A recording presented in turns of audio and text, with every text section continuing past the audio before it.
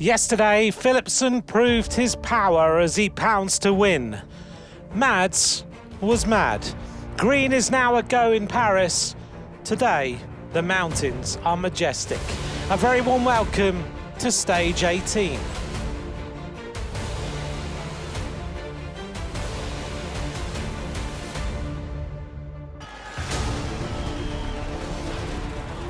Vingegaard will be in yellow tonight. Torsten Trade is going to be the yellow jersey. Pogačar, 43 kilometres solo to take the yellow jersey. It's a dominant display by Pogačar. Vingegaard is on the ground.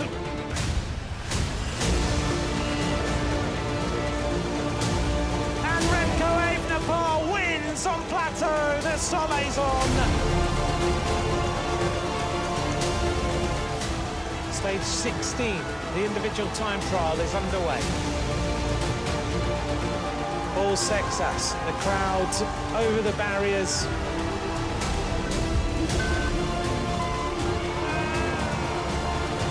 Sexas can also produce a storming time trial.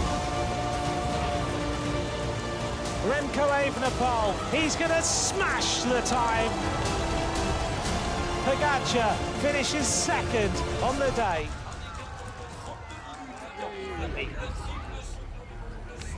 Et un jour en jaune de plus pour Tadej Pogačar, le leader de l'équipe ITB Racing CRG.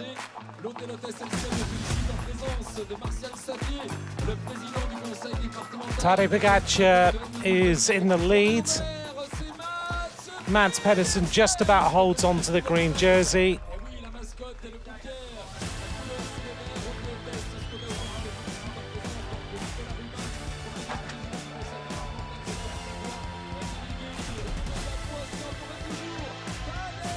Tadej Pogačar in the King of the Mountains jersey. Obviously, these figures are a little bit behind.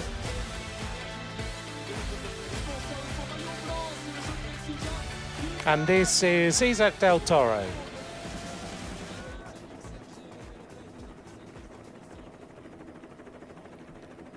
Here we are at the start in Voiron. As we get ready for a big stage, we're going to go to Auzire-Merlette. 185.2 kilometers of racing on stage 18. And the climb to Auzire-Merlette. Let's take a look now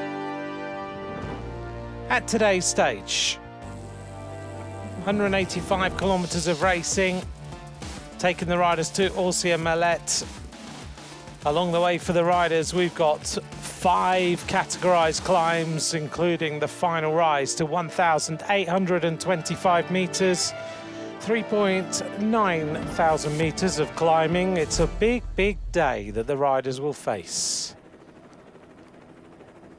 Here we are in Auzire-Merlette then for the race finish, 185.2 kilometers. We've got an intermediate sprint along the way, just near the finish.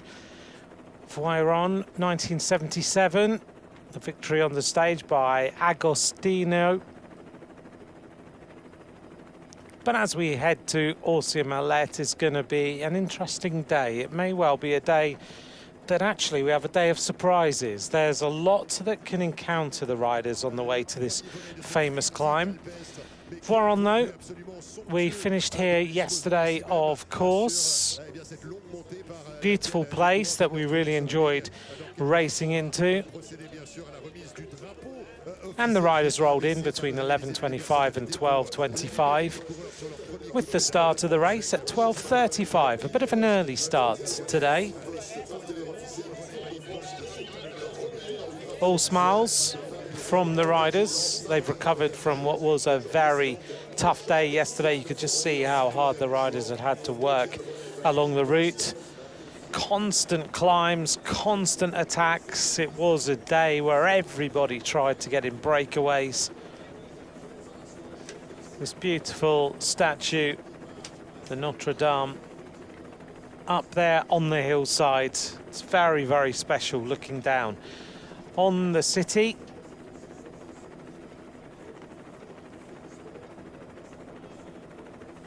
We're going to go past some of the lakes again today. Look at that for a backdrop to today's stage. Absolutely stunning, very special. Yet again, another sunny day. Weather conditions are lovely now, actually. It's not anywhere like what it was when we were right at the start of this tour, where we had record temperatures. Now we've got lovely temperatures. You could just enjoy the atmosphere without feeling like it is absolutely roasting hot. Well, the young fans are out in force. 164 riders will take to the start of today's stage, as long as we don't have any non-starters. We haven't heard of any so far. We hope that Adam Yates can make his way onto the start line today after making it to the finish. And we thank all our dignitaries from the local town as we have their presentation. The amazing roof on the cathedral, the Church of San Bruno. Very ornate, almost in the colours of the Tour de France.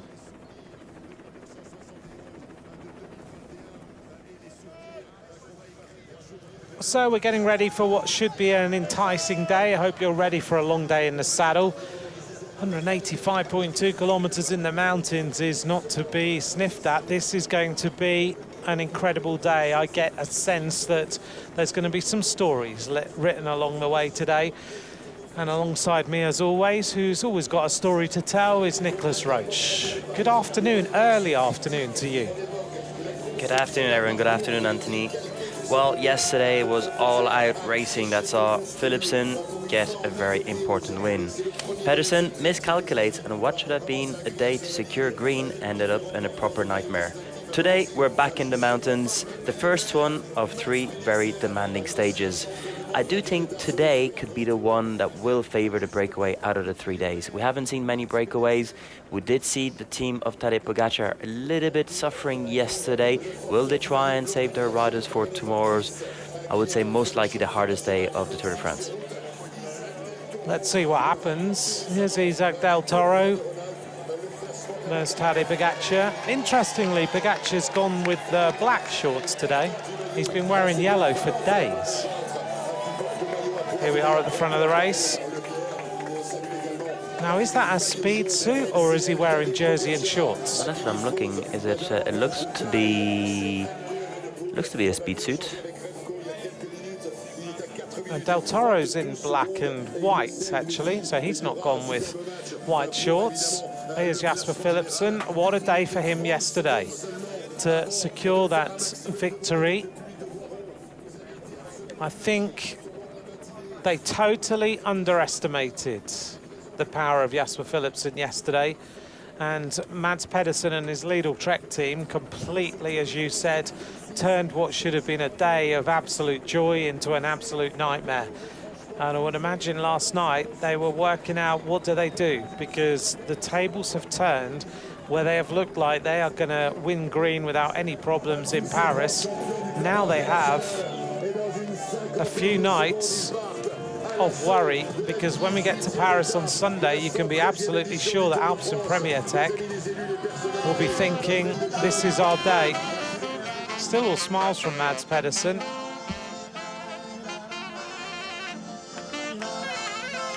Plenty of entertainment along the route.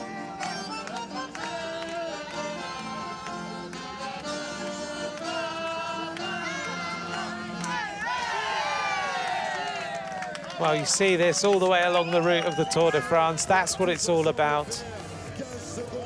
We're heading into the final days. The crowds are bigger than ever. We're just going to have the countdown to this 10.6 kilometre neutral.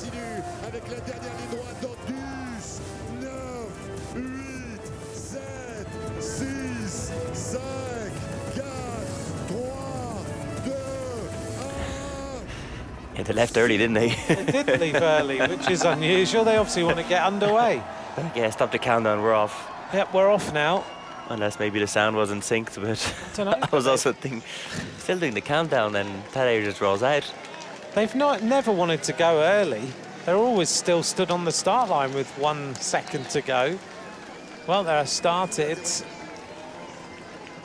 We're heading towards Mallet, stage 18 of the tour. 10.5 kilometers of neutralized for the riders. And they will just roll out now before we get going. The first climb of the day is 159.9. Nico, the start of this stage is a little bit flat before we hit the climb. Yes, we have 25 kilometers of flat roads before we start the first climb. Top of the climb would be 148 to go. Pedersen and Philipsen alongside each other having a chat. And despite the tussle that's going to go on. I think that's what they're talking about. Yeah, maybe. Let's see what happens. What were you about to say? That the tricky start today is the first KOM is 11.4 kilometers, but in reality it still goes up about 6 kilometers more, so it's 15, 17 kilometers. Olaf Koy. He rode well yesterday, third on the stage. Yeah, still disappointed though. Yeah. You would have thought it was another big chance for him to win another stage. There was a lot of disappointed sprinters yesterday. We saw Michael Matthews very disappointed. Olaf Koy disappointed. There was some riders who really felt that yesterday was a big chance. I saw an interview with Josh Tarling, his first opportunity of winning a road stage of the tour. He tried to go away. You were messaging with Jasper Stuyven last night in the car when we were on our way to the hotel. I don't think he was super disappointed. He'd left it all on the road. He had tactically, he had no other choice. I think he did everything correctly. It's just a race scenario. And actually, the only message he got back with me was, I think I'm cursed on the tour. Yeah. It wasn't about, oh, I did a mistake. It's just like, you need that little bit of luck. And yesterday, that luck didn't happen. No. In the position that he was, he needed to attack at that point. Pedersen sits up after the sprint. They're going to get caught anyway. He needs to attack, and that's it, and hope for the best. And we come into the final climb. We see Castrillo go one side. We see the other riders go one side. Yeah. And suddenly, well, the race just takes his... every team just, when they start feeling the possibility to get a result, well, they just ride, even if they know that their sprinter is going to be 5th, 6th, or 7th. But they come up to the front and commit to get the best result possible on the stage. And that cost them the victory. We also know that when it's 1 minute to go, 10K to go, it looks like it's a lot of time. And then suddenly, when we get really close to the finish and the riders commit and that lead out, that time diminishes really rapidly. What's going on with Paul Sexas? He's just very chilled. I mean, he's in the neutral, that's fine. Luke Rowe gets out of the car. It's, tightening the stem. Must have been a little bit of Play in it. play in it, yeah. Or the car will go very steadily until he comes back. He's not going to stress. He knows he's got 10K. They're just making sure all is okay for him as he rolls out. Tim Wellens on the left-hand side. Valentin Paribant in the King of the Mountains jersey. A lot of points on offer today for this jersey. What have we got? 10 on the first climb, 5 on the next one, 2 on the next one, 2 on the next one, and 10 on the last. Another 29 points on offer in the King of the Mountains. Paul Sexas is underway. There he goes. When you roll out, you want everything to be feeling perfect, even if the legs aren't. Just need the bike to be absolutely how you want it. And the mechanics will have done work overnight, won't they, just to check everything? Yeah. All the bikes are checked after the stage in the evening when they're cleaning the bike. They do a quick inspection, brake pads, chain, batteries. 8.7K of neutralised. Here comes Paul Sexas. He's already starting to catch cars. He's going significantly faster than the peloton. Just riding his way back in. Do you think today the contenders have got to come out at some point, or is it more breakaway and an easier day for the contenders? How do you see things playing? I mean, the last time the Tour de France came here, it was a GC day, but it was on stage 4 of the Tour de France. And I think, if I don't mistake, it was 16 or 17 riders that arrived together. So amongst the top GC rider, this climb doesn't make a huge difference. I do think that a lot of GC riders are thinking about tomorrow and Saturday's stage. I kind of believe that today would be more the chance for a breakaway. But on the other hand, for example, this is what I would be thinking if I was Tadej's team. But maybe today Remco thinks that today's a stage where he can get another victory because it's not as hard as tomorrow. And he knows that tomorrow if Tadej goes, he's not going to be able to follow. Yes. Where on a climb like today, 7 kilometers at 6%, with the sprint that he has on top of a climb, maybe he thinks, I can get another win today. So maybe Bora controls. It's going to be interesting, isn't it? I feel like today is one of those days. Let's take a look at the team of yesterday. The team of yesterday, despite things going a little bit awry, were Lidl Trek. And that means that they've now opened up their advantage on UAE Team Emirates XRG. The rucksack goes into the crowd. But a good day for Lidl Trek in order to win this competition.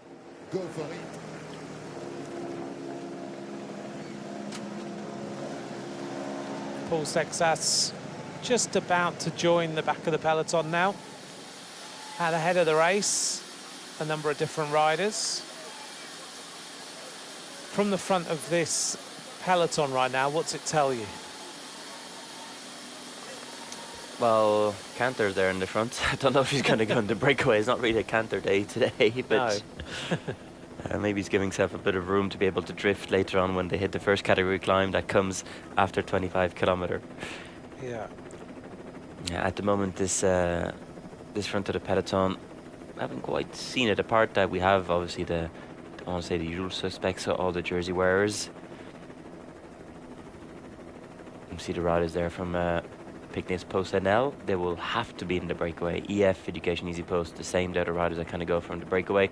Abramson, probably going to go from the gun. You can just see him there on the right-hand side of the car, ready to go. Talking with Tim Willens. We don't see Baptiste Weistroffer today. Is that him in the front there? No, that's Lennart van Etvelt up there. So maybe he's thought, now my legs really hurt. Now's the day that I need to take it a bit more steady. Mark Ishii is again one of the riders going to try. Got Neylands, one of the riders again that's kind of going to look for opportunities in the breakaway. A few of the riders from Bahrain, victorious. Again, most likely riders looking for the breakaway. Groupama riders, also riders for the breakaway. There's Guillaume Martin. Do you see a huge breakaway going up the road? I mean, 20 riders or something like that?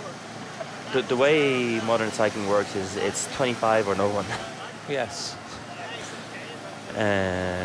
If you want the break to be successful. And you saw it yesterday. At some point it looked like it was going to be the breakaway, but then it became too big. And then you have important riders and then team tactics come in play, and then it's not going to work. But when you have the 25-ish riders and most of the teams are represented, then those are the breaks that kind of tend to work.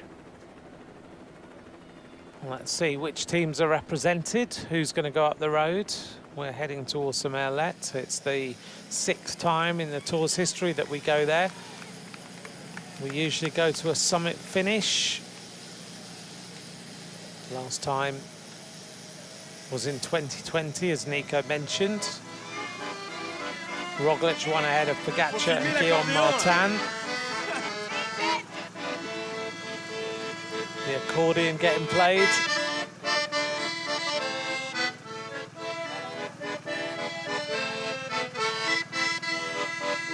It's a bit of a party atmosphere today, which feels about right, because we're going to Alpe d'Huez tomorrow, and it's going to be, we're going to drive up there tonight. It's going to be an absolute party. Yes, it feels like the Tomorrowland of cycling, Alpe d'Huez. You know, you were talking about camping yesterday. Well, we were thinking at lunchtime, as we go past the Domaine de Brunies, that because tomorrow night we have to drive from the top of Alpe d'Huez to Grenoble and then back to the top of Alpe d'Huez, that we could all get some tents and we could just camp at Dutch Corner for the night. Yeah, I will be in my bed in Grenobles and pick you up when you won't be able to sleep. And you don't even have a drink. What are you going to do partying? No, I mean, you can party sober, don't get me wrong, but exactly. there'll be a lot of people around you who are not sober. True. They kind of get out of hand in that corner. But sure, other than that, there must be a nice corner on Alpe d'Huez somewhere that we could camp for the night. But did you just say it was going to rain? Tomorrow. Okay. Never mind. We could have had a little television village built. Here in our truck. That's a great idea, actually. Because I'm the same. I'm going to lose my training spin on Saturday because of the transfer. So. Yes. Yeah, you could put your bike in here. Yeah. It's quite comfortable. I mean, we do have a rack on the car as well. Get one of those massive tents. Get a tent on the roof. Get one of those overnight, surely. By tomorrow night, we must be able to source one of those. Peloton carries on, 5.3 kilometres of neutralised section. Thank you to all of you who've joined us over the last 3 weeks of racing. Tom Pidcock moving up on the left-hand side. So far, Pidcock is doing well, 8th overall, 12 minutes and 58 seconds. The big movers of the week, and we just get confirmation that Para of Carural is out of the race, doesn't take to the start of today's stage. Unfortunate for Para.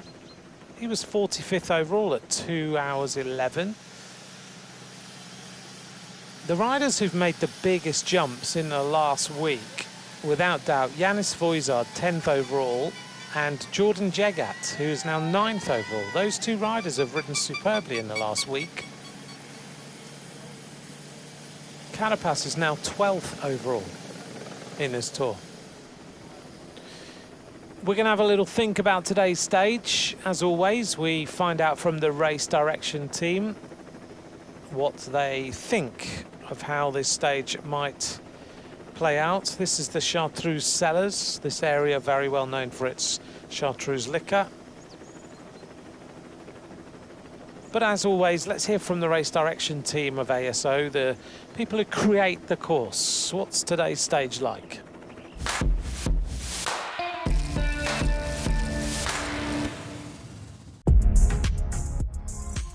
Stage 18 of the Tour de France, Voiron to Ossières Merlet, 185 kilometers. Well, first they'll have to get through the Vercors. After the Vercors, until the race ends, the profile looks flat, but it's deceptive.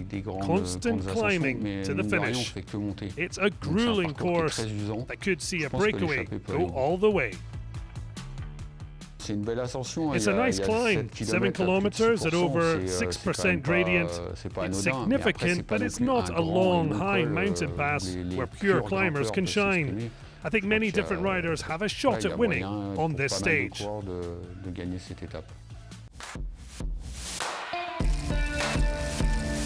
What's your thoughts on their analysis of today's stage? Well, again, totally right. The first climb is difficult, but not crazy difficult. It's around 5%. Then there's a lot of terrain for the breakaway to open up a gap or a team to control.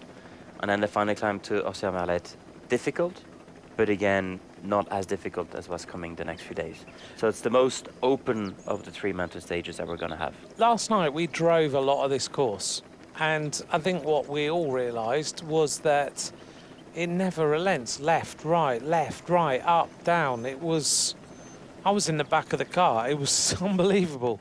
Yes, you were rocking like on a rough sea on the boat. It was. I was happy I was in the front seat. But yes, it really is, isn't it? Yeah, coming into the finished part, the really last part of the race, but all this middle bit from kilometer 90 to kilometer 150, you just go up and down. Smaller roads, and again there's a lot of windy roads on that part. Then we get closer to, after the intermediate sprint, we get closer to the plateau and the Champsaur, and then there we start having a bit more bigger roads. But there is this middle part of about 40-50 kilometers where, as you just mentioned, it's up and down, left and right, and never stops. That's right, where banana. That's where everybody has got to be very careful. He's having his banana as he rolls out. He looks a lot happier than a couple of days ago when he had that crash. Riding alongside Ben Healy. We're almost at the end of the neutral. 3 kilometres to go. Ben Healy in the pink. So far, this Tour de France hasn't been kind to Ben Healy, has it? Compared to last year, where he was one of the animators of the race. And we know that he's had injury and problems. He's tried to get in the right move. Just hasn't had luck on his side at all. And the legs. And the legs. And the legs. I think last year he had much better legs than this year. It's not just about luck. And I'm just being reminded, we've got 3 kilometers to make sure the fantasy game is updated. So at home, once again, before the kilometer 0, you can still, there we go, there's a QR code. Choose your favorite of the day. We still have a few minutes to make a last second change. I'm making a last ditch to win. I've done mine today. I've actually changed the riders and I've selected the stage winner. So today is the day. A big move in the fancy game from about 70-odd thousand to number 1, all in a week. It's going to happen. This is the gorge at Crossy. These dry gorges were carved out during the Quaternary period. It's been inhabited by humans since ancient times, as evidenced by the Crossy Cave, known as Mandrin, where you can find remains dating from prehistory and the Gallo-Roman period. Gorge was fully restored from the 1980s. It had been a landfill site in the mid-20th century. Mathieu van der Poel, number 101. On his outside, Remco Evenepoel, number 21. Remco second overall. At 4 minutes and 32 seconds. Mathieu van der Poel has won a stage already, as we just showed you there on the graphic. And they're just rolling along, having a chat. 2 riders who live pretty close to each other in Spain now. There's Quinn Simmons, number 34. Is it a day for Quinn Simmons? I'm not sure, but we saw his twin this morning training. I saw him as well, riding up to Orsia Millet. You do think it's him, don't you, when you first see him? He doesn't look as good on the bike, though, but no. from afar with the blonde hair flapping in the wind. Unfortunately, we were running, not late, but we didn't want to lose time, or else I would have turned around and take a photo. If I do see him tomorrow, I want to take a photo with him. Why not? But to get back to Quinn Simmons, yes. I mean, I think yesterday was more his stage than today. But the way he climbed in the Plateau de Solisson the other day, if he's in the breakaway, he's well capable of going for the win today. Exactly. Stephen de Jong was asked last night about the comments that Quinn Simmons has made on his social media about stage wins. Did you see that? Stephen de Jong and his comments about Quinn Simmons? Yeah, I saw the headlines, but I didn't... Yeah. So last I actually night, thought it was an old article. So Stephen de Jong said, I understand his frustration, but we came here with one clear goal, and that is to win green with Mads Pedersen. They all knew it beforehand. They know we need them to achieve it. Yeah, and I think yesterday it would have been a lot better, Stephen de Jong, to leave the breakaway with Quinn Simmons in, rather than make him sit up, come back, help close the gap with Pedersen and create this massive chaos that jeopardized a lot your chase to the green jersey. Yes. So I think yesterday, by trying to do it, you've overdone it, and Quinn Simmons could have gone for the stage win and everyone was happy. That was the way to secure your green jersey. And I think I've been speaking with a lot of my fellow ex-retired professionals who are around here, and we all agreed on the same as, like, what were they doing? Yes, it was incredible on TV, best racing ever. It was the Pedersen show. But are you here to win the stage, or were you here to secure the green jersey? And that was not the way to secure the green jersey. Yeah, I think you're right. Everyone I've asked, so whether it's you or any other professional rider around here, and you've all been chatting, every single one of you has said, what were they thinking yesterday? Why did they not calculate to let this breakaway go up the road, not to worry about them at all. And then he would have had no stress at all this weekend. As it is, you're leaving a green jersey in stress until Sunday night, and actually they may not even win it, which is an incredible scenario. Because if you think to the intermediate sprint, we were talking about, he goes through the intermediate sprint, he takes the points, and basically we were saying that's it. Yes, there's a chance, but that was it, game over pretty much. He had 56 points of an advantage, and then they brought Philipsen back into the game. Well, Philipsen was in the game because he was in the peloton. He wasn't in the Garmai group. Yes. If Philipsen were in the Garmai group, 100% agree with their tactics. Yeah. The problem is Philipsen and Coy were in the same group as Pedersen. And when you hear the interview of Mathieu van der Poel saying, I think Philipsen can win here, I'm like, I wouldn't be playing around too much. No, because he and doesn't yesterday get much wrong, does he? No. Kilometer 0, we're going to get a bit of a delay. We saw the rider, I think it was Confidis. Yeah, Milan Frettin. Little problem. Yeah, when Mathieu van der Poel does a pre-race interview, you tend to listen because he does not get much wrong. His analysis is pretty matter of fact. Yes, we can win here. No, we can't win here. This is too hard. He doesn't really mess around. He doesn't play games in his interviews, does he? It's like, yes, I can win here. No, I can't. We think Jasper can win here. This is too easy. This is too hard. Yes, and I mean, I appreciate that Stephen de Jong is not listening to Mathieu van der Poel's pre-race interview, but there are signs in the peloton, and again, if Philipsen is not in the Garmai group at 3 minutes, and you know it's 60 kilometers flat, and Philipsen's got 5 teammates with him, that is a high risk that they're going to go for the stage. Yeah. There's no other climb. If there was another climb behind, I'll say yes, he's going to drop him later. Here he comes. There we go. I think we're about to get underway.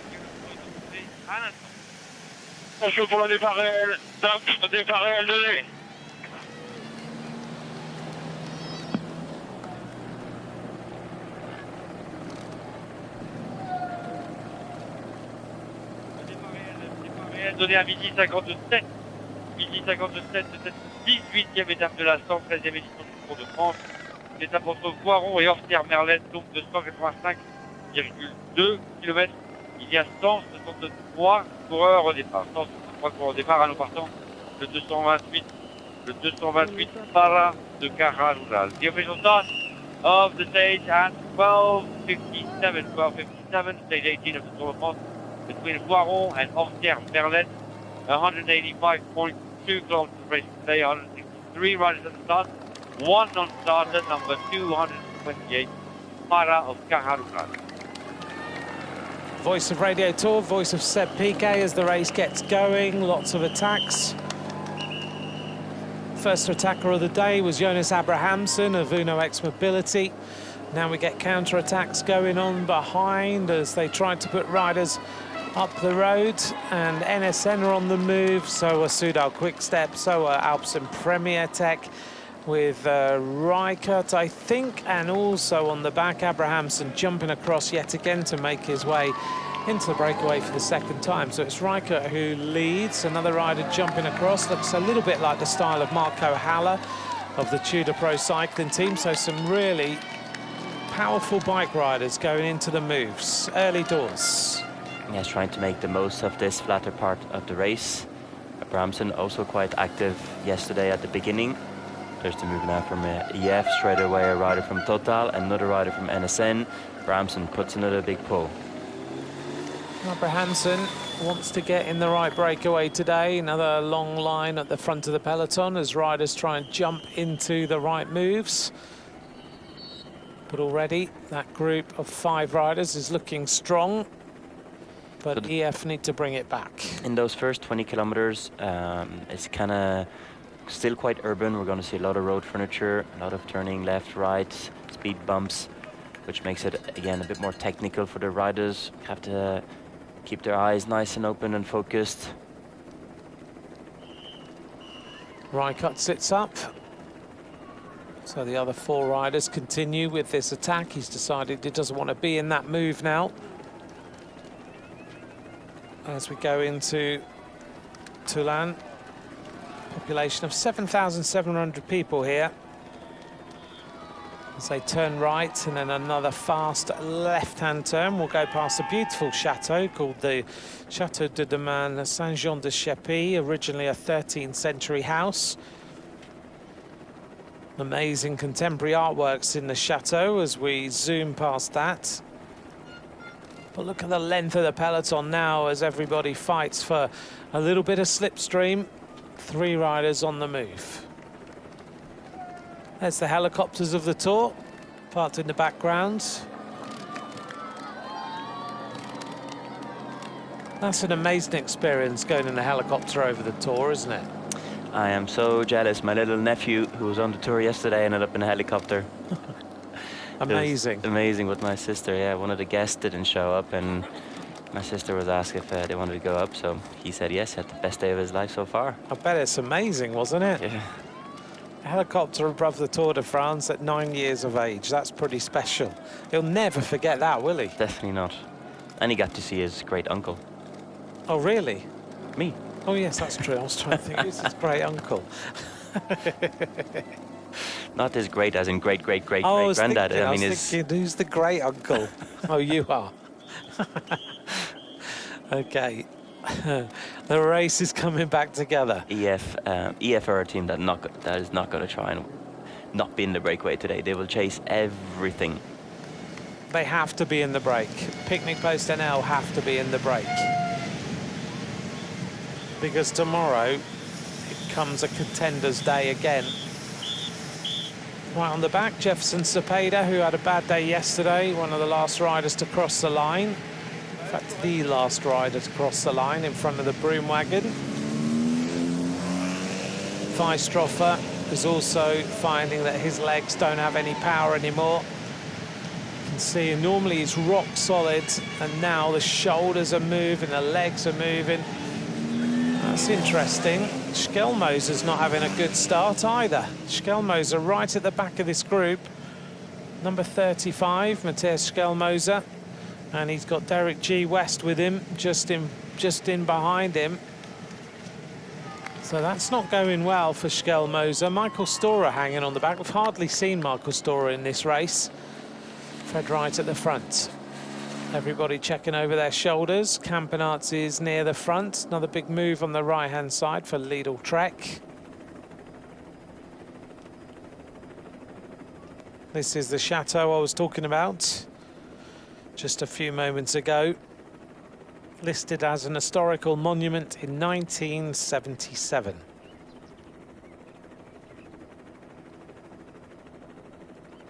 So a lot of contemporary artworks dotted through this domain.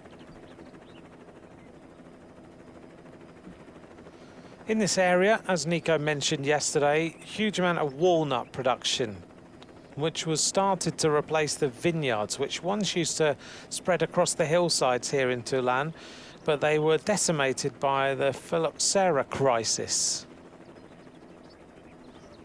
2017, the town here hosted a stage of the Criterium de Dauphiné. Koen Bouwman out-sprinted his 5 breakaway companions to win the stage. I remember that day. It's a lovely little place. I also rode the Dauphiné that year. You did? With Richie. Yeah. Which is hard not to not remember Richie, because his logo is on her, his shadow is on her truck. You never noticed it was Richie Porte, no. The rider out of the saddle that we have on our truck. Really? In the black. No. No. Never noticed. That's very observant of you. The truck we're in now. It's 5 years I see Richie on the truck every day. On this truck? It's, yes. Really? You know, we've a couple of riders. Yes. Big decals. One of them is Richie Porte. One of them is Richie. I'd never figure out who the other 3 are, because the other one is a group photo shot. Right, tomorrow we're going to take a photo. We're going to work out who's who. So if it's a Richie Porte photo, you never know. You might have been sitting in a truck with your picture on it for the last 5 years. Could be you. No, I've tried to see if it was me. You never know. It could have been from a break or something, but it wasn't me. Oh, looks like a puncture, is it? Weistrop has gone from the front from the back to the front, and I think now he's got a problem. Is he gonna? Yeah, he's not happy with that bike. No, it looks like he's got a little puncture. He did check if it was the saddle because he pulled the saddle back up. A bit of a stall in the peloton.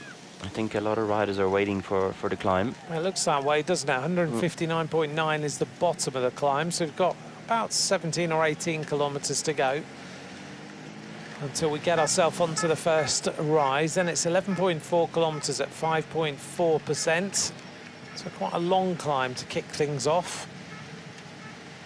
There's Del Toro sitting towards the back, wearing number 2.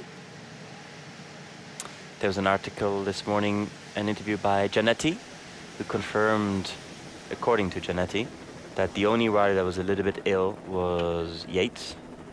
And he says it was just a problem with eating. He had a bit of a bad stomach for a couple of days, and he just didn't eat for 2 days, and this is why he was empty.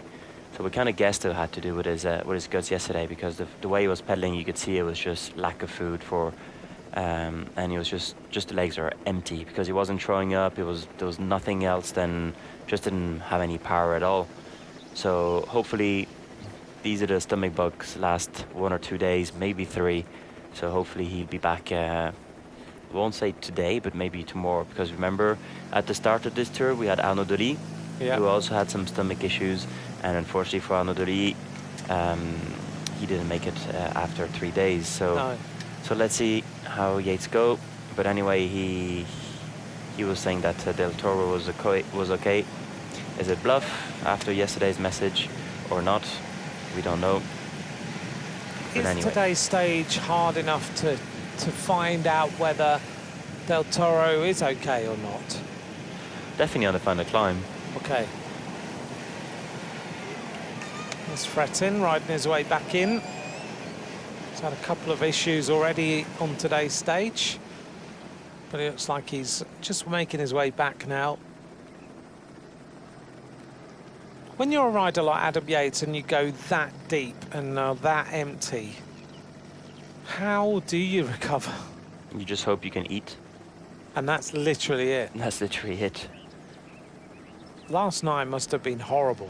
Did you hear afterwards?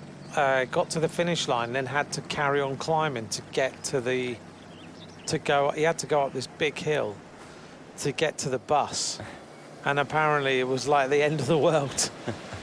I'm not surprised. Abrahamsen, Vinokurov, Gate, Askey and Lebert. The New Zealander Aaron Gate is coming out of this race superbly, isn't he? He was quite aggressive yesterday as well. Yeah. There he is in the turquoise on the front. He's got such a smooth pedaling style. You can tell he's been a track rider. Yeah, track riders, you can often spot them.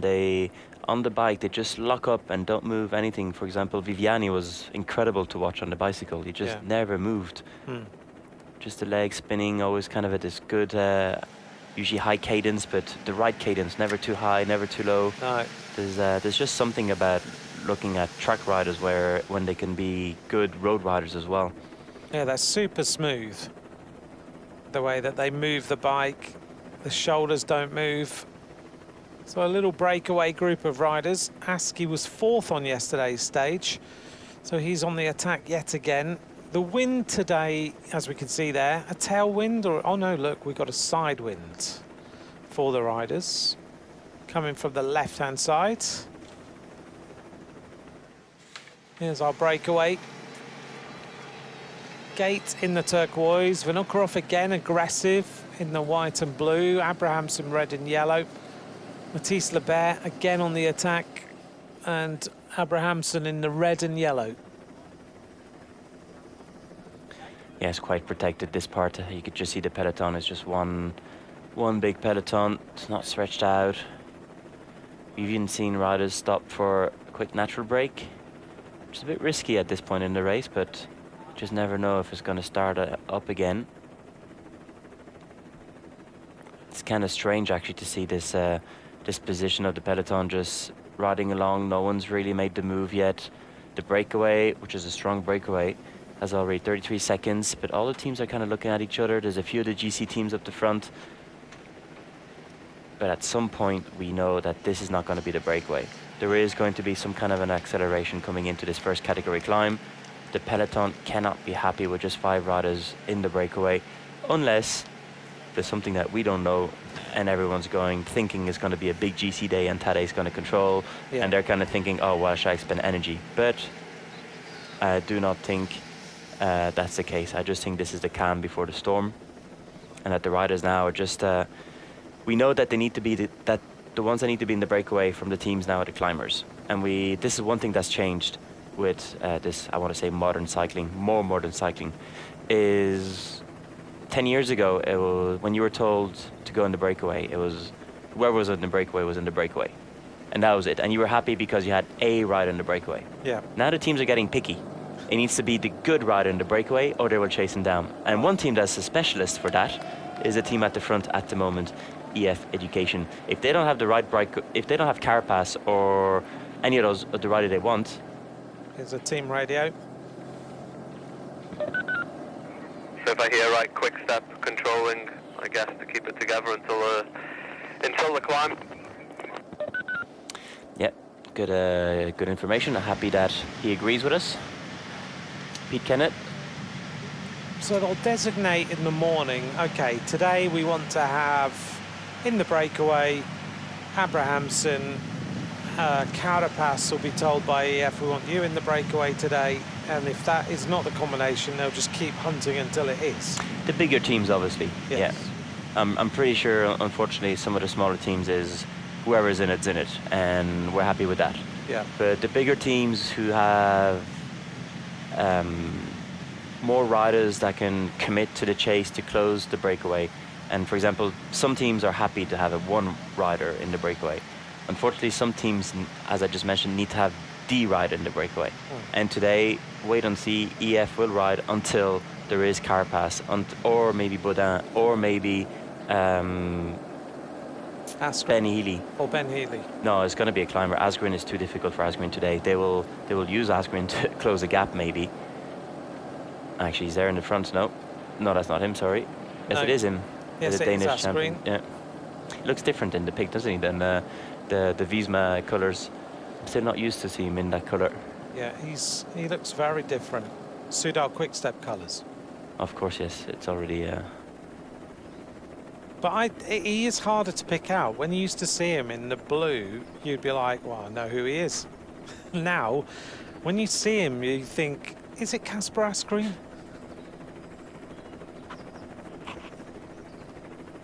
The landscape around here is dramatic, isn't it? And when we get closer to where the finish is, Oh. it's even more beautiful. I'm really fond of this part of France. I used to come here to training camps when I was a kid with VC La Pomme, which was the under-23 team I rode with. Oh, really? We used to come in, well, just beside in Super de Voluy, which is another famous climb of the Tour de France, which is about 20 kilometers from here, close to the city of Gap, which is one of the most active city in France, actually, I think. Tour de France goes by Gap quite often, or around Gap. Yeah. But I was saying last night when we were walking back from the restaurant, Louis Sangomate was saying to me, what a place for a training camp. Because last night we slept at 1850, didn't we? Mm. So you've got decent altitude, you can go up to 2,000 meters, and you've got a nice area to ride in. It's absolutely stunning. Totally. It's a bit remote. I think this is why teams have other destinations or preferences. And I think the altitude for what the teams are looking for nowadays is a bit low. Oh, okay. Yeah, they're really pushing for above 2,000. That's why they go at Sierra Nevada in Spain. Or that's why they go obviously in Tenerife, which is one of the famous parts in Europe. Because it's, the Canary Islands provide a bit more heat and sun, especially in the spring. And then in the summer, a lot of riders, especially in Italy, will go around Livigno or the Dolomites and try and stay, or on the top of Passo Stelvio, which is, was even think 2.7 or 2.8, Yeah, it's or really in Livigno, which is just above 2,000. Well, we've just seen Red Bull Bora Hansgrohe have done a deal with Livigno, and they've now got them as a partner, so they can have all their altitude training camps in Livigno if they want. And that's where Jai Hindley and others spent their time before they came here to the Tour. I did most of my training camps in Livigno, between the Tour and the Vuelta. I loved it there. Somewhere that Vincenzo Nibali used to go a lot, didn't he? Yeah, he went a lot just on the other side. He went to San Moritz or Silvaplana, which is literally the other side of the Bernina Pass. But he'd be training on the roads of Livigno. Same, Fabio Aru was always... Yep. He actually has a house in San Moritz. 44 seconds for our breakaway. Welcome along. This is stage 18 of the Tour already. We are almost in Paris. It's quite incredible that we are getting so close now.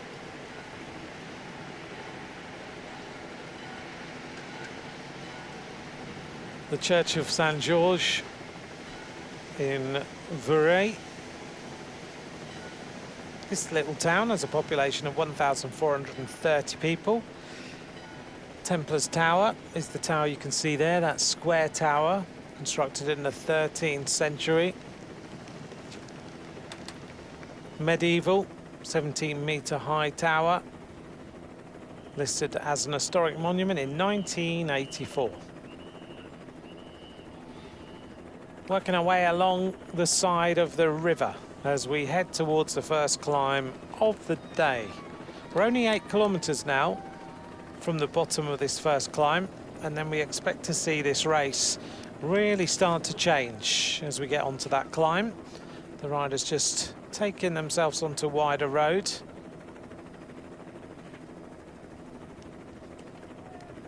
I think the colours around here are quite special. Our commentary position is just close to the most incredible lake.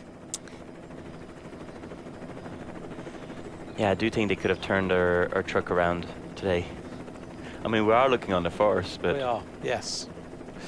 But it would be amazing to look at the lake all day, but then maybe we wouldn't talk all day. We'd just be marvelling at the landscape. Let's hear now from a rider from Visma Lease Bike. Let's hear from Davide Piganzoli. Now, after the crash of Jonas, for sure the team is on the attack. We want to try. Yesterday we tried with Matteo and Per. And yeah, I mean, yesterday was another day for everyone, but we know that this weekend will be hard for each. So yeah, for sure we will try again with Matteo, with me, with Seppi, and then from tomorrow, really hard mountain are coming. And how do you feel? Because you're a really young rider, and you have done already the Giro. Yeah, after the Giro, I was feeling really good. Now I'm a bit tired, but I hope that everyone is tired. So yeah, just keep a smile and let's go. Still happy? No regret to have taken up this challenge? No, for sure. It's a super nice challenge. It's super nice to be here, especially after the Giro, especially with this team, with Jonas, that we want to go really for the win. So yeah, it's super nice to be here.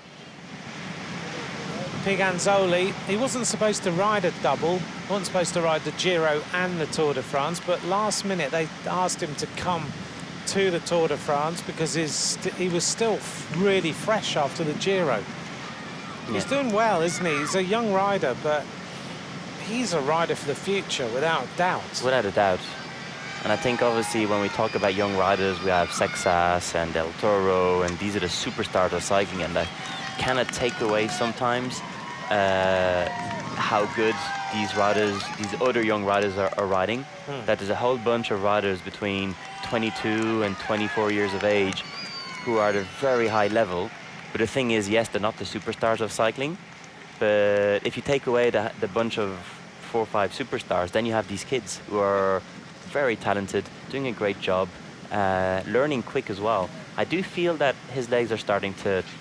He's not the same as the first week of the Tour de France. No. In the first week, he was very active around Jonas Vingegaard. Coming into just before Jonas crashed, he was already starting to get dropped a little bit.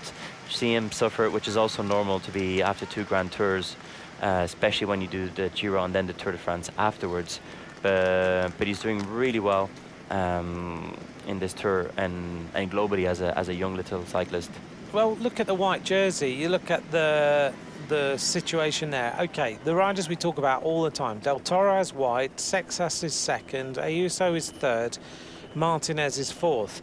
After that, and it's easy to forget, Piganzoli we just saw, as we just see this, Abbey nestled, we saw this yesterday. David Piganzoli is in 5th place. Then Quinn Simmons. We forget that Quinn Simmons is a young rider and his performances are absolutely fantastic. Then it's Castrillo, then Van Etveld, Kevin Vorklan. I think we've been quite hard on Kevin Vorklan, but he's still a young rider. Raul Garcia Pena, then Antonio Tiberi, who I think was expected to do a lot better in this tour than he has. Riccatello, young rider. Bourdin, we forget he's a young rider. You're absolutely right. There's this group of riders who are still very, very young, who are producing exceptional performances.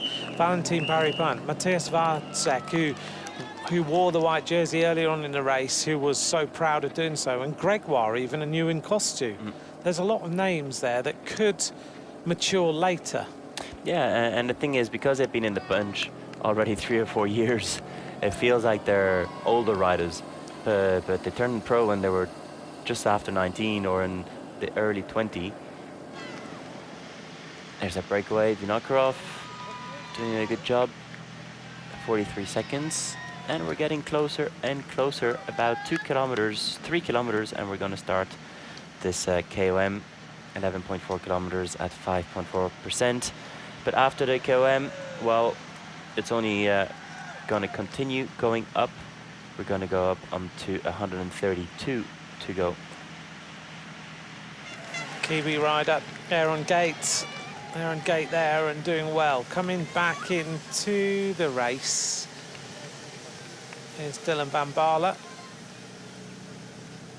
Well, that's another rider I still struggle to find in the peloton. I'm sitting, when I talked about Visma earlier on, that was Dylan Van Baarle I had in my mind. Yeah, he's hard to spot. I don't know what it is. In a yellow and black kit, it was easy to spot Dylan Van Baarle. Like, so easy. Almost at the bottom of the climb now. EF aren't happy with this situation. Carapaz is moving up to get set, maybe to go on the attack on the climb. The team are getting ready to get him there. So are Visma, they're moving up in numbers. They've got Jorgensen on the wheel of Campenaerts, also moving up Cofidis with Jonas Aguirre. Right-hand side, Net Company Ineos are getting ready. It's going to be some ride at the bottom of this climb when they go start attacking. Big move left-hand side. Also the team of Decathlon as they shift up with Tish Benoot. Picnic, Frank Vandenbroek's there on the left-hand side. Back to the breakaway. Aaron Gates, Vinokurov, Abrahamson, Askey and Lebert on the back of the group here. And not far away now until Côte d'Angers, 11.4 kilometres at 5.4%. Sun on the back of the riders. And they're keeping a tempo well over 50 kilometres an hour in the early stages of today's race. Currently, their average speed for this at this stage is pretty quick, 56 kilometres an hour. They haven't hung around into the bottom of the climb. There's the crowd as they take the turn. And they will start to see in about 600 metres the polka dots either side of the road and the climb stretching out in front of them. Askey just going backwards to the rear of the group.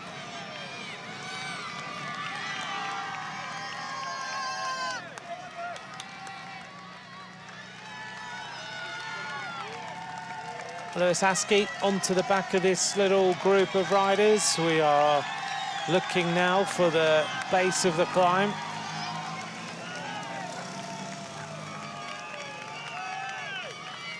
There's the polka dots either side. 11.4 kilometers, 5.4%. Côte d'Angers. And as you can just see from the graph, well, it still continues to go up. Less steep, more drag, around 3%, but it's going to be almost 10 kilometers until we reach the real top. Le Château de Sassenage. Another beautiful residence around here. Onto the climb with the breakaway.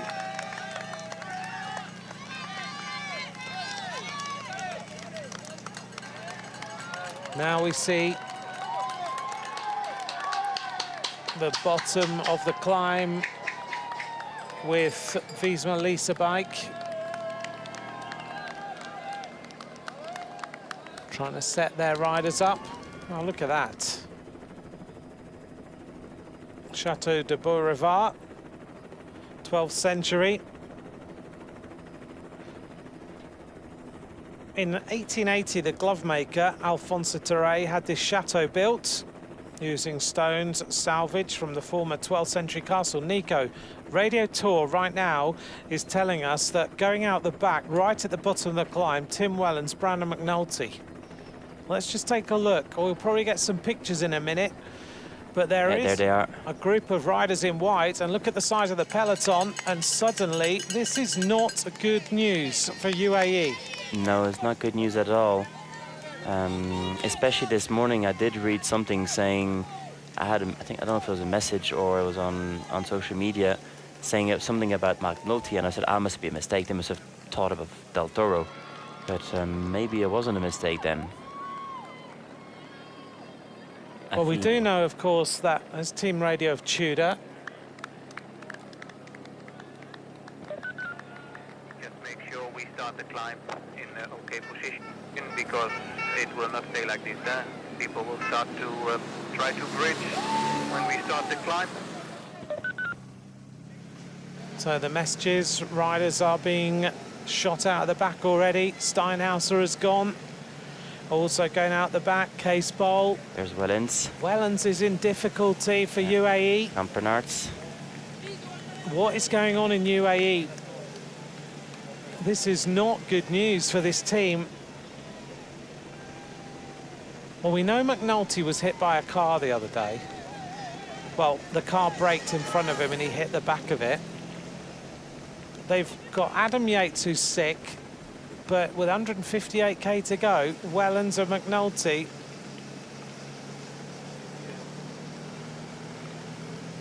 Suddenly, riders are disappearing. Campenarts.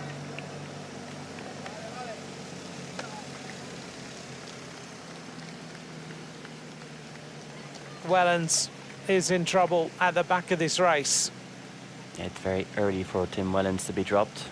Sylvain Dillier, well, not a surprise that Dillier's hanging on. He does so much work on the road on the flat stages and legs are going. But you would expect McNulty and Wellens right now to be right at the front of this peloton with Pogačar, because, Nico, right now, that means he's only got Del Toro, Großschartner and Vermeers really to rely on, because Niels Pollitt isn't going to be fully with him in these mountains. No. Especially tomorrow. Especially tomorrow, but I think with the legs that he has, he's not too bothered about tomorrow.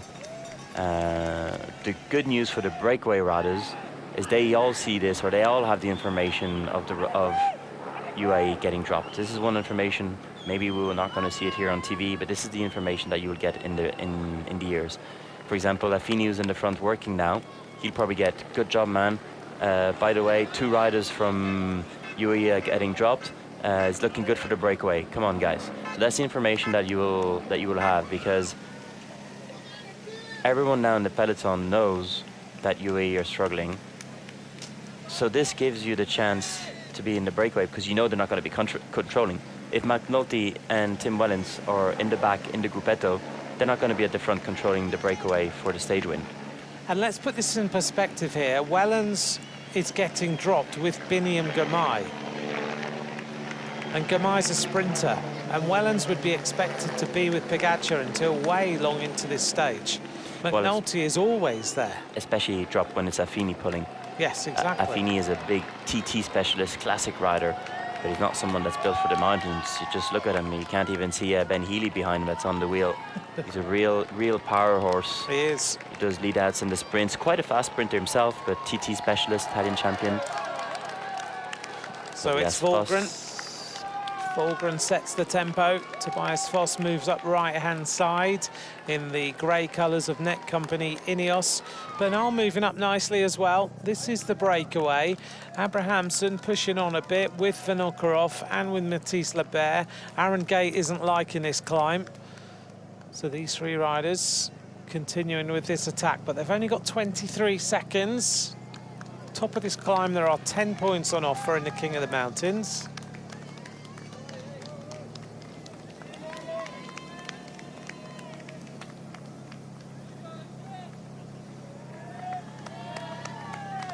Let's see how this settles down now. Askey is working his way backwards.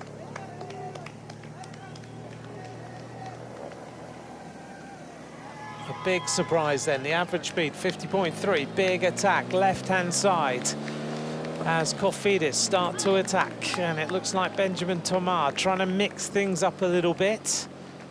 Again, some of the Net Company Ineos riders are there, so is Ben Healy. Healy's looking strong again on today's stage. We're in the very early parts of this 18th stage. 268 metres of climbing done out of 3,900, and still we're already starting to see the stories being written on today's stage. Vinokurov over the last few days has been really strong. Here's Ben Healy out the saddle. Maybe the legs are starting to come round a little bit with so much time in breakaways. He's starting to look good. He's certainly got a little bit more speed in the legs, no doubt there. Johansson. Pasher is also there as well on the wheel. Small little gap, about 6-7 seconds. Two more riders on the attack. Going out the back of the group. Another rider is at distance from the peloton. That's Bauhaus, but that's another sprinter. That's not a surprise. Bittner is on the back now. So is Julius Vandenberg. Bruno Armirail looking for an opening. Damien Howson on the right-hand side in the colours of Pinarello Q36.5. That's the grey-coloured shorts. That's Abrahamsen. Big concentration from this rider as he works on the front of this three-rider breakaway. Another attack comes from Lotto Intermarché. Riders seeking the breakaway. Two Lotto Intermarché riders just jumping away now to try and get themselves in the move. Those red-coloured jerseys, another attacker from Uno X Mobility. Lennart van Etveld is the second-place rider. I think they're trying to put Lennart van Etveld into the break just by this. Sean Quinn is there, the American rider of EF. Armirail in the attack, and I think that's Castries on the wheel. Pedersen tries to go across. Yeah, Pedersen is moving now. I think he's got Jorgensen on the wheel, and is that Fred White just in the back there with the white jersey? Mathys Lebert looks over his shoulder.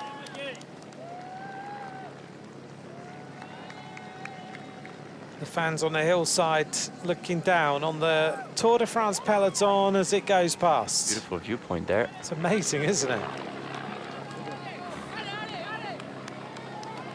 Dotted around the hillsides today, you see cars parked. I saw earlier on when we were just coming down a little bit to the commentary position, I saw a little Fiat 500 parked right on this hillside on a little right-hand turn off the road. I reckon they probably slept in it last night. It must have been almost on its back. It was such a steep little rise. They've kind of hidden it away from the gendarmes on this road, and they've probably been there for a day or so with a barbecue and everything. I thought, what a great spot just to park the car, no one else around, watch the race go by today.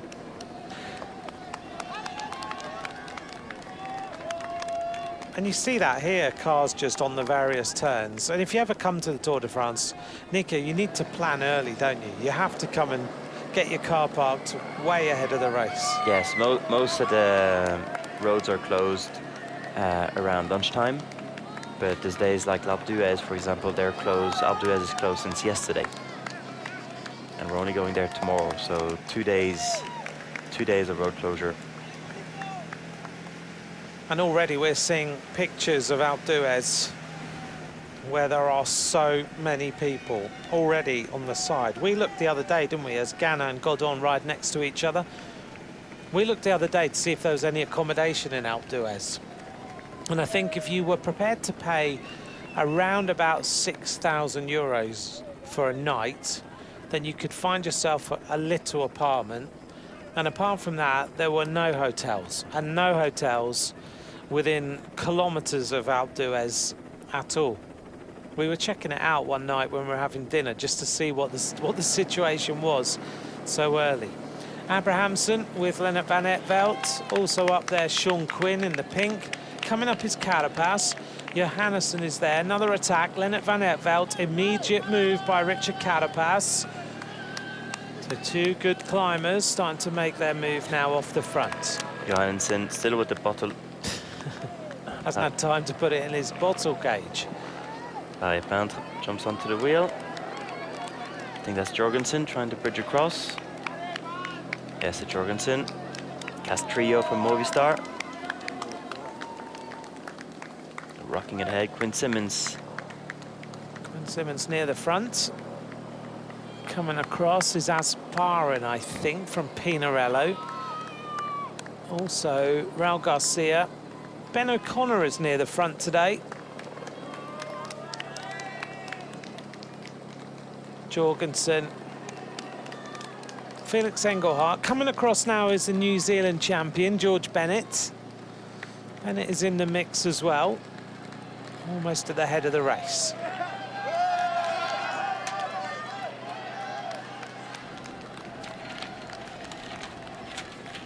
Everyone bunches up again. Another attack. And it's EF again firing off the front. They're non-stop today, EF. They've brought it all back together. Now they're starting the moves. Another Ben Healy attack as he goes clear at the beginning of this stage. Alaphilippe in the front of the peloton.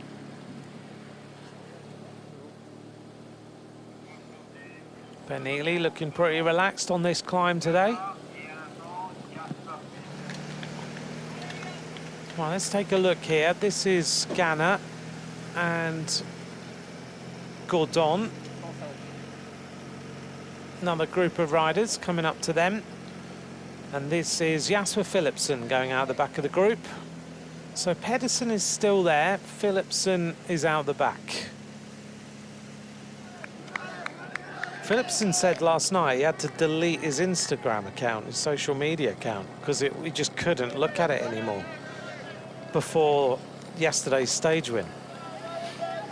He said he just couldn't take any more of the pressure that he was getting. Oh. So he said he decided he put himself into his entire bubble, just be with his teammates, delete everything, don't look at anything, and that way he was able to concentrate solely on the race. Well, Lenny Martinez also said that at the start of the tour, that he can have, oh, Florent Vermeesch, well, that's more normal. Yeah.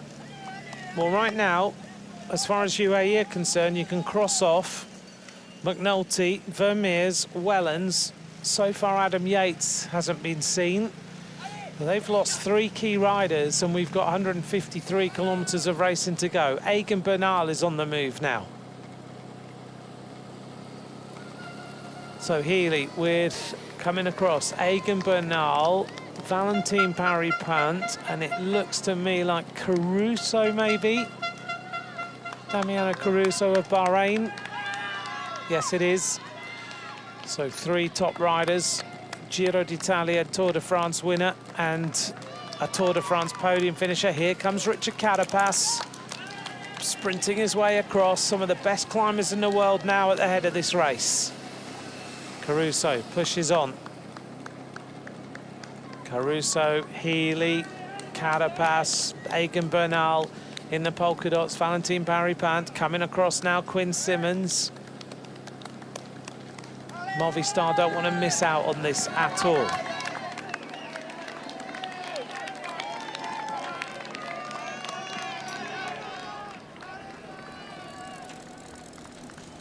More riders jumping across now to join up with the head of the race. Look at this, how stretched is this peloton? It's absolutely incredible the way everyone is firing off the front now. Little gaps appearing everywhere, groups of riders out the back of the race. Still a big peloton. It is massive, isn't it? And the kilometers are flying. They're going pretty rapidly up this climb, more than halfway, 4.2 kilometers. Once again, once they pass the KOM, it doesn't stop. It still goes up until 1:32 to go, but it's only about 3%, where now the average is around 5%. The average speed of this stage, Nico, 45.3. This is Florian Vermeers in this group of riders with Philipsen, with Julius Vandenberg. Also there, Stefano Aldani. Out the back is Ed Plankett.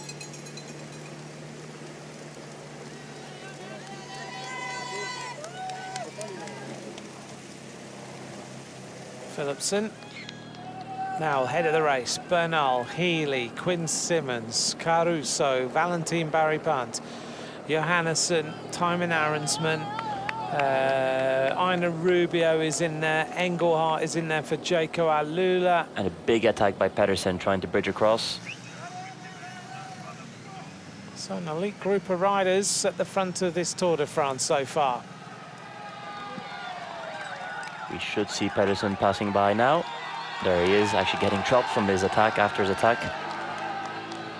Lots of people on that corner. As we look at the head of this peloton. Together. Wow, it's all come back together already. Just looking down to see where the yellow jersey is. There he is, about 40 or 50 riders from the front. I'm just looking to see where Adam Yates is today, because we haven't had a shot of him as to how he is. No. Well, maybe it's a good sign that we haven't seen him yet. Yes, true.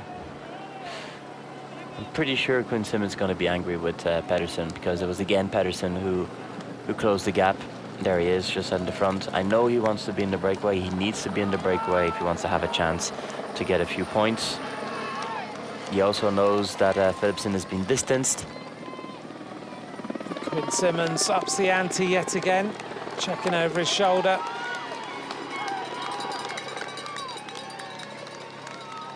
Well, actually, with this climb, the way they've ridden it, it still is possible for Pedersen to be in the breakaway. And that's actually his only chance. This is why he's all in. And after being in the breakaway, Vinokurov, that's it.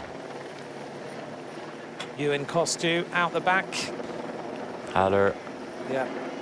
Is that Degan called? Yes. Both gone. Thymen Arensman, right-hand side of the road. Johannesson goes across to join him.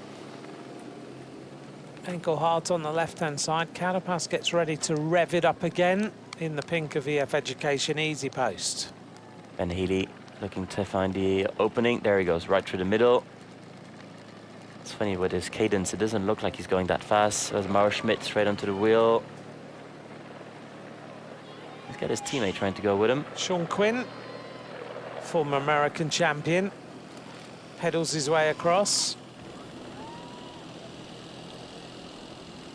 Barry-Pant swings to the right, trying to assess. No reaction. Max Canter. Didn't get in the breakaway. No. Still there or thereabouts, though. It's taken him a long time to get dropped. There it goes. And one more attack. Is that Johansson? Looks like Johannesson going.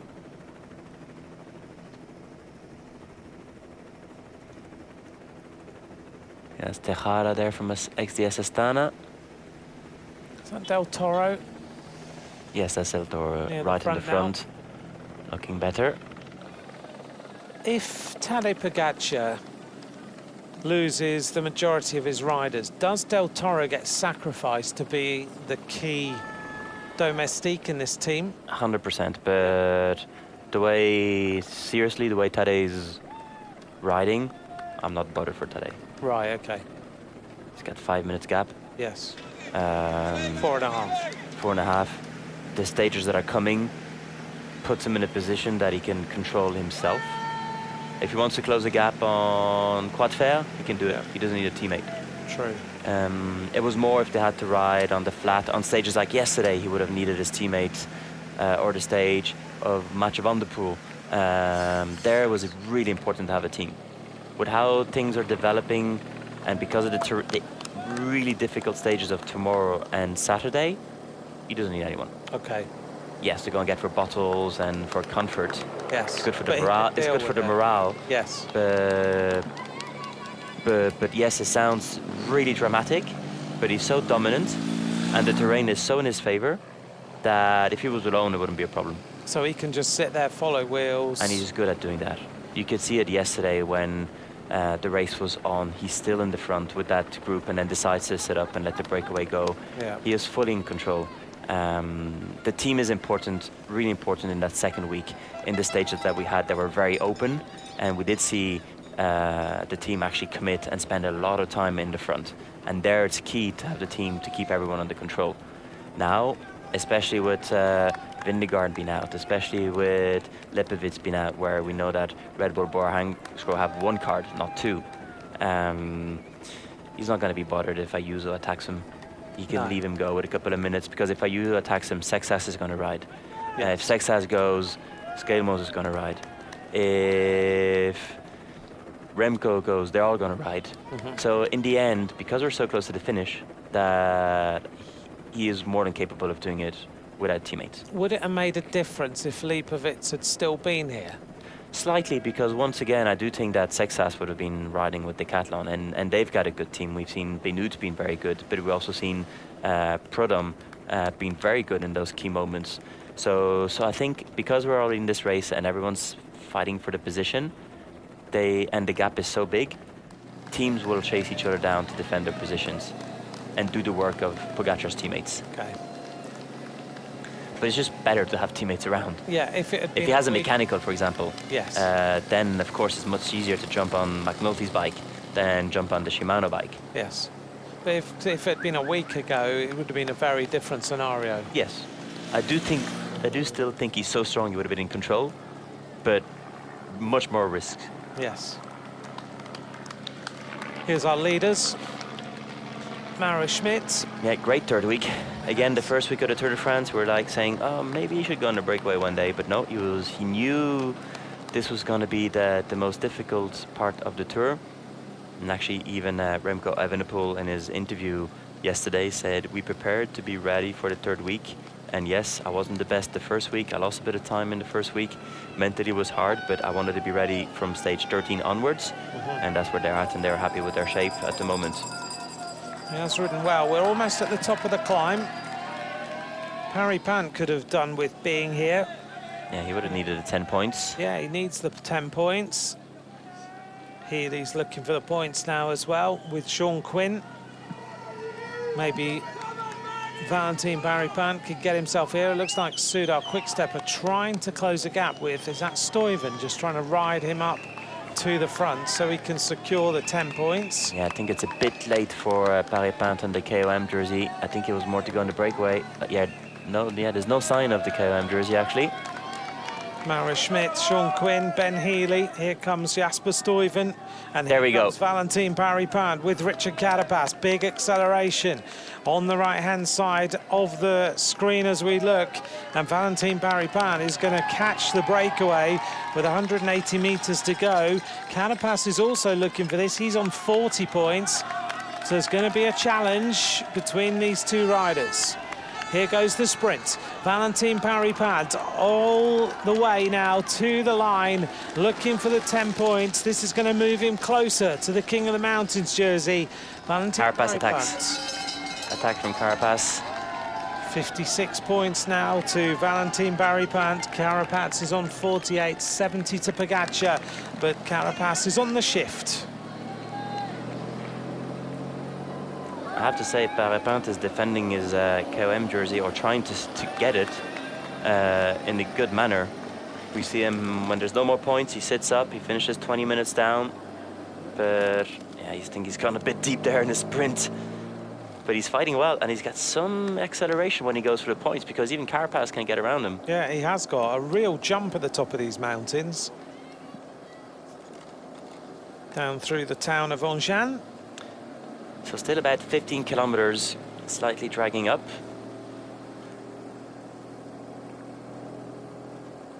So Schmidt settles in. And all together. Well, not all together, but all the favorites together. Yes. We could just see it in the back there. Actually, no, there's no little Trek rider there. I didn't see... I haven't seen Schelmoser, Yeah. so... Very stretched peloton, actually multiple groups. This is more of a bit of a plateau for a while. It is, yeah. On the profile, it slightly goes up still. We're going to gain about 500 meters of altitude gains over the next 10 kilometers, 12 kilometers. So it's only about 3 to 4%. This is the flatter part. It will get a little bit steeper later on. There's a group of riders. Back of the peloton.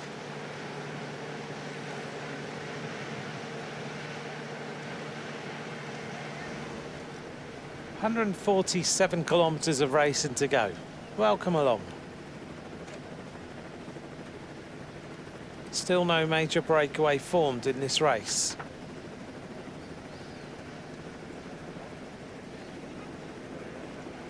You mentioned something earlier on about overnight, the mechanics, how much preparation they do. I'm just looking outside our window, how windy it is. The mechanics do a check on the bikes every single night. They make sure everything's working properly. One thing we've never spoken about, and Dave Waugh messaged me about yesterday, was do the riders have waxed or coated chains on their bikes rather than having sort of an oil on their chains? And if so, what do they use, and how much does it save them, or does it just mean that the pedals spin a little bit better? Every team's different. It will depend on their sponsorship deals. Some will have wax, some will have oil. It depends on sponsorship deals. And some have got ceramic coatings? Ceramics is, again, part of the sponsorship deals. We know there's a famous brand, Ceramic Speed. Yes. It's all sponsorships. If the sponsors will give you oil, you put oil. Okay. And what, as a rider, if you've had different coatings on your chain, does it make a massive difference? They don't even care. They don't? No. Okay. I just wondered if it felt different. No. It feels different when I'm doing my gravel racing and I'm looking at the guys put their wax chain in their pot and do their cooking and then putting it back together. I'm like, what are you doing to save 1 watt? But so the industry now, we talk a lot about the wax chain, and you see everyone taking their chains off and then wondering why it broke next week when they were racing. But without going into that, riders get on the bike. You don't ask those questions. You've no choice. So when you've no choice, you just get on with it. So you can't say, as a rider, look, I've always used a wax or ceramic chain, therefore that's what I want. No, and also, I mean, wax chains is only it's a trend since the last 3 or 4 years max. So yes, it's a great question if you're at home and you have your preferences for your Gran Fondo or your Cycle Sportive on the Sunday or your gravel race. Obviously, try both, and you will know which one feels the best, which one's the easiest for you. Because again, like I said, I'm a terrible mechanic, so I would not go and play and dismount my chain every second week to re-wax it. So I will use oil depending on the weather. You have some oils that are better for wet conditions and other when it's dry conditions. But yes, wax is in the peloton, but riders will not have a choice. So do you oil your chain every day? No. No, okay. So when you go out around here, you just oil it now and then? Yeah, I haven't touched it some year. I didn't travel to the tour with a little oil lubricant box. Yeah, you're a terrible mechanic. It hasn't rained, so it's been good. That's true. Let's hear from Tobias Johannesson. Yeah, I think this is a really exciting stage, and I think it might be the last chance for us breakaway guys today, especially for us climbers. It's a perfect profile, I think. Can I say that you kept some energy the last 2 days for this one? Yeah, I think we were lucky that we had almost 2 rest days with the TT after the rest day, so I really hope I have good legs today, and I think this is the stage I'm the most ready for. It's going to be brutal, of course, but still it's a good chance for us as a team, and we can really feel that it might be the last chance where we are ready to go all in. What is going to happen? I think we're going to see a long breakaway formation as every day, and then hopefully you will see me in the breakaway, and then I'm going to go all in on the finish. Tobias Johannesson says all in, and he is in the breakaway right now. The breakaway is just forming again at the head of the race, although this peloton want to make sure that they hold everything together. Dave, thanks for your question. Hope Nico answered it as best he could. But as you can tell, it all comes down to what the teams get. Yeah, so that's why at home I just suggest you try and see which one you prefer and which one you feel is the easiest in terms of maintenance.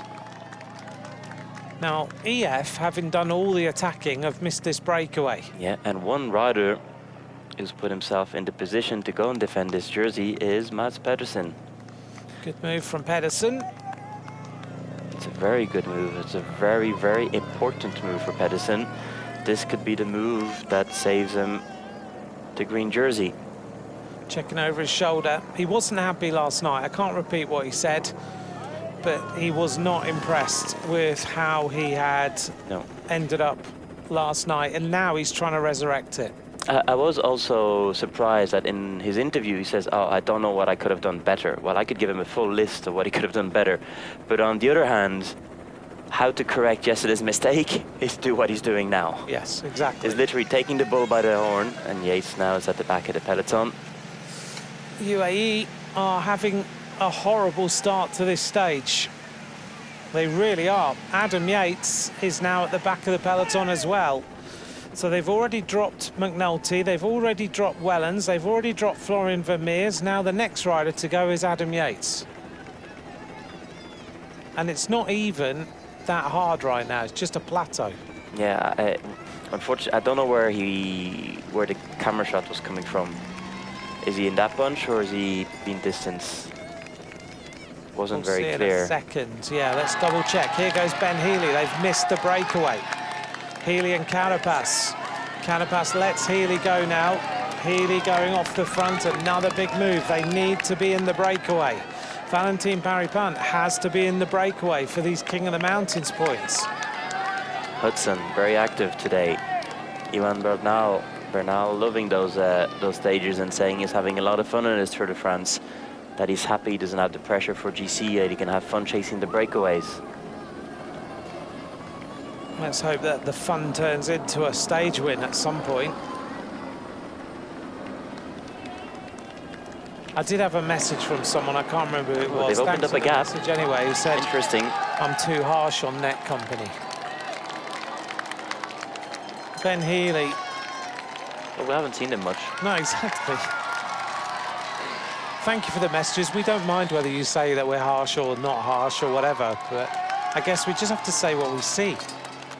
And if your budget's 40 million, the expectation is that you win stages, at least. Yes, this is why sometimes we'll be less harsh on a team like Carajugal, where their budget is 800,000, versus some other teams, because we have to put things in perspective. And when I'm harsh on Pedersen at times, it's putting things in perspective. I admire Pedersen. He's done more than I've done in a lifetime in his short career so far. So it's not about being critic. It's about these are the riders that are at the top of the game, world champion, and sometimes, like everybody else, well, they make a little bit of mistakes. And we're here to try and explain why some of the mistakes are made, where there's Yates here. So he's at the back of the peloton, hasn't been dropped yet, but yes, exactly, not looking amazing. Church of San Bartolome, 12th century church. as we go through Lons-en-Vercors. We drove through here last night, I think. Yeah, this was a little town we drove through. 2,750 people. Very beautiful area. We did have a stage of the Tour de France, which was hosted here. And it was Colombian Fabio Parra who won the Tour de France stage in 1985 ahead of his compatriot Lucho Herrera. We've also finished a stage of the Dauphiné, the Tour of Auvergne-Rhône-Alpes here in 2018, and Julien Alaphilippe was the winner of the stage. 19 seconds to the breakaway. EF moving around, dicing around at the head of the race with Healy. There's Carapaz, he's about to go again. Another big move of Richard Carapaz. And straight away, Paré-Pinte. There's a bit this war between Paré-Pinte and the two riders from EF. One to be in the breakaway, but two as well, so they don't get points for the polka dot jersey. Although the way... Oh, whoa, do not do that if you're in a bike, watching a bike race. Up. And actually, he's looking back. He's got scared there, the rider from Total Energy. Yeah, I'm not surprised. You will get hit at 50k an hour and you'll know about it, but you will also become someone who is infamous. Never, ever do this. Oof, but I'm also feeling the riders in this Tour de France are going extremely close to the fans. It's not the first time we get a scare. This guy is totally wrong to look back to from the riders. But he wasn't on the road, actually. No. Well, they were close. Very, very close. Bit of a calm in the peloton. Who's going to have the nerves attack? There we go. Brazza Alonso. The Groupama rider. Bras Afonso goes. Checks over his shoulder. Nara Schmidt, ever present at the head of this race.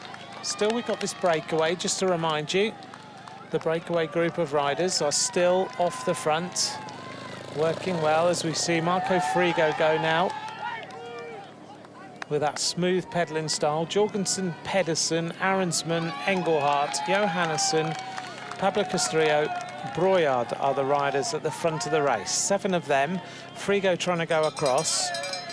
The next classified climb isn't until 102k to go, but Nico, you can tell we're climbing on and off. Yes, until 132 to go, so still another 7 kilometers on this type of road, slightly going up. Vacek at the front, but he's trying to control because he's got Pedersen in the front, and that's what they wanted to do. That was their plan for today. If they want to play the green jersey, Pedersen had to be in this breakaway, and that's what he's doing at the moment. He's got a long way to go to this intermediate sprint, hasn't he? Yes, he's going to have to deal with a couple of other categorized climb. Another attack. George Bennett comes up to his teammate, looks across, starts the acceleration. Carapaz is also there, the climbers with that jumping around style. Here goes Carapaz again, big move, left-hand side as we look. Valentin Paré-Pinte on his wheel. Coming across, another Movistar rider. Robbie Dont is riding superbly now, isn't he, for Picnic Post NL? He started to get in the moves. He's the only rider we see from that team at the head of the race. And he's been there for 3 days now. Yeah, he hasn't got the results, but the intention is there, definitely. And again, look at the team of Little Trek. They do commit to something. I have to say, right or wrong, but they do commit to it. Straight away into the front, controlling the peloton, making sure this breakaway takes the time now. I think there's an attack on the left. No, everyone seems to be happy. Yes, there is. Another big move. Guillaume Martin. Martin tries to get off the front now. No haven't reaction. seen Michael Storer at the front of the race for a long time. Is that Storer moving Hirschi, up? I think. Or is it Hirschi? Yeah, they look very similar. Yeah. Suddenly the peloton is just spread all across the road as Guillaume Martin tries to pedal across to this leading group of 7 riders.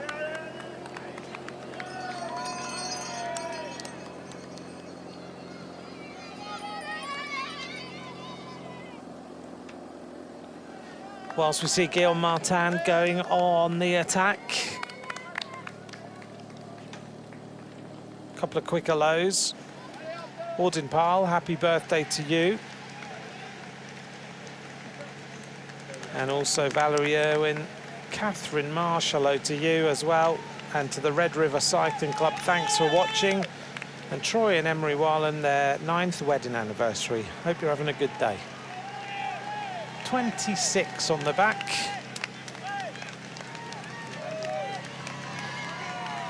Ben O'Connor on the back of the group. Jan Tratnik was just checking over the shoulder. Yet again, EF trying to close this one down with Guillaume Martin in the blue and red. Yeah, EF should be riding. It's a big missed opportunity for them. Yeah, they should be, and they'll try and get as close as possible, and most likely launch Carpass or Healy, which they've been trying to do. Team radio.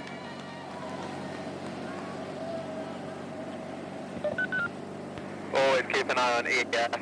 Harold, always keep an eye on EF. The depth in the break. I'm liking my ex-teammate today. Pete Kenyuk. He does read a race well, doesn't he? Yeah, he's good. Today we had a bit of a laugh with him, but he's good. Yeah. He's very good with the young riders. Both of us worked with Trinity before he went to XCS Astana, and I have to say, when I saw him work with the riders, I was helping the riders on the bike. I was training with them, which was great for me, and obviously he was doing the real DS work. I was there more to help out more than being the DS on the training camps. And I just saw how he managed a training camp with the kids. Actually, Max Walker was there in that training camp, who is now riding with EF Education EasyPost. At the time, there was also Paul Magnier, Luc Lamperty. So, and they all made it into the professional ranks, and look at Paul Magnier, 22 victories in 2 years. And the Giro not doing bad. And Luc Lamperty, one of the stars of the American cycling as well. So, but I just saw how he worked with the young riders, and I was impressed, because as a bike rider, he had no patience. We called him Grumpy Pete. Yes. That was his surname. He was always grumpy. But I was amazed to see how good he was with the riders, and how good he was as its sports director as well. And again, most of his advice in the years are pretty good. Again, riders giving out about the TV motorbikes seems to be always the case. Yeah, Tobias Foss isn't happy. No, but also, Anders Johannesson. That's 30 years of battling, and is still going. It's not going to change. Tobias Foss telling them to move well away. But at the end of the day, they have to also remember that all the fans at home want to see it, so there's a balance somewhere, which is easy to forget. There has to be a compromise. But if it's too close, I understand. I say it straight away.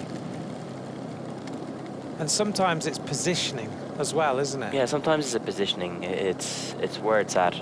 Because I'm pretty sure, yeah, it is actually. You could hear the cameraman saying, I think we're far enough. So he must have got the information to move forward a bit. And he says, I think we're far now.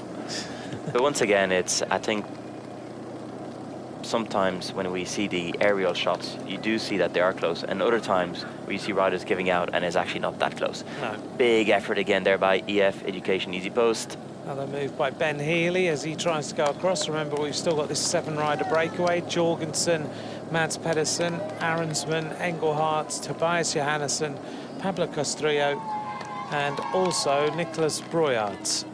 They are the riders on the move. Only 134.8 kilometers to go. And we're going to have a 12-kilometer descent coming up in 2.5 kilometers. Nico, we've seen Jorgensen in this breakaway. Farid Hendricks said to me, what is the strategy of Wiesmann now that Jonas goes? Well, trying to go into the breakaways and go for a stage and try and get something out of these last 4 days. So Jorgensen, most likely even Sepkus. I think tomorrow you might see a lot of Sepkus. I think today is a little bit easy for Sepkus. I think tomorrow the proper long climbs along the stage will favor Sepkus in the breakaway. This is the Pic Saint-Michel, an altitude of 1,966 meters. It's the natural boundary between the Vercors Plateau and the Drac Valley.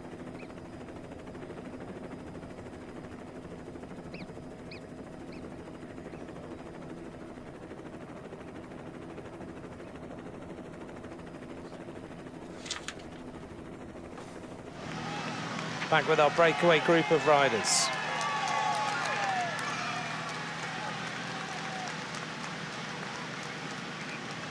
Arensman's tried to win a stage. Now he's in prime position. Pedersen trying to get himself to the intermediate sprint with 56.2 kilometers to go. Here's Healy with Egan Bernal again, and Garcia Pena is at the back. Coming across, Quinn Simmons. Simmons hunting this one down. He's in the Stars and Stripes jersey. And towards the front still, Tobias Foss. Peloton is still very large. 40 seconds now. Yeah, they're riding strong in that front group. Yeah, they tend to go very, very close to the edge of the road. Bernal, Grégoire, Quinn Simmons straight on the wheel. Still riders in the back. Riders from Pinarello Q36.5 trying to go across. It's a big group of riders that are trying to go across now. Here she's near the front in the black and red. 43 kilometers an hour. Now a fast descent, as Nico mentioned. And then once we get into the valley, there'll be another 20 kilometers before we start making our way till the second category climb.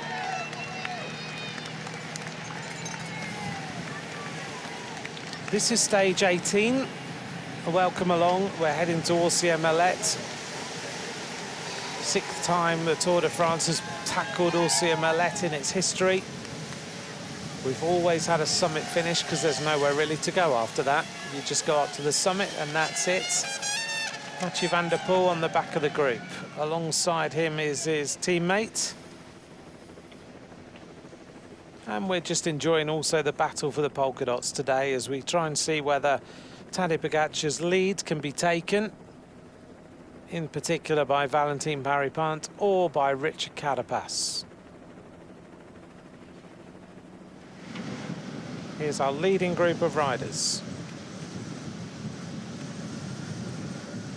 Hello to Andrea McCracken and also Nico. Lynn Hunter said, in teams, how do the teams deal with riders who have eating needs? So, for example, they can't eat cheese, or they've got gluten intolerance, or whatever it might be. Are the teams able to accommodate that? Yes, this is why they have chefs. Chefs will be able to customize the menu and the meals. As simple as that. So the teams don't turn around and say we can't deal with that. I think they would have done in the past at one point. Most likely. Yes. You just eat what we've got and that's it. Yeah, the cycling a long time ago, there was no room for being different or intolerant to anything. It was like, that's pasta, go for it. Gluten intolerant? What's that? Yes. Try rice. But now the chefs will accommodate, look after them, make sure they get the right food. In terms of how the cycling world are treating riders, it is a lot better now. Yes. And looking after the diets and the restrictions is part of that. When I say now, I'm not talking about this year. Already 5-6 years, things have changed a lot. Again, quite often we talk about after COVID in cycling, but those 2 years of that COVID was kind of in the way of the season, cycling's changed greatly. I don't know how to explain it, but things have started to be different. Yeah, things changed quite a lot. It's also I think COVID made the teams have to sit back a little bit because they had time to stop and be able to accommodate other things. I can explain the racing part, where there was a moment where when everyone came back from COVID, that was out. Fast, wasn't it? Fast. Yeah, he's actually dropped all his companions from the chasing group. In terms of racing, it's quite easy. All this super aggressive racing came when we started back after COVID in the Dauphiné, where in the morning of the Dauphiné, we were told by ISO, okay, if we have 5 COVID positive, the race is over. And when you've been waiting 5 months to race, and your contract ends in 1 month's time, and you have one chance only to prove how good or how bad you are, you take it. And when you don't know if tomorrow is going to start or not, well, you go for it. And the 5 days of that Dauphiné were just mental. And what happened there was riders realized that they could actually reshape the race and not just have this everything under control like my generation, for example. And a lot of riders, one, realized that that new style of racing was much better for them, which was most riders actually, to go all in, and if it worked, it worked, and if it didn't work, there's no hanging in for 30th place anymore. That's finished. No one would say, oh, I was 30th in the Tour de France. No one even talks about it. So in terms of racing, I can really explain it that way. It's because they was afraid that was it. It was the last race of the year. And it worked for a lot of riders. And then just everyone saw the benefit of riding hard, all in. We're going to hear now from, we'll come back to that in a second, Valentin Parry-Pant, who is in the polka dot jersey today. Let's hear from him. Yeah, I'm feeling pretty good. Yeah, quite rested after 2 camp days, the rest day and the time trial. Yesterday I made a few efforts at the start, then finished up pretty relaxed, so feeling quite good. In the end, is this a stage you've targeted, maybe more than the next 2? Yeah, I think for the points, in any case, all 3 days will be important, but today, I think it's maybe the best opportunity for me to win a stage. So I'm going to give it a go for today's stage too. A big fight for the first 50 kilometers? No, I'm hoping it'll go clear after the first climb after 25 kilometers. And then by the summit after 35, breakaway will already be gone. That's my dream scenario. But there's also a chance it won't have gone clear by the summit, so we'll see. Valentin Parry-Pant, well, Nico, he was hoping that the breakaway was gone by now. 25k, he said. 25k? Yeah. After the summit of the climb, he said after 25k, I'm hoping it goes. Not happening. No. Romain Grégoire on the attack. Coming back to that accommodation of riders and problems with digestion and all that sort of thing. Jake Stewart, who's riding in here for NSN, is a rider who's had Crohn's disease and irritable bowel syndrome and has to have a very particular diet. And so the team accommodate that really well, and have had to work with him to understand how he manages his performance and what foods he can have and not have, and just make sure that he gets through. And he's in the 3rd week of the Tour de France. Grégoire's taking some risks, isn't he? Yeah. So Grégoire flat out. He's coming across very, very fast. And I think the motorbike should be behind him in the descents. Yeah, I agree. It just changes the whole braking, because if Grégoire comes in hot into the corner and gets close to the motorbike and touches the front brake, and it changes the whole balance of his line, which is not good. And we've seen riders come off. Wow, he really is moving, isn't he, Romain Grégoire? Jorgensen Pedersen, Arensman, Felix Engelhardt, Tobias Johannesson, Pablo Castrillo, Nicolas Broyard are the riders that he's trying to race across to. He's 23 seconds behind now. He's closing the gap. The peloton is at 40 seconds. We know that UAE have got some issues today. Adam Yates has been right at the back. Wellens, Florian Vermeers and McNulty were dropped. They may well get themselves back on this descent. So it's not over yet, but they didn't have a good start to the stage. This is the fort. Up there on the top of the hillside. We're heading down towards Grenoble now. This is up near the cable car above Grenoble. This fort was built below the Bastille and within the city walls. There's also the cable car that takes you from up there down to the centre of Grenoble itself. And at Nico's request, the motorbike has gone behind Romain Gregoire. We've actually seen a lot of times now the directors asking to do that, and it makes a lot more sense. Riccatello. Hello, on the descent. Bike change for the decathlon rider. Needs to get himself up and running, back into the race. Riccatello on the way. 122.2 kilometers of racing to go. Riccatello just getting going again, the American rider. Gregoire, he's taken some risks to get to the front, but he may well get there. He's descending extremely well. He does look good. He looked good in the first week. Then he's had a little bit of a troublesome time, and now coming good in the third week. Yeah, he tends to struggle with the longer climbs.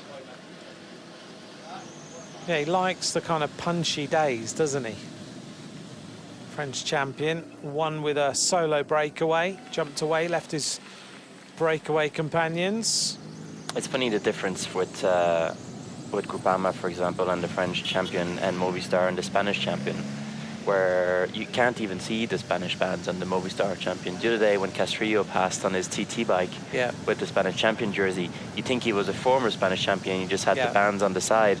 And then on the opposite, in France, Groupama, when they have the French champion, decide not to put the sponsor on the flag in the front. They only have it on the side.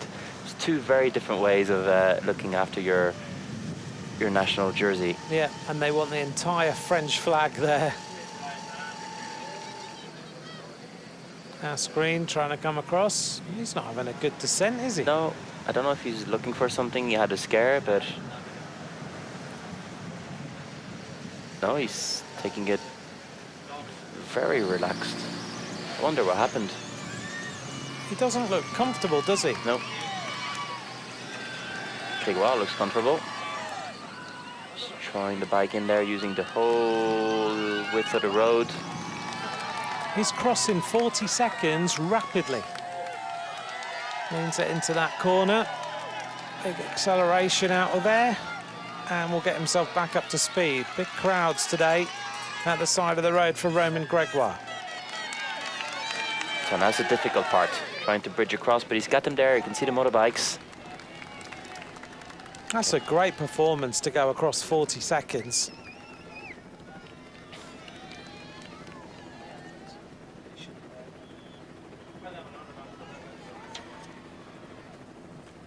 And it's still the team of VF in the front. Peloton seems to be all together, although this technical descent kind of stretched the peloton, but no splits. We did see splits yesterday on that descent of the category climb, the only one of the day after the Col des Prés. There's Tadej Pogacar. How many of his teammates has he got around? He's got two at this point. Gosschnackner isn't here as well, so that's 3 Del Toros at the very front there, so that's 4. Is it Adam Yates is back there again? Yes, he is, yeah, with Pollitt. Starting to maybe look a little bit better, Adam Yates. We'll see how Adam Yates is. A little bit of a split and a problem here for Casper Asgreen. So he had a flat. This is why he didn't look comfortable at all. Good effort there by Romain Gregoire to bridge across to the front group. Yeah, that's a great performance to just fire his way across.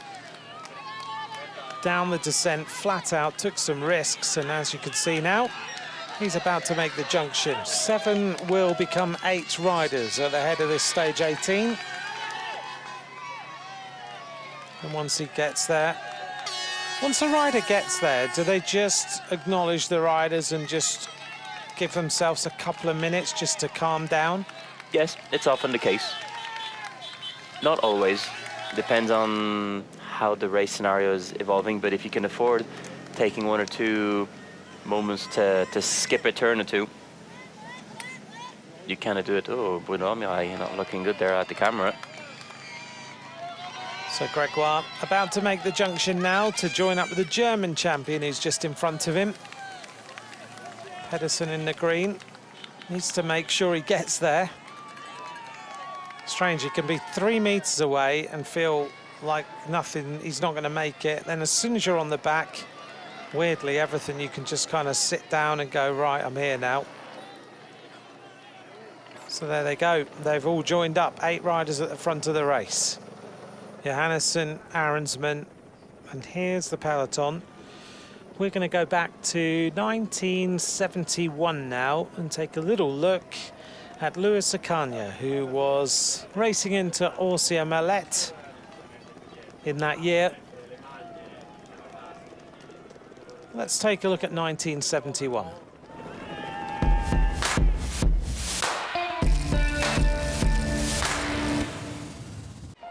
The Tour de France 1971. Lewis Ocaña is preparing to shrug on the yellow jersey for the first time in his career. This 11th stage featured a first ever summit finish at Orsia Merlet, where the Spaniard dominated the 2-time defending champion Eddy Merckx, putting more than 8 minutes into the Belgian.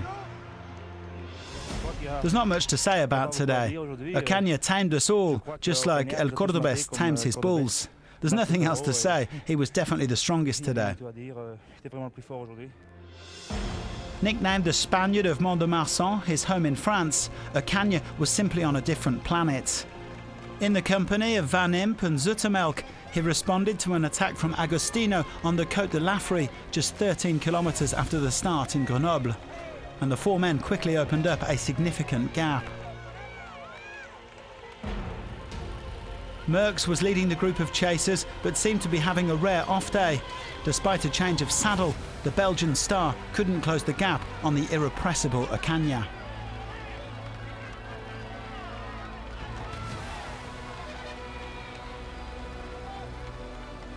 And the Spaniard soon went solo, dropping his illustrious fellow escapees on the Col de Noyer, 60 kilometers from the finish. By the summit, he already had a 4-minute lead.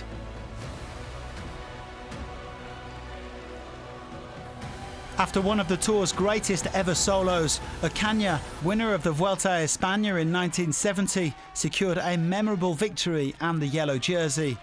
Further back, Zoetemelk and Agostino had cracked completely. Ocaña won it by 5 minutes 52 from Van Impe and 8 minutes 42 from Merckx, the Spaniard ensuring himself and Orsia Merlet a place in Tour folklore.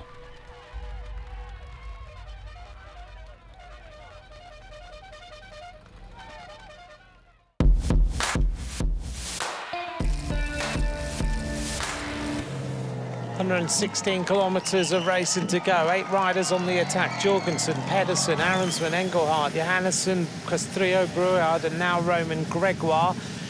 We just saw Lewis Ocaña win that stage in 1971 in Orsia Mallet. This morning was interesting. I didn't realise I was going to have a link with Lewis Ocaña and that stage in 1971 because my dad sent me a message a few days ago to remind me that a friend of our family who stayed with us when we were racing as kids, that her and her family owned a hotel in Orsia Mallet. So I thought I'd go and try and find her this morning, and I managed to find Melanie and her hotel, which is, they own 2 hotels in Orsia Mallet, and one of the hotels is called the Catrems Hotel. That hotel in 1971 was called Hotel Les Estaries, and it was the hotel that Lewis Ocaña stayed in the night he won the stage. And her dad remembers that hotel extremely well. He bought it in 2005, and he built the hotel next to it, the Hotel Montagnoux, in 1986. Problem at the side of the road for Vauquelin. And Piganzoli's had a mechanical as well at the side of the road. So it was really nice. I hadn't seen Melanie for 30 years, I reckon. And her family now own both the what it used to be the hotel that Akanya stayed in, and the hotel next door. And inside that hotel, which our Belgian friends who do all our data were having breakfast in this morning, there are some wonderful photos of Lewis Akanya with the kids from OCR Merlet and that day. What an incredible bit of history.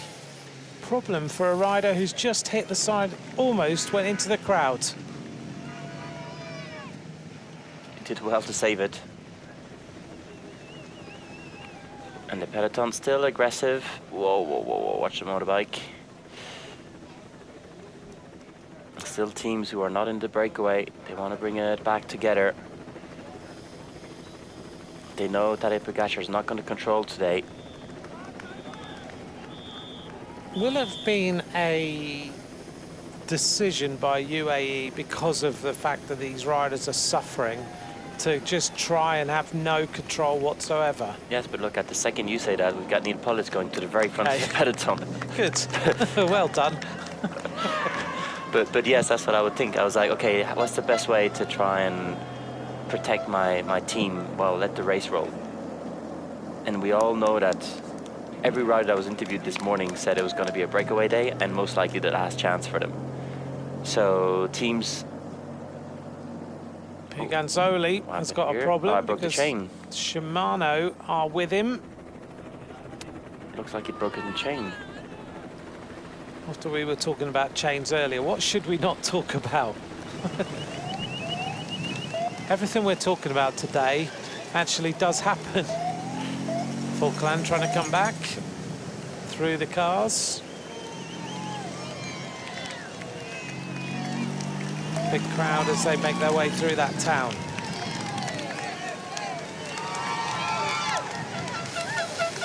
Falkland coming back.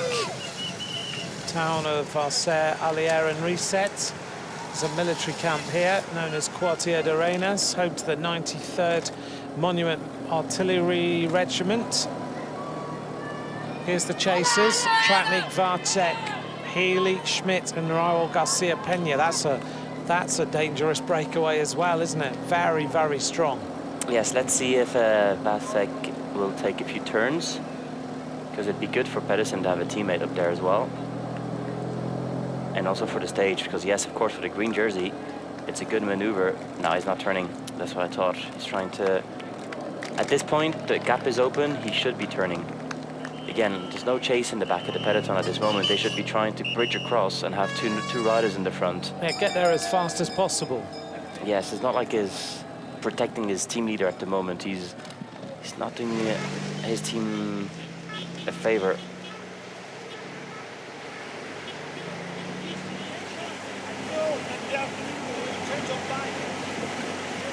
It's Thierry Gouvenaud. Telling him, be patient. There's quite a lot of stress now, though, isn't there? It's so full on.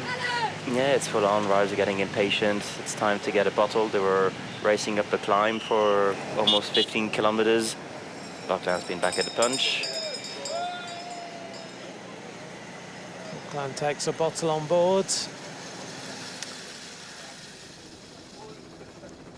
This is the third group on the road, which is the peloton. Yeah, and now you see the team of UAE Emirates XRG going to the front, saying, well, maybe we'll have a breakaway. Can we please just take it easy now? No dangerous rider is in the peloton, in the breakaway, excuse me. But yet again, it looks like Soudal Quickstep is not happy with this breakaway. There's no riders who are highly placed apart from Tobias Johannesson, but he's 51 minutes down. So they've got no real worries about anyone. Sitting on the back of the group, number 227 is Jacobo Truba. He was in some early breakaways in this race. And in 6 kilometers, we are going to make our way onto the second climb, which is going to be a second category climb. This is us going past the military camp I was telling you about a few moments ago. The 93rd Mountain Artillery Regiment. Kasper Asgreen, number 42, at the back of the peloton still. And the peloton at 1 minute 22 seconds. Gregoire now contributing. Nico, it's been quite chaotic for everybody. Let's just explain where everybody is right now. Here we go, the peloton, about 45 seconds behind. We've got this little group with Vacek chasing the head of the race, where we have the green jersey, Pedersen, down the valley, and we're going to make our way towards the bottom of the climb, the Comte de Monteillard, and that is the second category climb.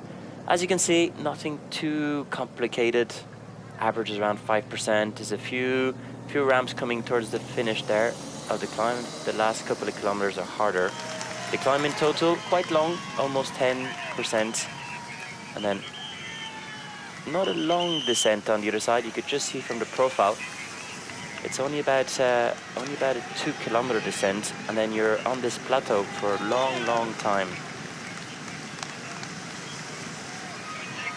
Bottles being handed out from the bottle bike. These are the chasers. Tratnik just keeping himself cool. And here's a problem for Carlos Verona. He needs to get himself back into the group. Verona out the saddle.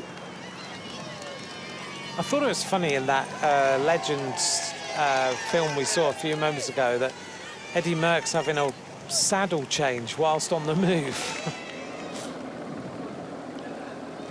Haven't seen that for a long time.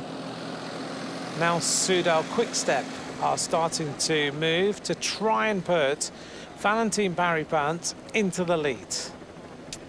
And Carapaz glued to the wheel. Yeah, a lot of teams are not happy with this, but in a funny way, none of them would actually commit and help each other out. No. They're all trying to do their own little thing. Del Toro at the front of the peloton, and behind him all the team of Red Bull or Hansgrohe. Yeah, all these scenarios don't suit every team. And Soudal Quick-Step, having seen so much attacking from Parry-Pant, are now having to do a bit of a team time trial. And because of that, they may well drag the entire peloton all the way back to the front of the race. Because look at them, they're all lined out behind the team, trying to come back to put Parry-Pant onto the Monteillard and give him a chance of scoring 5 points at the top of this climb that's coming up. If he did manage to do that, he would move himself up on the classification for the mountains. At the moment, he's on 56. He could do with this one. It would give him 61.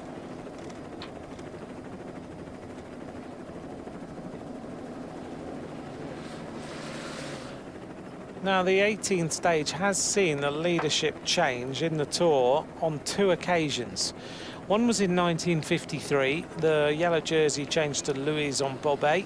And in 1956, stage winner was Charlie Gall, and the jersey went to Roger Walkiewicz. Stage 18 last year finished at Courchevel, at the Col de la Loze, and the winner on that day was, of course, the Australian Ben O'Connor.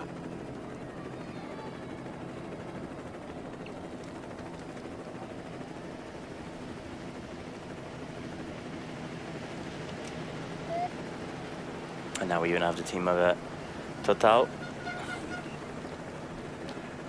Then Neil Pollitt just trying to control things. Yates at the front of the peloton. Wonder where Total's riding, Dave Akash. Someone in the breakaway, that's what I was thinking.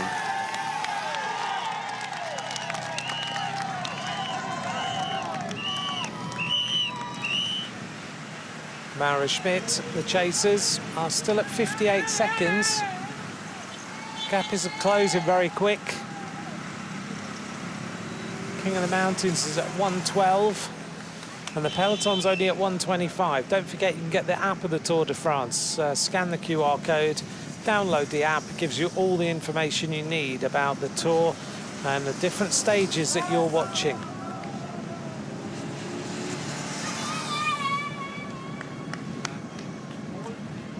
And again, Vacek really just breaking the rhythm in this group.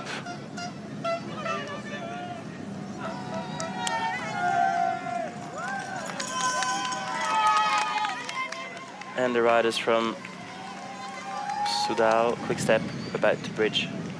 Let's see now if they can organize themselves. But this gap is growing 1 minute to this strong group of riders. And they're riding really well together. Yeah, this group's got some power, hasn't it? They really seem to be cohesive, committed, trying to win this stage. Pedersen wants to get to the green jersey sprint. It's a bit of a perfect storm, really, right now for Mads Pedersen. Into the lovely little named town of Vif. That's got to be the shortest town name in France.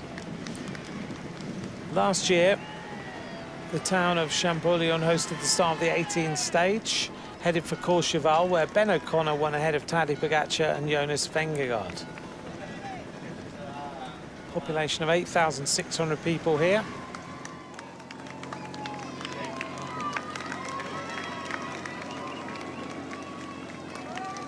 Ben Healy.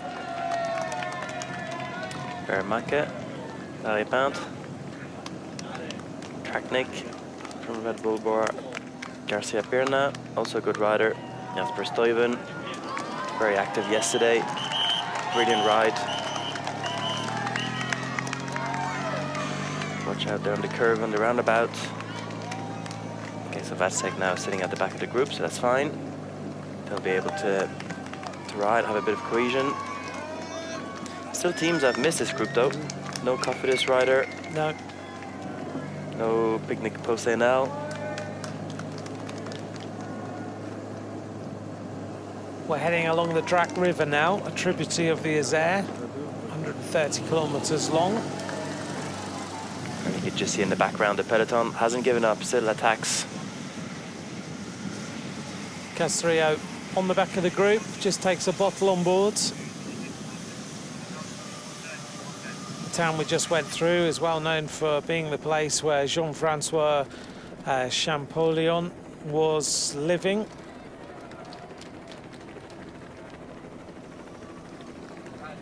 He was a French Egyptologist, and a lot of his works were published after his death. He became curator of the Egyptian Centre section of the Louvre during his career. And he used to do an awful lot of archaeological expeditions to Egypt. So very well known in that little town. Don't know about you, but I find it really odd today that when you look down at the yellow jersey, you don't see yellow shorts. So you don't pick him out quite so fast. True. As you do normally with the black shorts on. You get so used to them just going, I'm going to wear the entire yellow. This is Kwiatkowski now. There are little groups of riders everywhere. And in one of those days. Del Toro. No, Bennett. Bennett looks over his shoulder. Quinn Simmons is also in that little mix of riders at the head of the peloton now. Also dodging around a bit is Michael Matthews, a bitterly disappointed rider yesterday. Pogačar sitting maybe 10th place in the string of riders in this group. In front of him, Sepp Kuss, and then the team of Red Bull Bora Hansgrohe as they just bring this all back together. I would imagine by the way that this group of riders is riding that Jasper Philipsen is not there, because otherwise if he had any teammates they'd be bringing this back, wouldn't they? Or trying anything to shut the gap. Yes, although the second category climb would have been a bit too hard, I think. But yeah, Philipsen is way back. He was distanced on the first climb of the day. Mads Pedersen is trying to undo the wrongs of yesterday. He's in the front group of riders. He hasn't got that far to go now in reality when you look at it. 56k. What's that? Another 46 kilometers he's got to ride as they make their way onto the next climb of today's stage. This is the Montagnard climb, 9.7 kilometers at 5%. 5 points on offer. There's your vital statistics on the left. That's where we are on the right-hand side. Gregoire pushing on. Arensman, Jorgensen. Going out the back of the group of riders now, starting to really feel the pace. The rider of yesterday, Jasper Stuyven. Yeah, his job in that group was to do the big pull on the flat, to put his leader in that position. Let's see if Vermaeke can... Yeah, he's trying to move up. He knows he needs to work harder there. Good thinking by the rider. Goes and help. Oh, and Ben Healy, is he getting dropped? Yeah. He is, isn't he? Again, he's done a lot. He's jumping in every single breakaway. But again, like you mentioned, the legs are not responding in the same way as last year. The mindset is definitely there. Yes. we can't blame him for not trying. No. Oh, but Louis Vermaeke is even putting Parepinte in trouble. Well, these riders have been jumping around for how long now? A long, long time. Yes, close to 2.5 hours. 2.25 hours. Traknik. Right, let's run through the finds of yesterday while the riders make their way up the climb. There's another big fine yesterday. So, breach of regulations or guidelines concerning vehicle movements during the race, failure to comply with the instructions of the commissaires. Team Wiesmann Lease Bike sports director Arthur van Dongen was fined 1,000 Swiss francs. He was given a yellow card and he was relegated to place 23 on stage 18. Nico, what's that mean? Relegated? Yes. It means you're brought from your position to the last rider of the group. So team car, sports team car, director. sorry. Yeah. Team car. So the sports director's car has been moved all the way to the back. All the way to the back. Wow. He must have done something really bad. Yeah, they're on it at the moment. They're fining so many riders, so many teams, banning people off the race, giving them yellow cards. I thought they were going to do it when it was really hot, when they're just a bit hot, but now they're doing it towards the end of the third week, and they're ramping up the fines. Thousands of Swiss francs every day. Wasn't it the other day? Was it yesterday? 4,500. 4,500 in Swiss francs. Today's another 1.5 at least. Hugo Page was fined yesterday for taking a natural break in public, damaging the image of the sport. He was fined 500 Swiss francs. Not allowed, is it? No. To go to the... Even although a rider might need it, you can't go in front of fans. 44 bikes were checked yesterday, 12 bikes were x-rayed, all bikes were complying with the regulations. And today you can feed from 10 kilometres into the stage until 10 kilometres from the end. Musettes in bottle zones remain in place for stage 18. And that was it for the fines of yesterday. We move on to the medical problems of yesterday. Thibaut Gernelec had a facial injury of Total Energy. Also abrasions to the right knee and right wrist. Dorian Godon's got now rib pain and he had an x-ray at the finish line. Davide Ballerini, injury to his left knee. That was a short gap to go there. Was a little tight.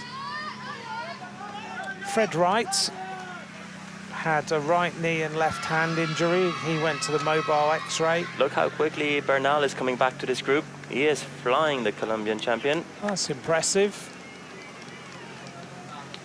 He's going to join the head of the race. Egan Bernal is nearly there. Bernal is flying. Egan Bernal back, takes a big deep breath. Egan Bernal joins the leaders, 9 leaders now. That's an impressive ride. About, I think it was about 30 or 40 seconds behind. Yeah, this is not the head of the race, the King of the Mountains group, sorry. Only 40 seconds though, if they work well. They can get across, no messing around. Yesterday, Jose Parra was observed at the mobile X-ray, injury to the left wrist. He didn't start today. And Alexandre Delettre of Total Energy had abrasions of the right elbow. UAE have taken up their usual position at the front of the race. 2:08 to the peloton. The group of Pedersen leads the group of Egan Bernal, who's next on the road at 37 seconds, containing Tratnik, Vacek, Healy, Schmidt and Raul Garcia Pena, also Carapaz and a few others. Yeah, I think at this point in the race, they were happy for it to settle down. So they go up to the front and say, okay, guys, well, if you're not in the front group now, that's it. You've had your chance. Now, let's relax for a while.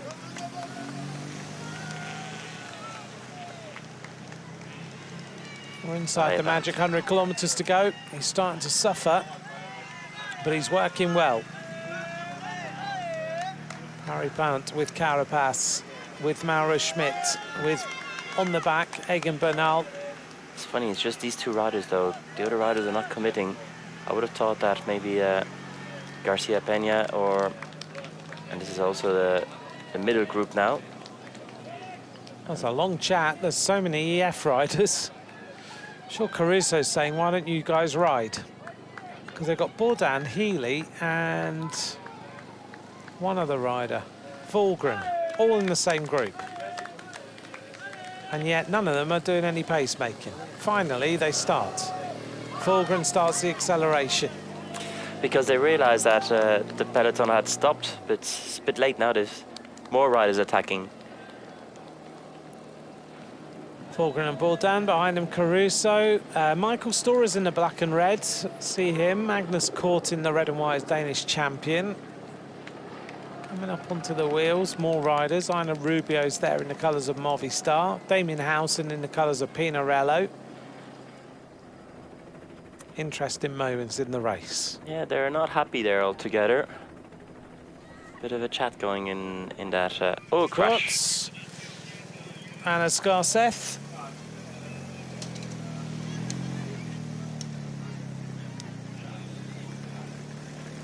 Oh, the car on the other side.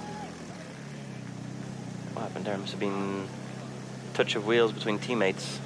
Yeah.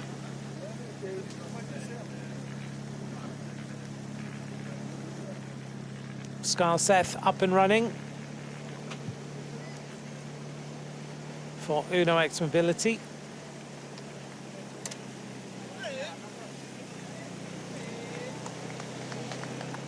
So he's working his way back into the group of riders, having fallen.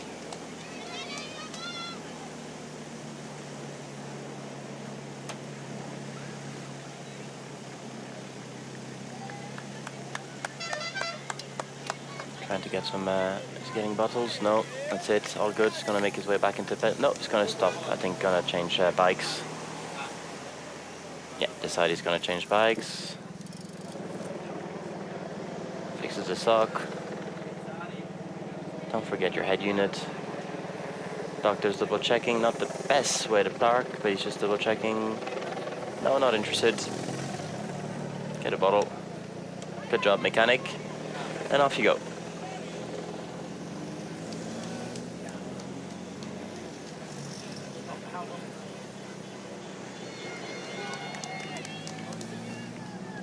Just a strap around the head unit.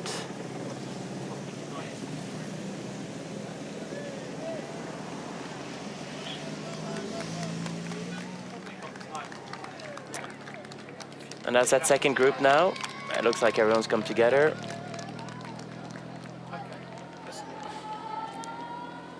And Caruso is trying to figure out what's the tactic, what's happening now. 4.6 kilometers to go to the top of the climb. EF jumping around again. Caruso following. Fulgren trying to up the tempo. We're on the second climb of the day. Yeah, it's... I can imagine for someone like Caruso, who's one of the oldest riders. Tom Pidcock is in this group. Interesting. Pidcock again. He must be frustrated with what's going on.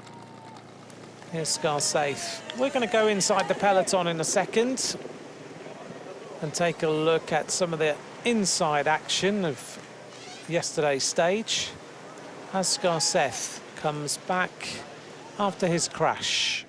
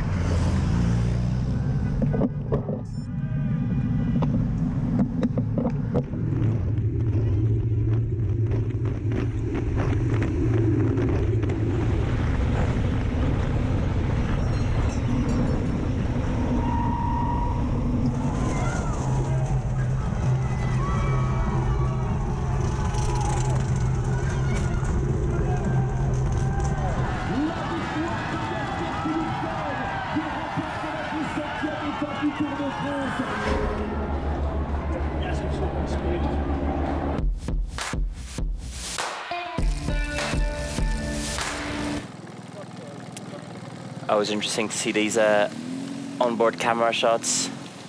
Just brings you really close into the race. And this group still not really working together. You just see, well, now the team of NSN with Frigo in the front. Michael Matches in this group. Storer, Tejada. We've mentioned Caruso before. Barguil, first time we see Barguil in this tour. Barguil's been quite vocal on his social media this week, talking about numbers and questioning the evolution of cycling, saying that when he won on top of Lizoard, he had done just under 6 watts per kilo, and now the riders are winning on just under 7 watts per kilo.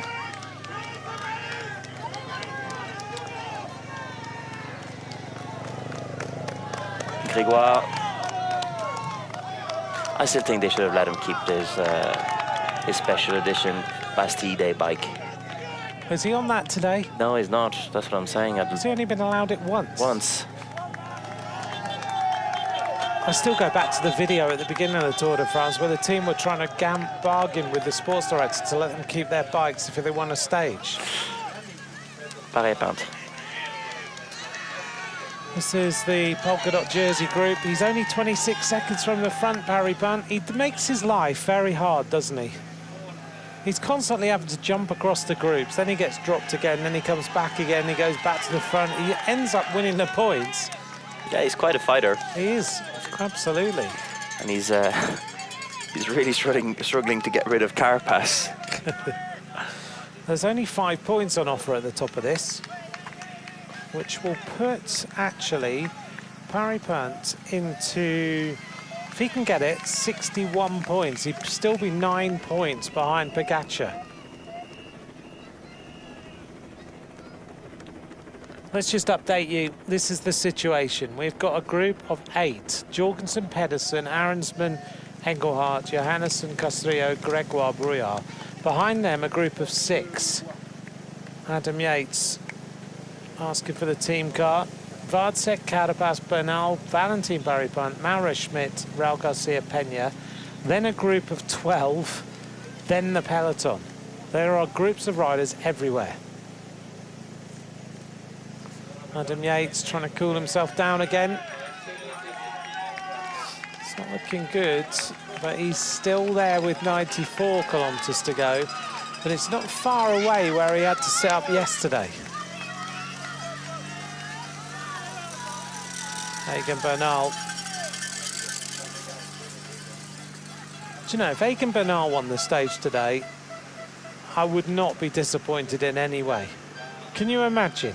Do you have favourites? I didn't think you had favourites. No, but I would love to see after his rehabilitation him come back. Can you imagine if he won? Colombia will go mental tomorrow morning. Michael Volgren on the attack. Bras Alfonso, Hirschi. This group is really not working together. No, not at all. And it's a pity because they have a lot of teams there. Should be committing more. That's the only way they can get a result, is to go back into the group of Pedersen. Volgren and Bras Alfonso. What's he going on about? Well, he did get a smile out of him. Hirschi, on the other hand, he's not smiling. No. Hirschi on the wheel. Now they're coming back.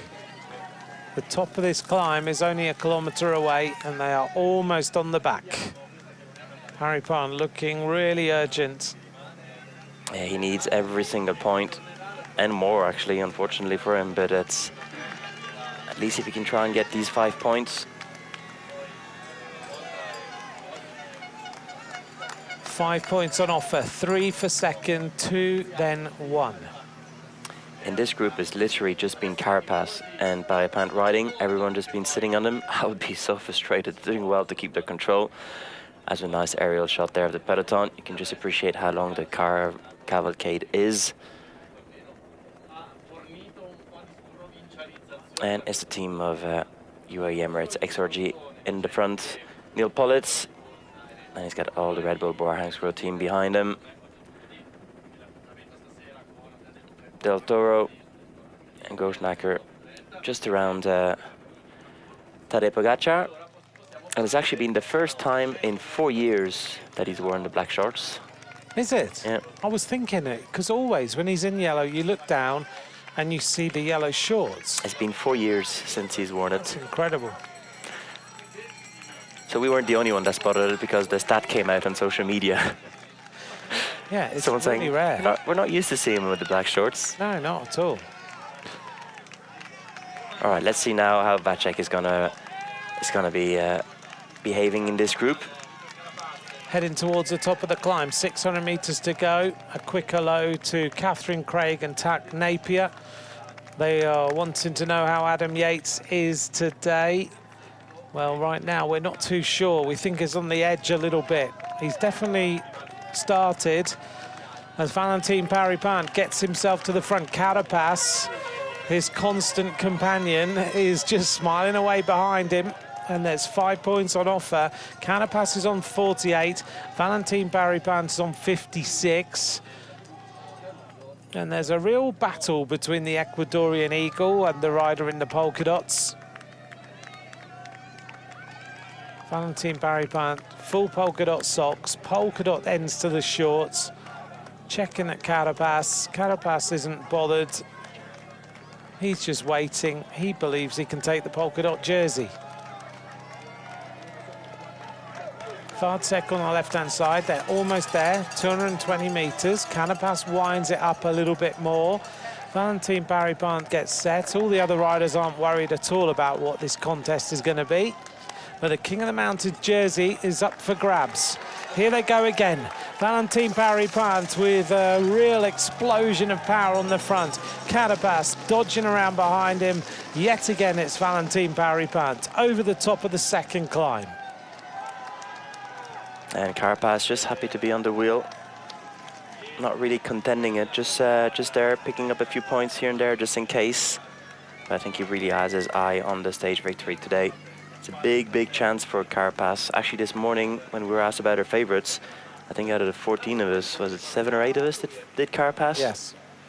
I put him in my fancy team and this morning in the briefing as well. Did you? Who did you choose today? In my, well, in the briefing I said Sepp Kuss, but in my fancy team I said Castrillo. Castrillo is in that breakaway as well. That's not bad. Here's Pedersen. He has got not long to go now. Inside 40k, he's got about 36 kilometres, and this is really hurting him. 36k to last, to survive. Right now. Yeah, so as planned now, Vacek is riding. Acceleration behind. Volgren starts the move with Quinn Simmons. This is the second group on the road with Bourdin. It's a big group of riders now. Over the top of the second climb, the Côte de Montagnard, and they go under the banner at 92 kilometres. Over the top with Volgren, the gap is 1:13, the peloton at nearly 4 minutes now. And still the motor, Kwiatkowski giving out about the motorbikes. Okay, Quinn Simmons, what is he going to do? Is he bringing back the riders? Is he going on the attack? Kwiatkowski saying, I don't need to ride. I have Arnsman in the front. EF Education Easy Post, they have 3 riders, but they also have Carapaz, which is a stronger rider. But yet again, we have Ben Ely taking the front. Moving across the road, Kwiatkowski. Saw the interview with him at the end of yesterday's stage. He just said it was like playing PlayStation. Constant without attacks. the cheat codes. Yeah, constant attacks, constant moves, non-stop groups, hard day. And yet again, it's the same today.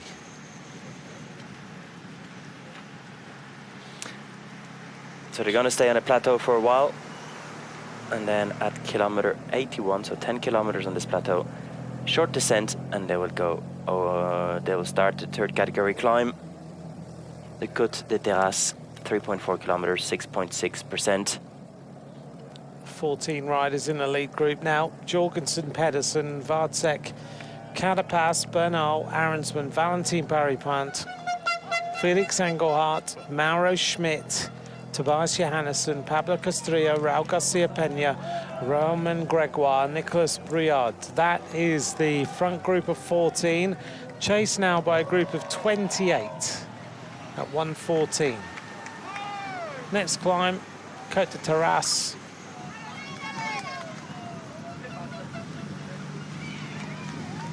And then we go over that and we head towards the intermediate sprint. So Pedersen needs to survive this next climb. Yes.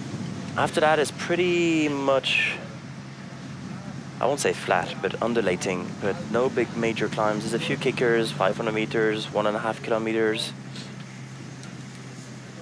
There'll be 3 little climbs before the intermediate sprint, but all uncategorized. Again, the beautiful views of the lakes, the reservoirs in this region. Mats Pedersen's ride today is taking me back a little bit to the performance of Thor Hushoff when he took the green jersey in Obisque.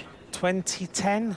when he went over the Obisque, where everyone was thinking he was going to lose the green jersey. Was it to Mark Cavendish?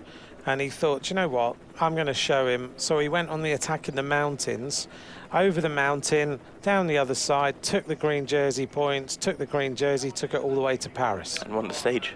And won the stage. in front of the French rider, what was his name? Was it Vaugrenard, maybe? Maybe. He arrived with a French rider from FDJ at the time. It was one incredible performance, wasn't it? But he basically was like, if you think I'm going to lose this green jersey, it's not going to happen. No, and back then the points were kind of even into the stage. It wasn't so much difference between the mountain stage and the flatter stages like this year. Today, only 30 points at the finish, considered one of those mountain stages. Yesterday, 50, and then the Champs-Élysées is going to be 70. 2009 it was that he took that. I couldn't remember it was 2010 or 2009. There's confirmation that Parry Punt took the points. Didn't he finish second on the stage? Not sure. But he definitely went on the attack over all the climbs and ended up taking the green jersey back from Mark Cavendish.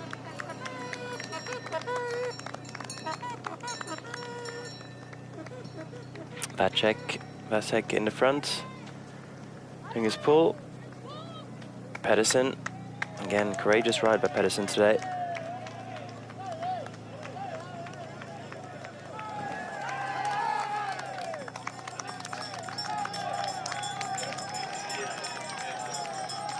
And Carapaz, curious to see how it all unfolds. Still 1 minute 17 to the second group, where he's got 3 teammates.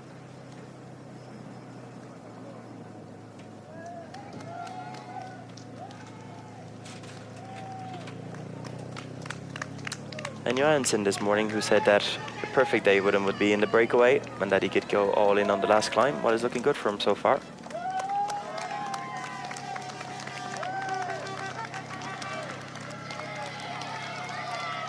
Well, it's been non-stop action on today's stage yet again. This is the situation. There's all the groups, just to update you on where the riders are. But there's a stage up for grabs now. Nico, it's starting to look more and more likely that this whole prediction of a breakaway day is coming true. Looking at the gap back to the yellow jersey group. Did you doubt it? I always doubt it. Just in case. But it is looking now like breakaway day, yellow jersey, but it doesn't mean that there won't be a fight on the final climb. Exactly, there will be a fight on the final climb for the GC. Every day is a GC day. Yes. It just depends if the GC riders win or not. But it's always a day where when you're in the back, breakaway or not, you will try and look for an opportunity to take a few seconds or make sure you don't lose more seconds. So on the final climb, we will see, not sure, we'll see attacks, maybe teams taking it on. Especially with the fight with the white jersey being so close. I wouldn't be surprised if Sexas tried to attack and take a few seconds off Del Toro. Yeah. Well, it's only 20 seconds between them for the white jersey, and if there's any feeling like there's a problem with the UAE team and Sexas feels, okay, I'm feeling strong today, then there's a chance. Yeah, better today than tomorrow. Yes. And show the fight to the French fans are all out in force. Carapaz takes on another bottle. 4:25 now to the peloton as Carapaz just cools the legs down a little bit. We don't see Carapaz pouring tons of water over himself, do we? He cools down pressure points, his wrists he tends to do, and his knees he tends to do. He doesn't drown himself in water. No. We were talking about this last night a little bit, weren't we? Where riders have been absolutely drowned in water all day, and whether that on the it's one way to carry a traffic cone, isn't it? Whether being really cold on the descents is a good thing for the body. Yeah, difficult, isn't it? We were mentioning about that there's been a lot of riders that have been ill, and wondering if some of their longer descents that they're doing with the wet jerseys, would that have any incidents as well? But again, if it's 40 degrees, it's not that cold on the descent. It was really cold here this morning, but it's back warm again. Well, we went out training this morning at 7. It was not even 10 degrees. Yeah, the first time I've seen you in the Tour de France with leg warmers on. I think it was the first time in 5 years, actually. Yeah. It's like, wow, it must be cold. If you're wearing leg warmers, it must be chilly. This is where we are. In the Auvergne-Rhône-Alpes, the region of the Tour Auvergne-Rhône-Alpes. So that's where we were a few weeks ago for the build-up race to the Tour de France.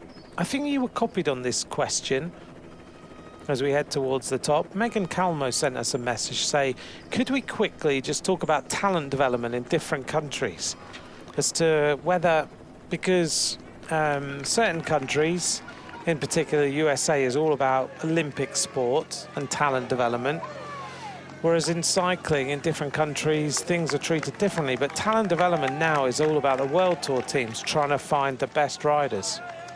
Yes, in terms of country, a lot of the countries will only invest if it's in preparation to the Olympics.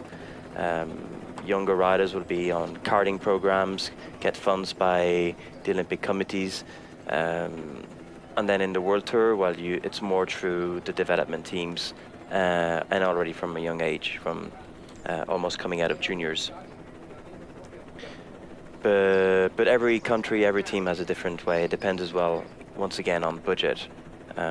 We've seen Norway, the Scandinavian countries in general, they spend a huge amount of time and investment on talent probably about 10 years ago, and now it's starting to pay off. Yes. The same way that British cycling did in the early 2000s, and it took them again about 10 years before the golden generation of Geraint Thomas, Wiggins, Pete Kennett, all the Olympic Cavendish, Duignan, exactly, all the golden medals that they got at the Olympics.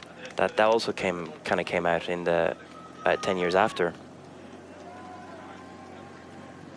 But now in terms of cycling, it's about all of these World Tour teams have development teams, and they've got scouts, and they try to find the best riders and try and sign them up very early. Vancek on the front. We're going to hear now from a rider who's in the breakaway. Matteo Jorgensen has found himself into the group of riders. We're heading to the Côte de Terrasse, which is 10 kilometers away now. And once we go over that, Mads Pedersen is starting to look like he might be the green jersey in Paris. Let's hear now from Matteo Jorgensen. I think it's a pretty open stage. I think we have to pick our days a little bit, which riders go for which days, but we definitely have freedom. And you are getting better and better?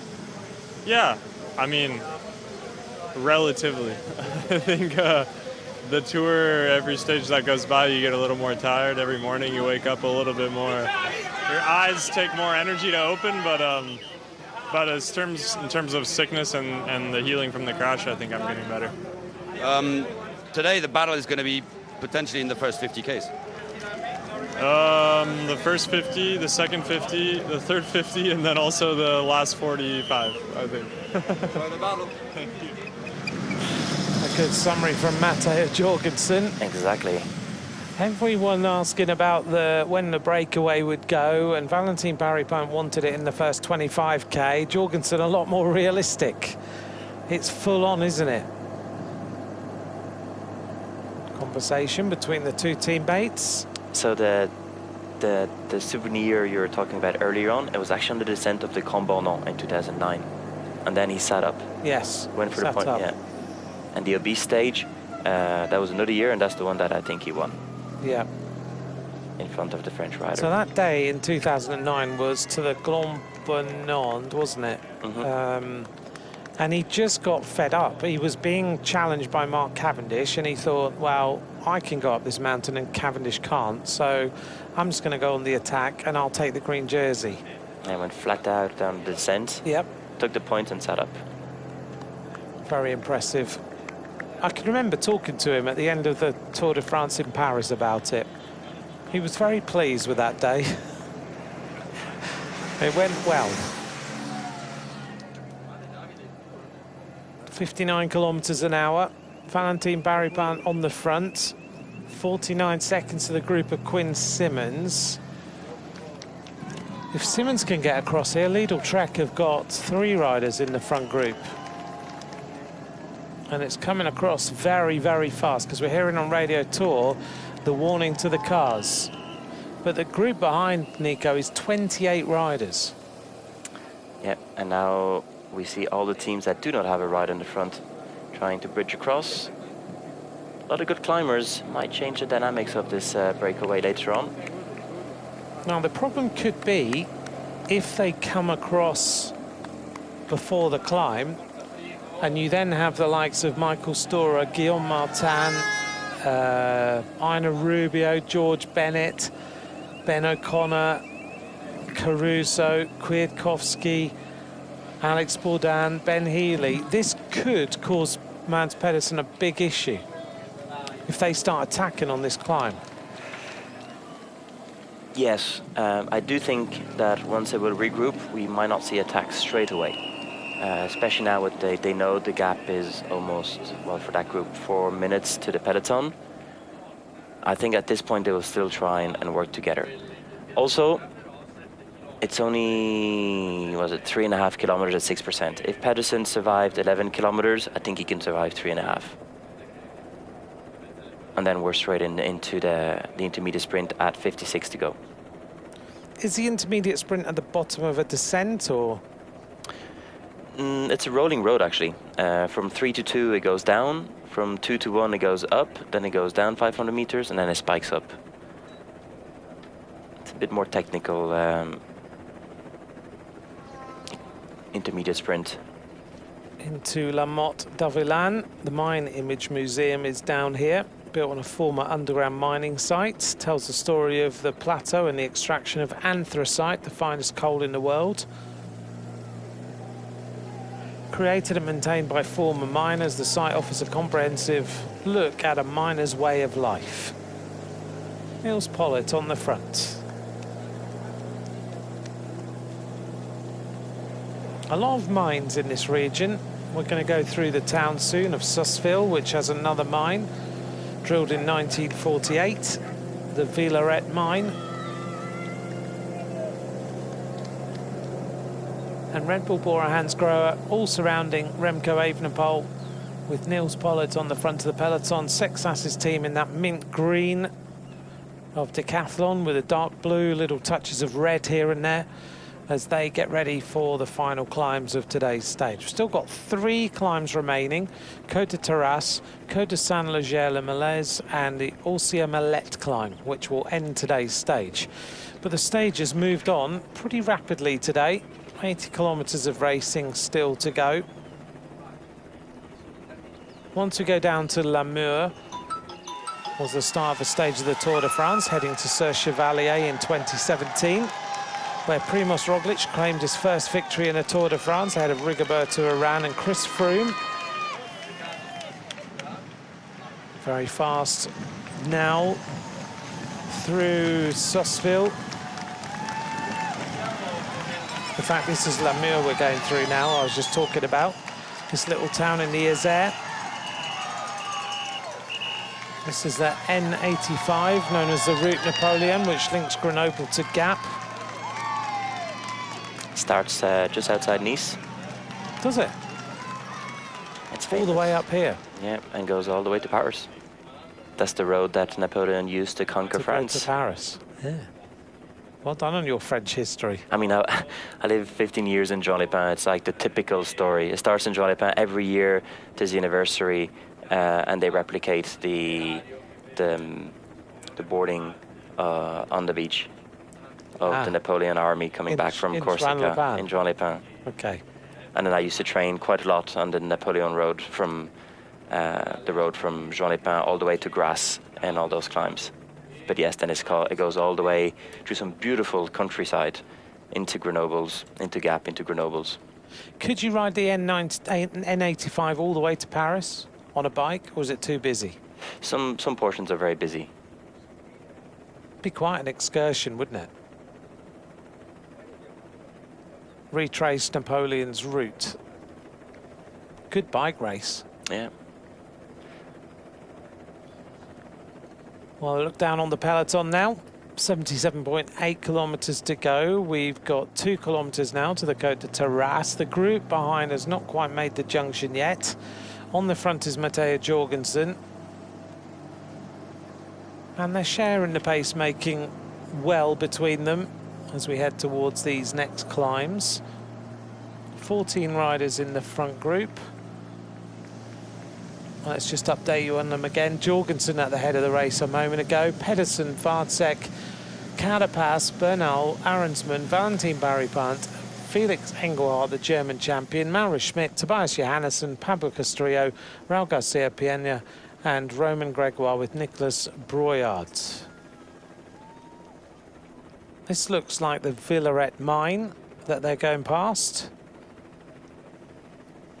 The blank facade has now been decorated with a fresh coat of paint applied in 2016. And it's got a little nod to the building's former function as a mine.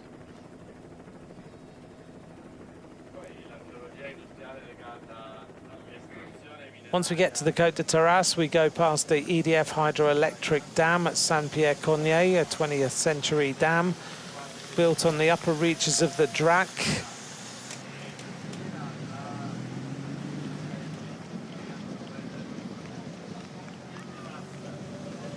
And we drove down here last night. Very, very quick roads. Côte de Terrasse, what do we know about this? Not too bad a climb. No, 3.4 kilometers at 6.6%. And once again, once we get to the top, it doesn't go down. We're going to stay on a plateau all the way into the intermediate sprint at kilometer 56 to go. So less than 20 kilometers to the intermediate sprint.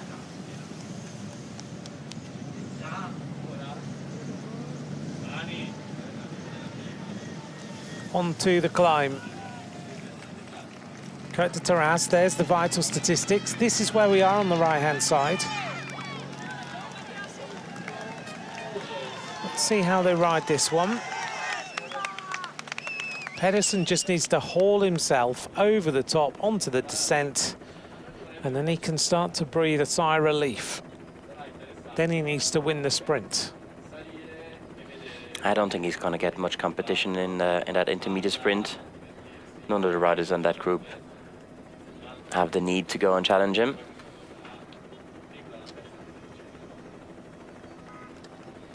Neil Pollitt doing what he always does, being in the front, keeping the tempo,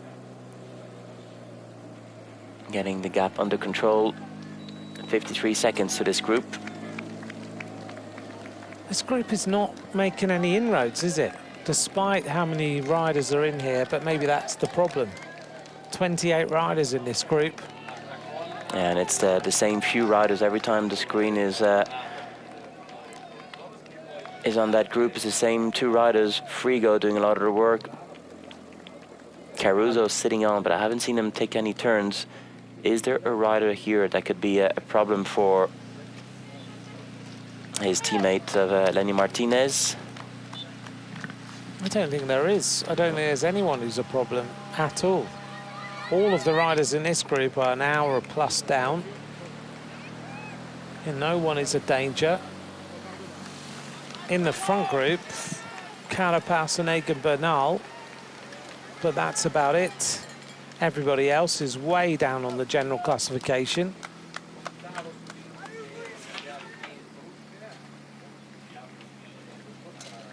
And this rider starting to feel it, Marco Frigo. Oh, and a problem. Yeah, Ketowski dropping the chain.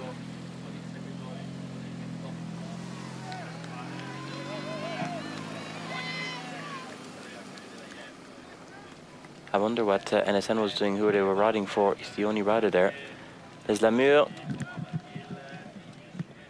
Well, Anatoly Novak is remembered here in Lamure. He was nicknamed the Giant of Lamure, standing at 1.87 meters tall. Teammate of Jacques Anquetil, later of Roger Penjon and Louis Ocaña. He won a stage of the Vuelta in 1970.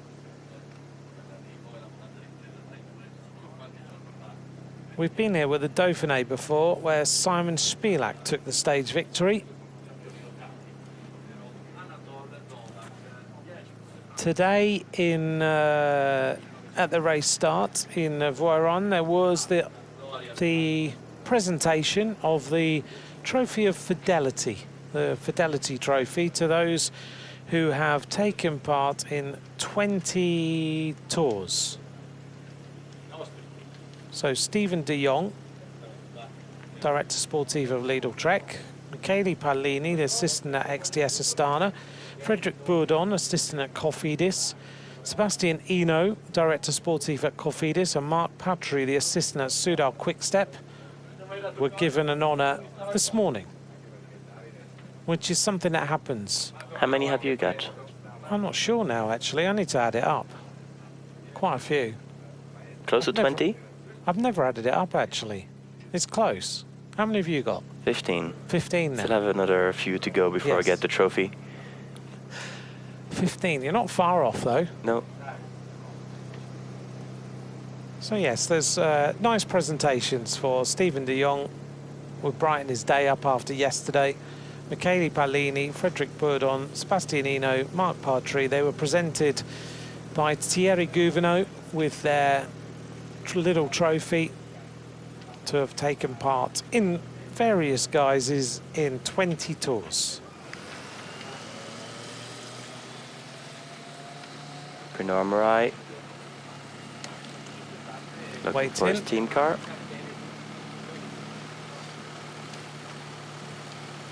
Thank you very much for all of you who've joined us. We're over 2,000 metres of climbing today. We have 3,940 metres of climbing to do on today's stage. So we're working our way through it. The riders are putting on a big attacking show today so far. Yet again, there are points on offer at the top up here, but this is only a 2-point climb. Valentin Barry-Band is closing in. Oops, problem. Balderstone has gear issues for Carreral Seguros RG8. Trying to get things going again. Only 2 points on offer this time, so if he gets over the top of this, he's on 63. Gets over the top of the next climb in the lead, he's on 65. He still needs the final climb, at least in second place, to take the jersey. Yeah, I think maybe he sees that it's going to be complicated to take the jersey, but I think the fact that he's the wearer will give him that bit of awareness every day and the pleasure of having the jersey on the shoulders. And actually, that's one of the questions that I've had at the start of the tour that I haven't answered. Let's see what happened there. Oh, he crashed. That's what happened. He's in the inside. So that's what happened to the Carajual rider. Front wheel came down in the corner.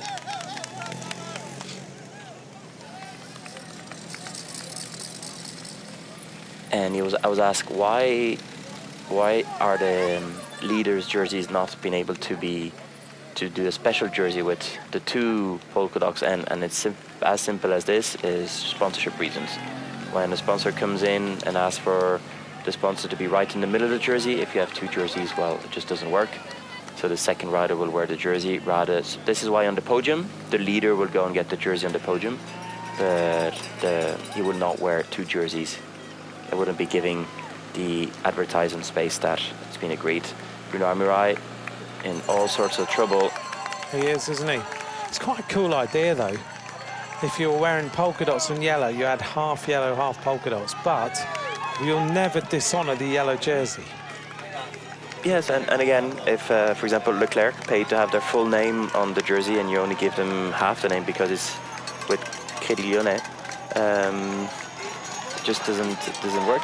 There's Celine Dion again, in on every stage. And so's that guy. Because the other question was, do riders, when they have these jerseys, so Paré-Peintre, for example, he's going to have 7 or 8 jerseys that he's never actually will let KOM go first. Yep, here he goes. He's looking for the 2 points at the top of this climb now.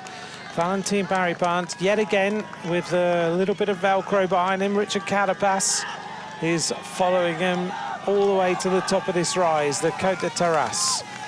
Valentin Paré-Peintre almost running over that lady's feet. As they step back, Paré-Peintre is almost there, 215 metres. Pedersen moves to the bike at the side of the road.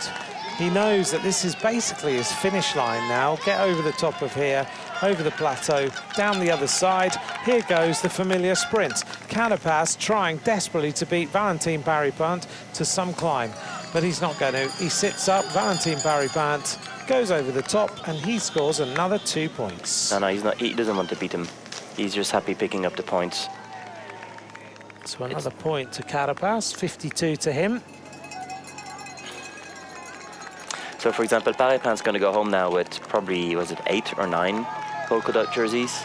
And if he had a bike shop, he'd proudly hang it in the bike shop. And the question I had was, how, it's not really yours, but you're still putting it in display. How does that kind of work between riders? Yes. And I think riders, especially if it's the polka dot or the green jersey, and it's not really yours and you just wear it, well, it's not something you're going to put in a frame, but it still has some amount of value. Of course, you've been seen in it for days and days, haven't you? And it's a proud moment of your career. You might be second overall, but you're at the front of the Tour de France fighting for points every single mountain, maybe trying to secure it personally. Even if he wears it for one day, and then Tadej won it in Paris, it would mean that actually all those jerseys have even more worth to him. And you never hear, I do a lot of presentations of races. Gregoire's got a problem on the right-hand side. He's looking for the car, I think. I do a lot of presentations. You never hear a rider say to you, yeah, but I'm not leading. When you present the leader of the classification in the morning and you say this is the leader's jersey of the King of the Mountains. Do you say the leaders, or you just say the wearer? I say this is the leader's jersey. So he's not necessarily the leader, but this is the leader's jersey. Yeah. But they don't say I'm not the leader. They're proud to wear it that day.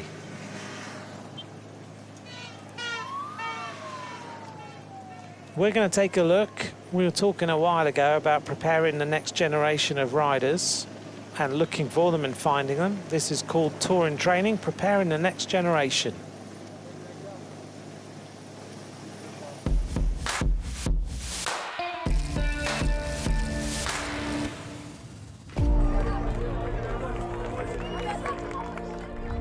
Simple. It's one of my best memories. It's a gem, it's brilliant. What a day. Incredible, a memory that stays with you forever. Brilliant, so many memories. It's unforgettable, a great moment. It was extraordinary, honestly, just incredible. And despite my 13 Tour de France's, it's still one of my best memories on a bike. It's shaping up to be a great day. We've got the chance to do the intermediate sprint. I'll let you fight it out among yourselves on the sprints, all right? No problem. If you want to have a bit of fun. And I was also thinking about the Côte de Billonnière. It's not a big one, but it's got some bite. It's 1.4 kilometers at 5%. It'll go by quickly. It's all good for you. Get your kit from Pascal and Stéphane. I wish you a great day. So the Cadet Junior program is something I've been running since 1997. So a selection made up of young riders from each stage's start time. Generally, it's 4 Cadet Juniors who take part in the program. Cadet Juniors between 14 and 17 years old. They ride the first and last 30 kilometers of each stage, all while benefiting from the entire Tour de France infrastructure, start to finish. Well, it's a first step, and it's a privilege for the kids. Each time the kids set off, I know they'll have a great day, a good moment that will stay with them for the rest of their lives.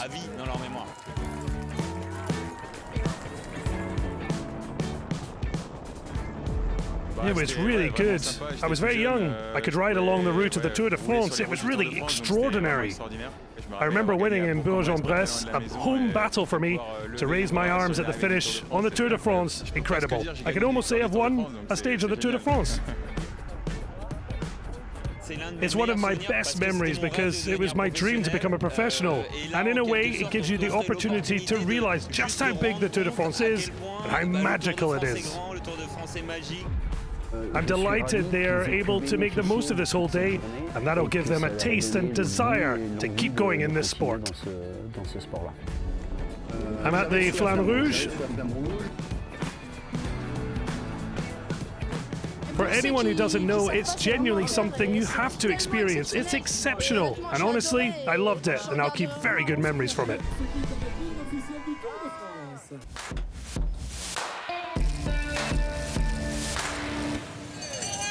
A lovely little sting there of how the Tour de France is trying to inspire the next generation. We see them every day sprinting on the finish line. The cadets of the Tour are part of that continental program, one of the sponsors of the Tour de France. It is a special program, as you saw.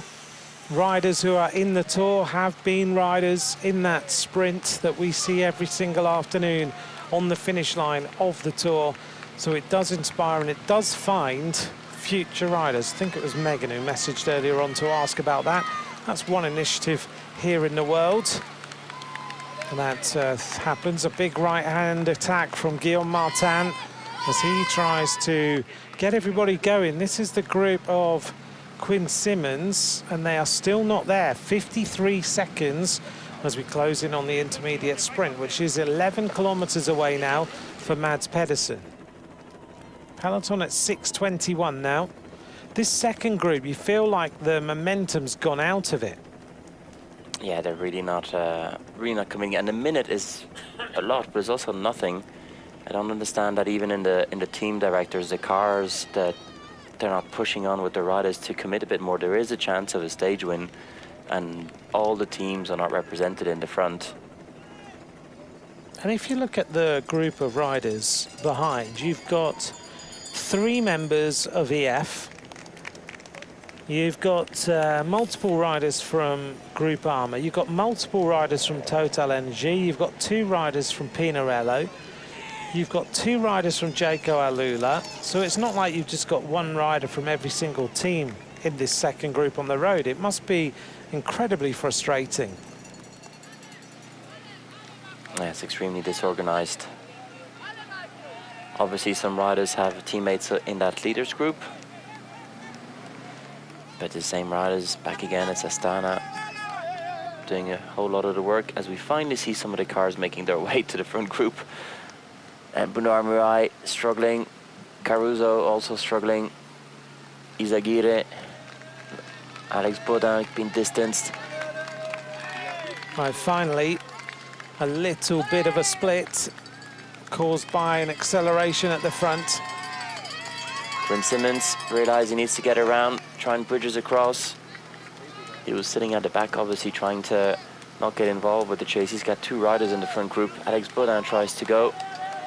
Big move on the right. Is that Hirschi? Here she goes, realizing this is potentially the moment where this group splits and the other riders go backwards. Trying to go across. Now is Delettre. This is the dam that I was talking about a little while ago. It was commissioned in 1957. It's up near the sanctuary of Notre-Dame de la Salette. 75 meters high, this dam. Its reservoir has a capacity of 20 million cubic meters of water. Mads Pedersen having a big day out here. Egan Bernal struggling back on the wheels. Bernal having a really tough moment. Pedersen wants to make sure they don't come back. The wind's looking quite strong here, Nico. Yes, and it's actually going to be a very fast finish. It's a proper tailwind. Does that mean that this front group of riders have an advantage now that they've still got this group behind at 40 seconds? So it's harder to close? If they're working well, it creates an advantage because they can carry the speed higher. So 9.7 kilometers. But the tailwind's the same for everyone. It's just they're committing better so they can just ride faster.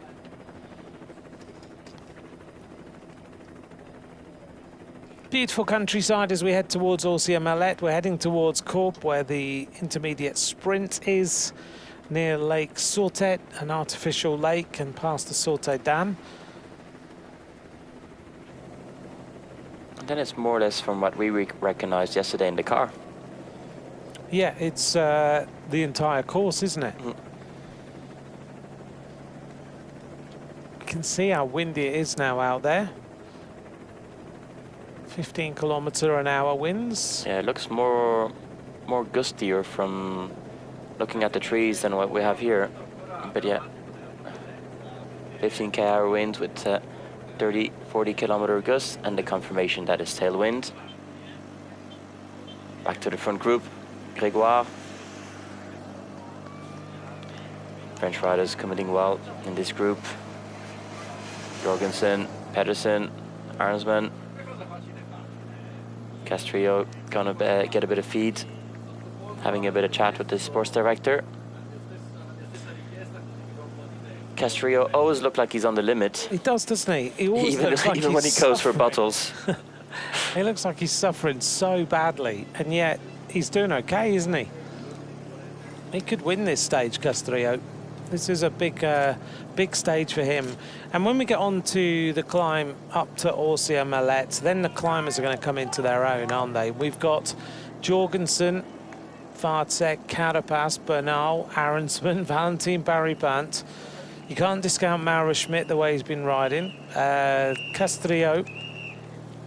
Those are the key riders, I would imagine. Yeah, so this is where it's going to get complicated later on. And I think this is also why they do not want the second group to catch them, because you're potentially the strongest climber, but you don't want to be caught out with cat and mouse playing on the flatter parts. Because obviously if you're a rider in this group and you're not climbing as well as Carapaz or as Bernal, it's like, okay, well, what am I going to do? I'm not going to wait to the last climb, or else I'll be 5th or 6th. So we might see late coming closer to Orsières-Malette, while some riders already attacking in the valley, especially knowing that the peloton's at 7 minutes. It gives you a bit of give to be able to try something and go in the valley at maybe 20, 25k to go, rather than wait the final climb. Unfortunately for them, they will have to face this third category climb, which is the Col de Saint-Léger-les-Mélèzes, 2.5 kilometers at 7%. So quite short, but it stings. We reckoned that this morning with Luis. And that little climb will stretch that group, but it also could be a launching pad for the riders. And after that climb, well, before you make your way to Orsières-Malette, the climb itself, the categorized climb, is 7 kilometers. But between the bottom of the climb, between the bottom of the climb and the descent of the previous climb, there is 15 kilometers in total. So there's about 7 kilometers of a drag valley road, which will take us by the ZT where we are today. And then after that, there's a 7-kilometer climb to the finish. And actually, funny enough, from the town of Pont-du-Fossé, when you go through the town, they say that the bottom of the climb is actually in the town, where in the Tour de France, they've kind of delayed the start of the climb 7 kilometers up the way. Yeah. But that valley road is also a great opportunity for riders to anticipate their harder slopes.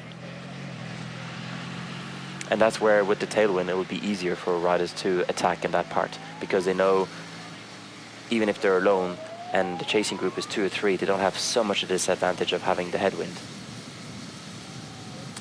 And Caruso, who was dropped, now back in this group. Same with Ben O'Connor, he's trying again. He's been in many groups, but just doesn't have the legs. And this group is not working at all together. Start and stop. More attacks. Caruso quickly grabs a few gels. Well, I was going to say, is he going to go for a second sling? Almost.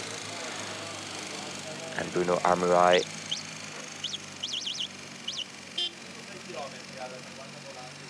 Six kilometers to the intermediate sprint. Armourai just doing the yo-yo, being dropped, coming back. Armourai is having one of those days, isn't he, where he's looking okay, then not looking okay. Let's see if he can get the legs feeling good.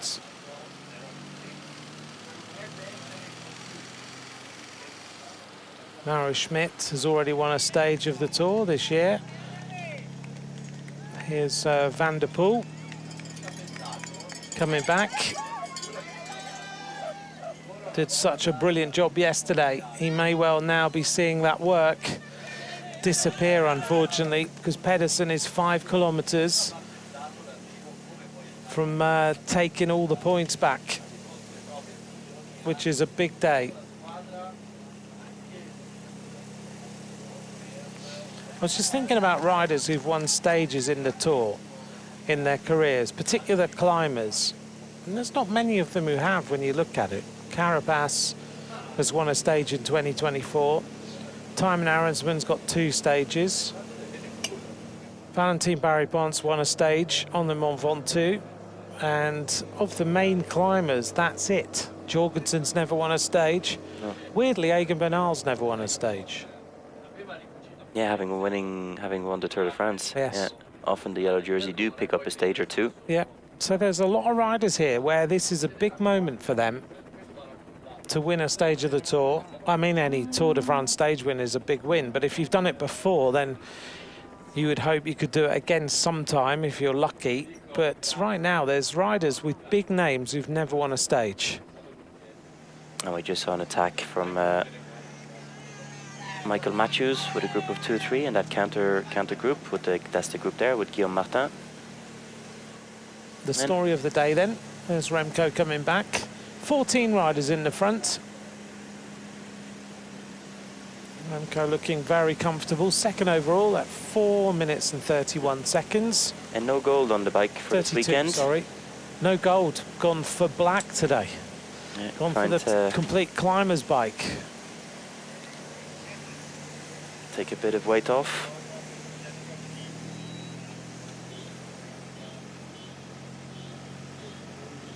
Looking comfortable. The peloton now at 7 minutes 30 almost. With Remco winning twice at Plateau de Soleil-Zon and then Thonon-les-Bains, followed by Jasper Philipsen's win yesterday, Belgium's achieved a rare hat-trick involving 2 different riders. You'd have to go back to 2021 to find a similar feat by a single country. That year, Tadej Pogačar won stages 17 and 18, and Matej Moric won stage 19 for Slovenia. The last time Belgium did it was in 1981. On that occasion, Daniel Willems won stage 11, Freddie Martins won stage 12A, Freddie Plankert won stage 12B, and Freddie Martins won stage 13. In those years, you had a morning and an afternoon stage. Imagine doing a morning and afternoon stage now. Have you ever done that?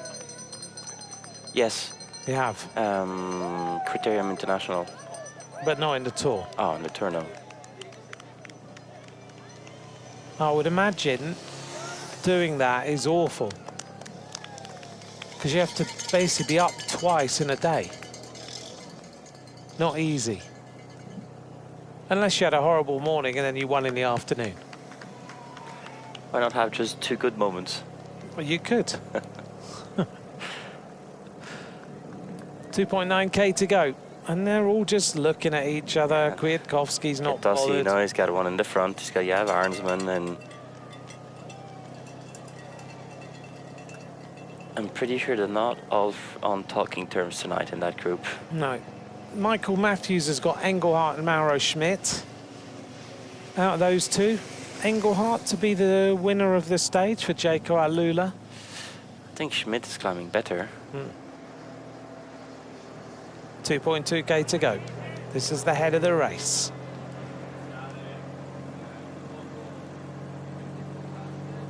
Tobias Johannesson also in here.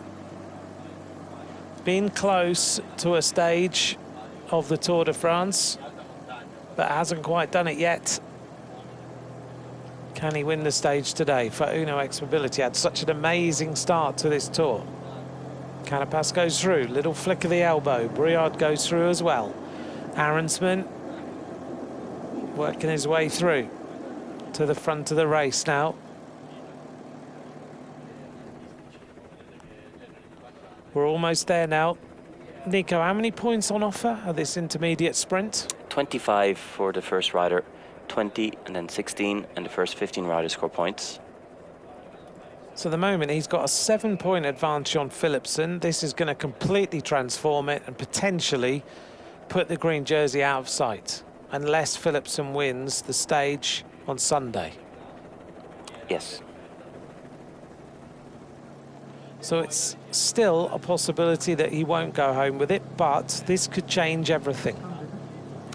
It shows how good Mads Pedersen is, that he's taken the race back on again today and said, yep, we made a mistake yesterday. Now we need to resurrect what our dream was. Coming up to the intermediate sprint, inside the final 1,000 meters, our leading group of riders with Castrillo on the front.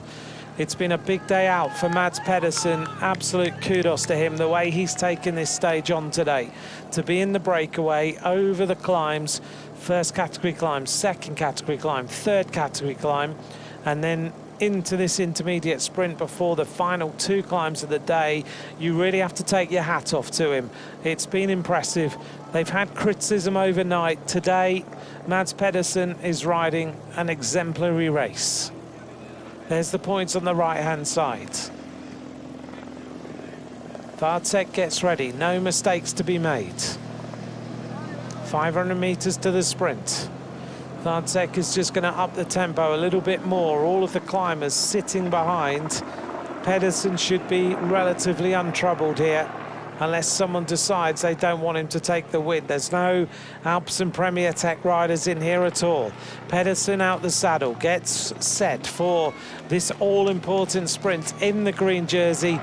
This is a moment that Pedersen is about to turn the tables again on Jasper Philipsen. Schmidt starts to move up. Pedersen jumps out the saddle, looks around. No one is going to challenge him. It's going to be just an academic ride here for Pedersen, but it's the most important sprint of the race so far. Pedersen comes up to the intermediate sprint, and he's going to secure the 25 points. One of the slowest sprints we've seen. It's slightly uphill, very, very difficult, but the green jersey-clad Mads Pedersen secures 25 points and a big buffer to Jasper Philipsen. Yeah, these are very important points. The 32 points now difference gives him a bit of a buffer for next Sunday. Then we can start doing the what ifs. If Philipsen win, he will need to be in 3rd or 4th, as there will be 20 points difference between 1st and 2nd. But also this intermediate sprint right before the first lap, also 25 points. Most likely both riders are expected to score points that day. Yeah. So still a lot to be done, but it feels a lot better. For him, it now feels like that's a much better scenario. 32 points as opposed to 7. I wonder how long Pedersen's going to last in this group. Well, now we're on the flatter parts. We're on this big high plateaus all day long, well, the rest of the day.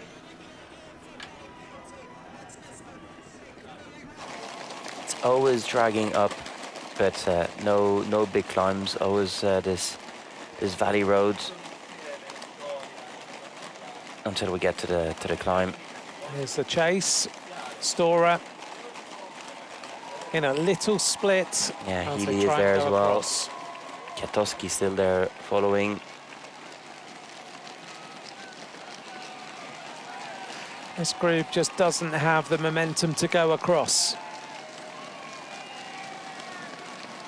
Front of the race, Jorgensen, Pedersen, Vardsek, Carapaz, Egan Bernal, Timon Arensman, Valentin Paripant, Felix Engelhardt, Mauro Schmidt, Tobias Johannesson, Pablo Castrillo, Raul Garcia Peña, Roman Gregoire, Nicolas Brouard. Well, it's hard there for Michael Matthews, letting the wheel go from that group. Oh, I remember perfectly driving there yesterday. Yeah, that was we stunning. even had the sunset. We did, just over the top of that mountain, across the lake. Stunning. Lake Sortet, the artificial lake, a water reservoir created by EDF. 350 hectares at the junction of the Ortalp. You can kayak on there, you can do solar-powered boat trips.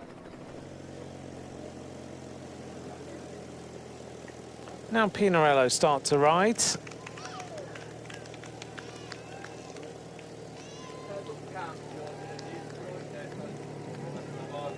What's the reason why Pinarello are riding on the front of the peloton?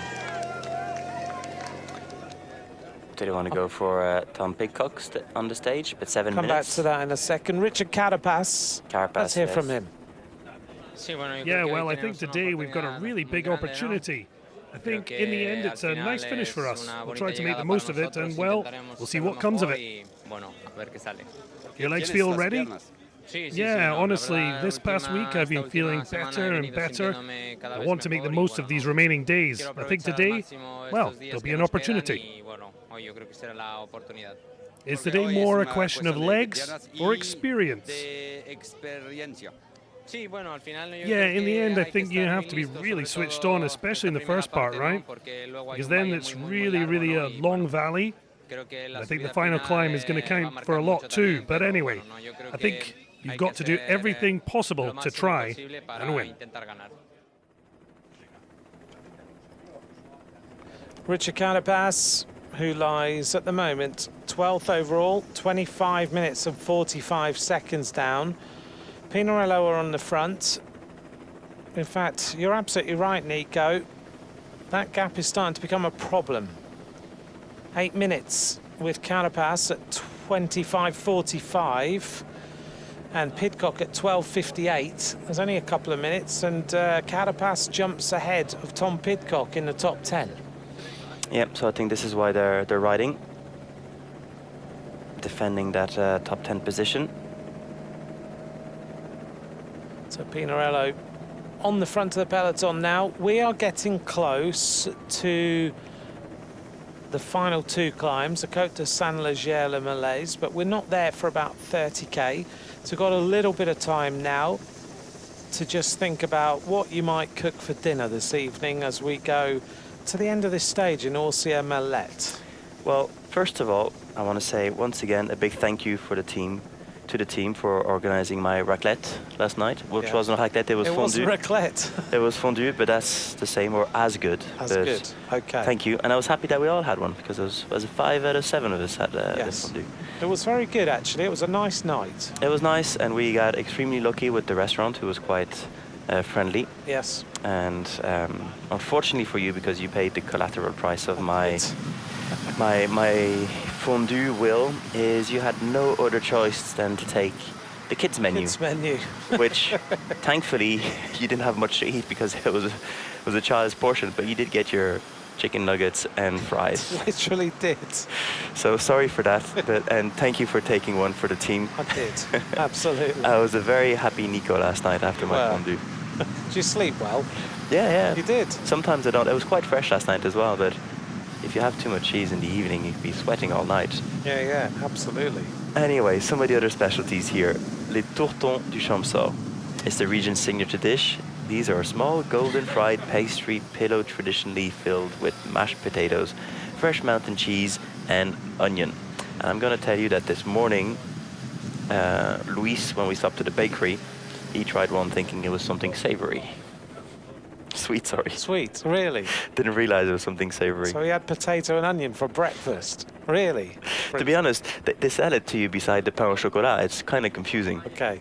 And because it has this little pillow shape, and they put the little white sugar on top of it, the sugar flakes, so it does look like a dessert. It does, but it's not. It's potato and onion.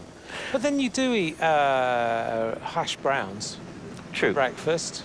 So that's okay. Yeah, sausages and egg if you're an Irish breakfast or an English breakfast. Exactly. Les oreilles d'âne, donkey's ears. So despite the name, this is actually a comforting baked gratin made with wild spinach, and pasta sheets. A little bit of cream and cheese. It's a classic mountain dish. Les ravioles du Champsaur, and that's a small handmade pasta filled with potatoes, mountain cheese, herbs, and often greens. So actually it's quite original. Not much meat or sausages here. It seems to be all mainly potato-based. Potatoes, yes. Sounds tasty. La tarte du Champsaur, and that's the traditional dessert, filled with local fruits such as blueberries, raspberries, apples, and prunes. We had that for the ones with prunes actually today at the lunch. Did we? Well, I did anyway. I missed that. Where did you see I picked that? it up, but it was heavy as a brick. It was full of Grand Marnier, which is one of the alcohols that they have here. Wow, okay. It was tasty. And the other traditional local products are La Tome du Champsaur, Alpen honey, and again the blueberries, and a lot of biscuits. Here comes Pinarello on the front of the peloton at 8 minutes and 12 seconds, worrying about Richard Carapaz. Moving into the top 10 and taking Tom Pidcock's 8th place. Some tasty food there then. If you're into cheese and pasta, because again, 2 of the 5 dishes were about pasta. Yes. It's kind of, when you look about when you were cycling, we might see them later on. But there's so many wheat fields.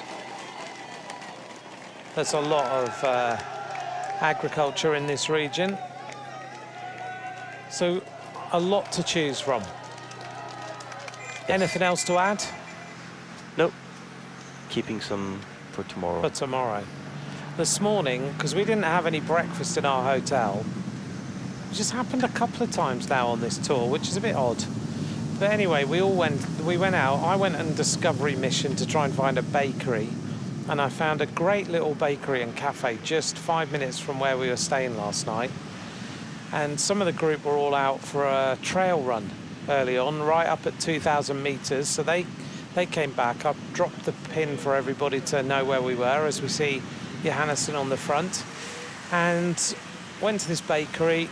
Amazing teas, coffees, and I have to say, the best croissants we've had in the tour, as we just see a little attack here of Johannesson, Engelhardt and Jorgensen just splitting things up a little, causing a few problems.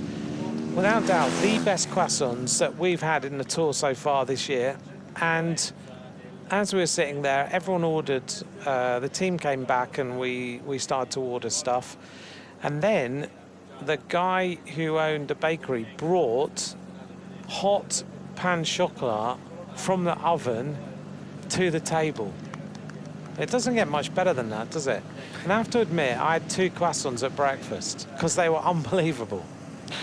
Well, I would say again, another thank you to our team that prepared breakfast here as well at the TV compound. Yes. Made these little nice ham and cheese sandwiches. Yeah. And also had croissants. And croissants as well. It's all go with food, isn't it, right now? Gotta find some kind of satisfaction. By the end of 3 weeks, all we talk about is food and the stage.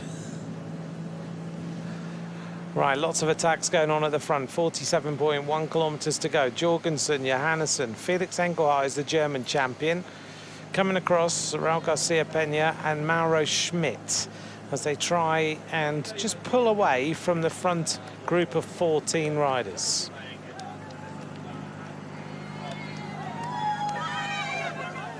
So these riders are the strongest riders in this breakaway. 5 riders breaking away, 9 riders in the background. Pedersen is one of them. He's got the points he's been looking for, so he's satisfied.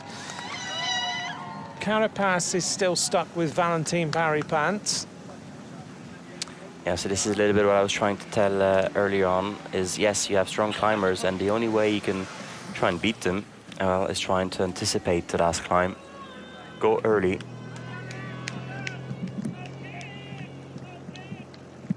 Oh, Schmidt is looking very strong. He is, isn't he? Looking really good today. He looked really good yesterday. He's already won a stage.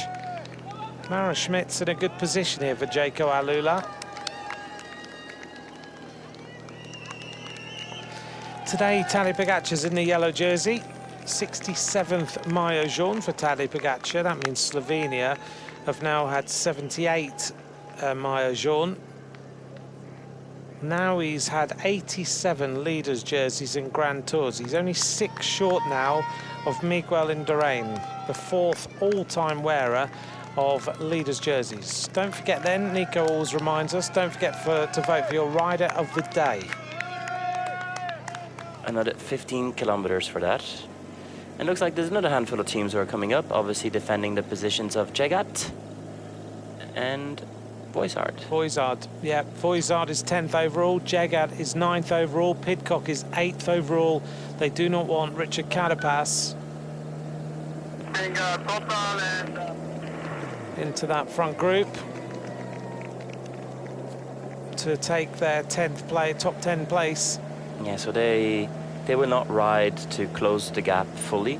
They'll ride to bring it back maybe to 4 or 5 minutes, because what they also know is on the final of this race, especially, well, maybe not now because Carapaz is not in that front group, but there will be an acceleration later on, and it's just difficult there for the rider from Malula. He's done his turn, the German champion. Felix Engelhardt, his teammate Mauro Schmidt, is the strongest rider in this group.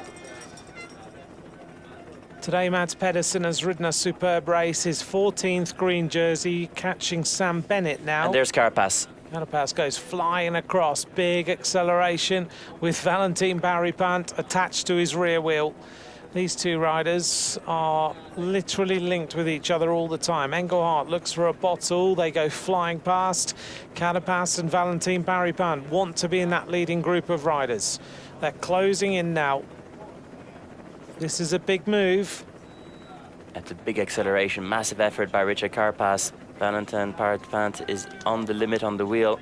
Let's try and see if he can give him a hand. It's also in his interest. Yeah, he's going left and right.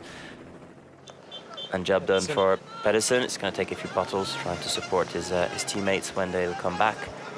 Got a bit of a while before they arrive. 8 minutes to drift back, 45k to go. He's got quite a steady ride now, hasn't he? He's ridden well. Let's take a look at these statistics. These are the statistics of the breakaway. 100 kilometers, average speed 43.7 kilometers an hour for the breakaway today. It's been rapid.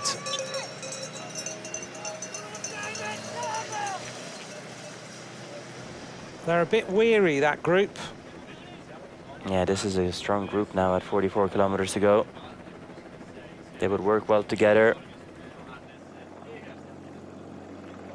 Jorgensen checking across. If he could bring Wiesma a stage win after the loss of Jonas Vingegaard, that would be an immense day for them. Yeah, Barrypant can't take. He's on the limit there in that group. Swings out of the line, tells Jorgensen to go back.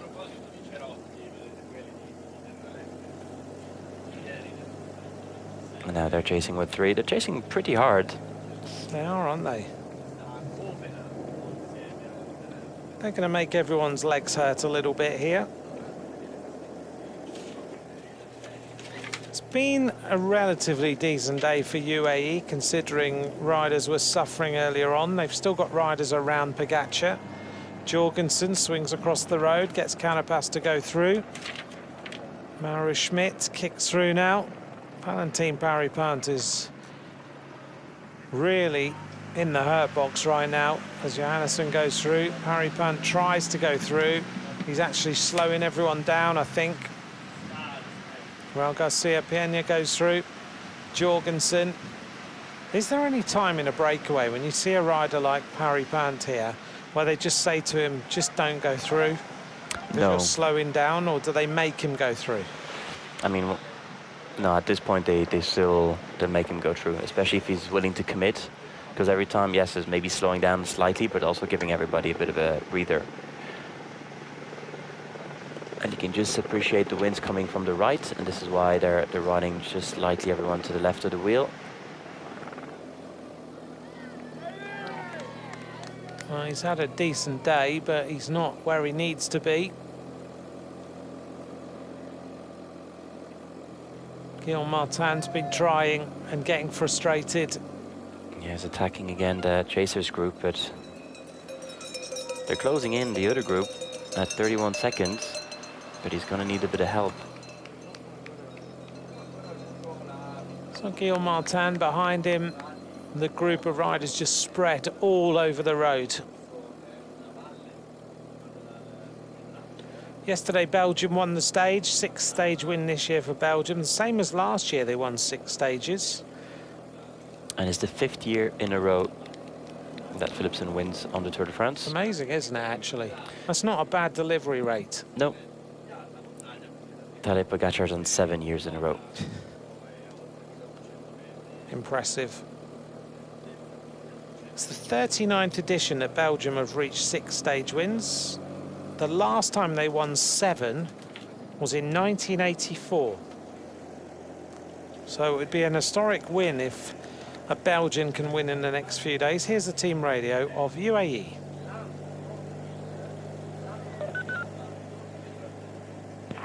Total and never stop the ball. Perfect, because otherwise Carapaz will come too close to Shekhar. That's what Nico's been saying.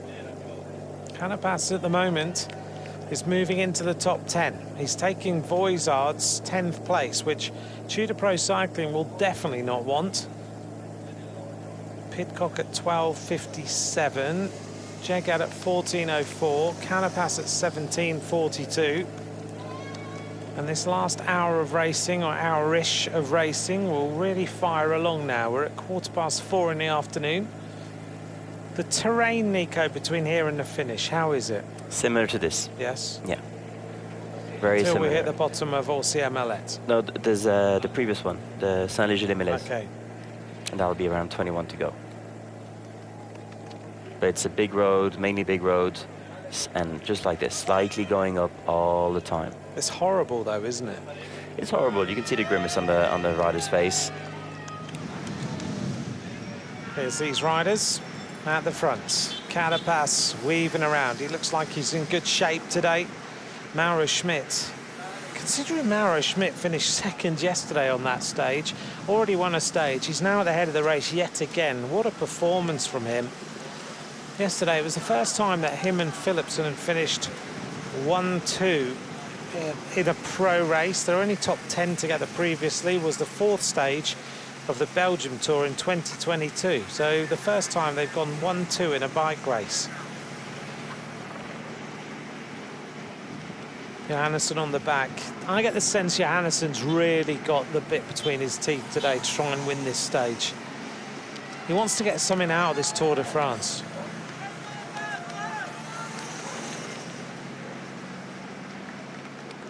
Yeah, he's been so close, already second behind Mathieu van der Poel.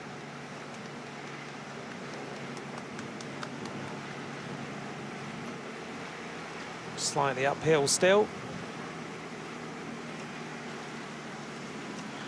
Well, there's a lot of chasing going on right now. Riders just trying to look after the interests of their top 10. Let's hear now from Tom Pidcock.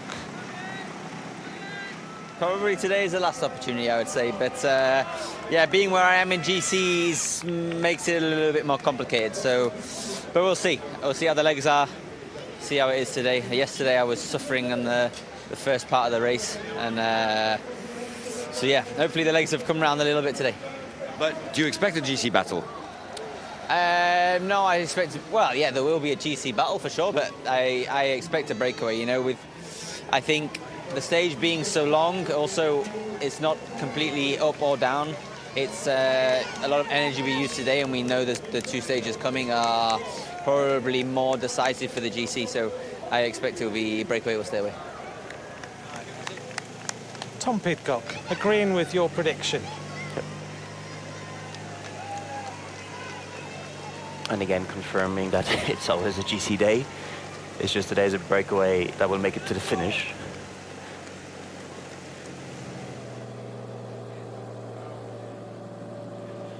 Thank you to all of you who are watching us. We're nearly at the end of this Tour de France. Krista B, thank you for your message. You're a teacher and you love watching the Tour de France during your staycation.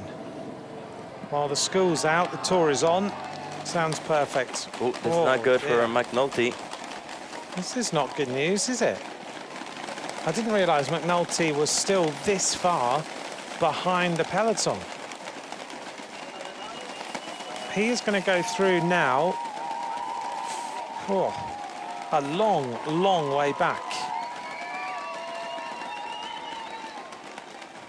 We'll try and get an update on how far behind he is, Nico, because probably time you'll be able to sort of calculate what his time delay is going to be today.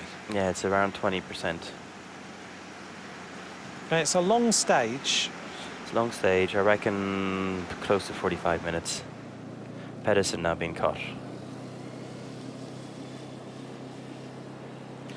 So he's already, we've just found out, McNulty is 22 minutes behind the leaders.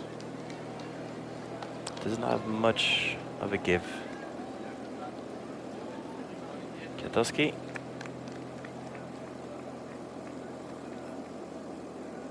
Race situation. For those of you who are just tuning in now, it's been a flat-out day of bike racing yet again.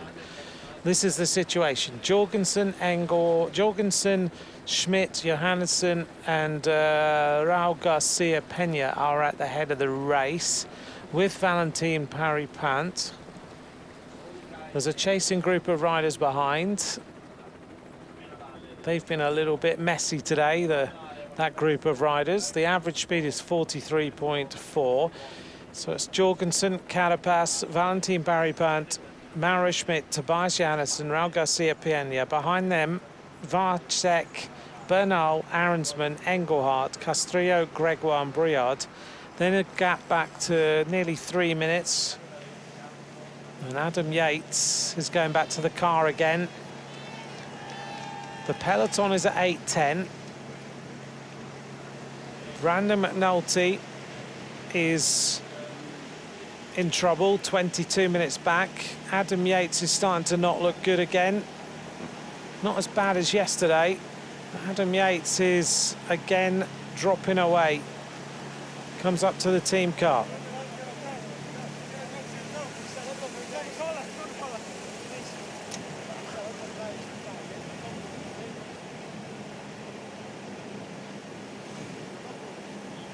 Yeah, wants a bit of sugar.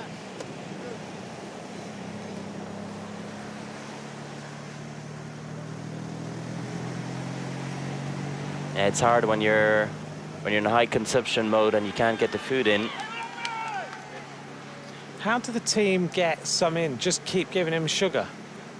Just to at least try with liquids? With liquids, and then obviously try and force rice into him in the evening. It's probably the easiest to eat.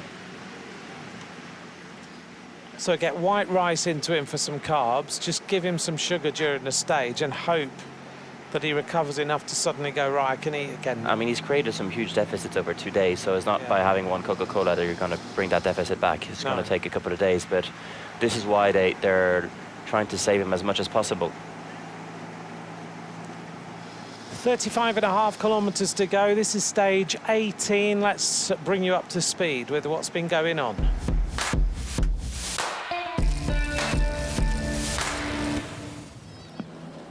A big day today as the riders go to Austria-Mallet.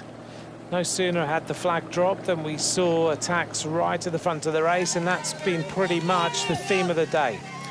UAE, Brandon McNulty dropped very early. Tim Wellens also dropped very early. I think Wellens is back. Florian Vermeers was also in difficulty. We went to the top of the first climb. Valentin Parry-Pant took the points, 10 points in the pocket ahead of Carapaz. There's been various groups moving all day, but most of them contain these riders we're looking at now. A big group of 14 riders went on the move. The second climb at Montagnard, it was again Valentin Parry-Pant who took the 5 points. And once we went on to the Côte de Terrasse, Parry-Pant took another 2 points. 17 points on today's stage for the King of the Mountains jersey holder. Mads Pedersen has turned things around. He got to the intermediate sprint in the lead to take 25 points. And since then, we have seen the front group of riders split And now we have a leading group of riders. Jorgensen Carapaz, Valentin Paripant, Mauro Schmidt, Tobias Johannesson, Raul Garcia Pena.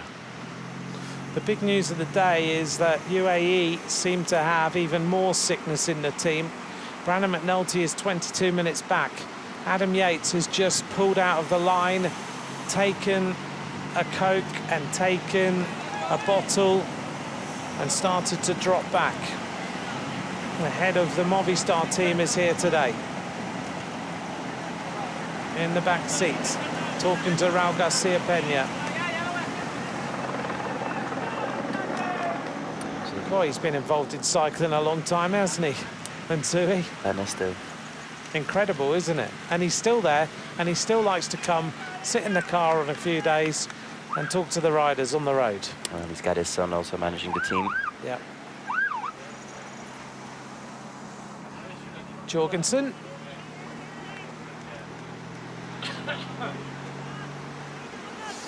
Jorgensen's in with a big chance of winning today's stage now. We're closing in on the final two climbs. Bottom of the climb, penultimate climb is 21.5 kilometers from the finish line.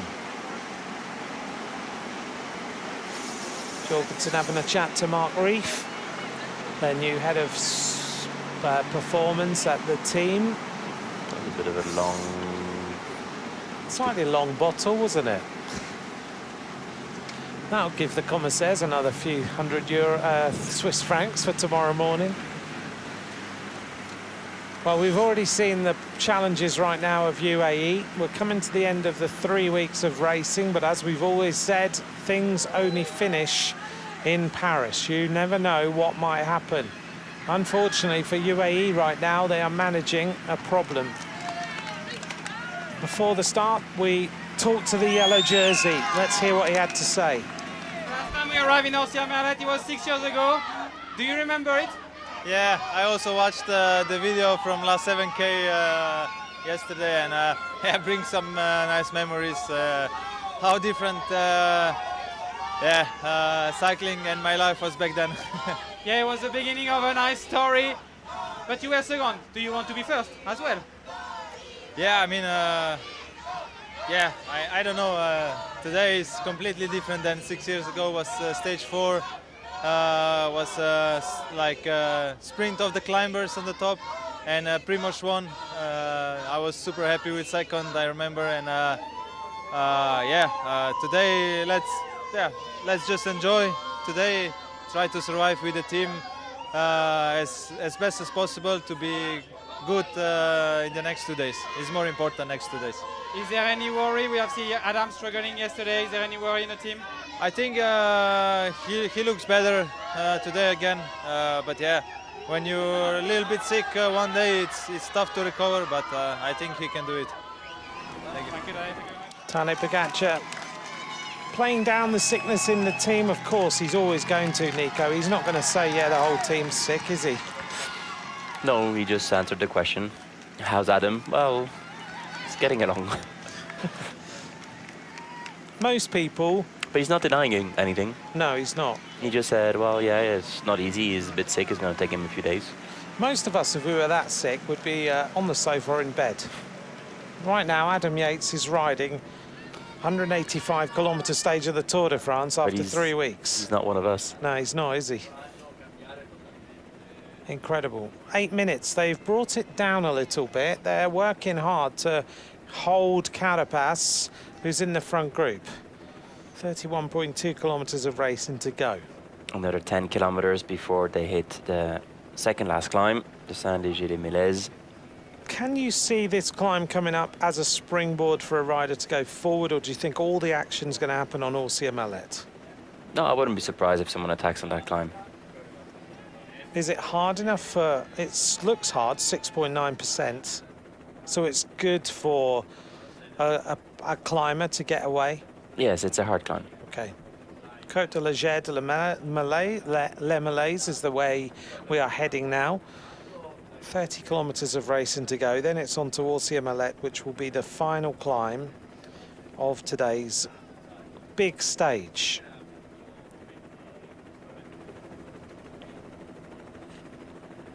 1 minute 14 is the gap with the chasing group.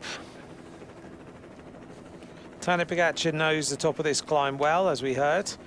Roglic won here the last time Pogačar was here, but he was up there on the podium.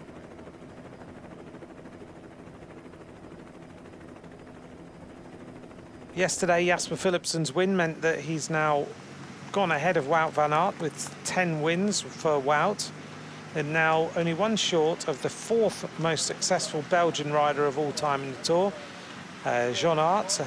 Ahead of that would be, though, Eddy Merckx at 34 wins, Freddie Martins on 15, and Philip Thies on 13 victories.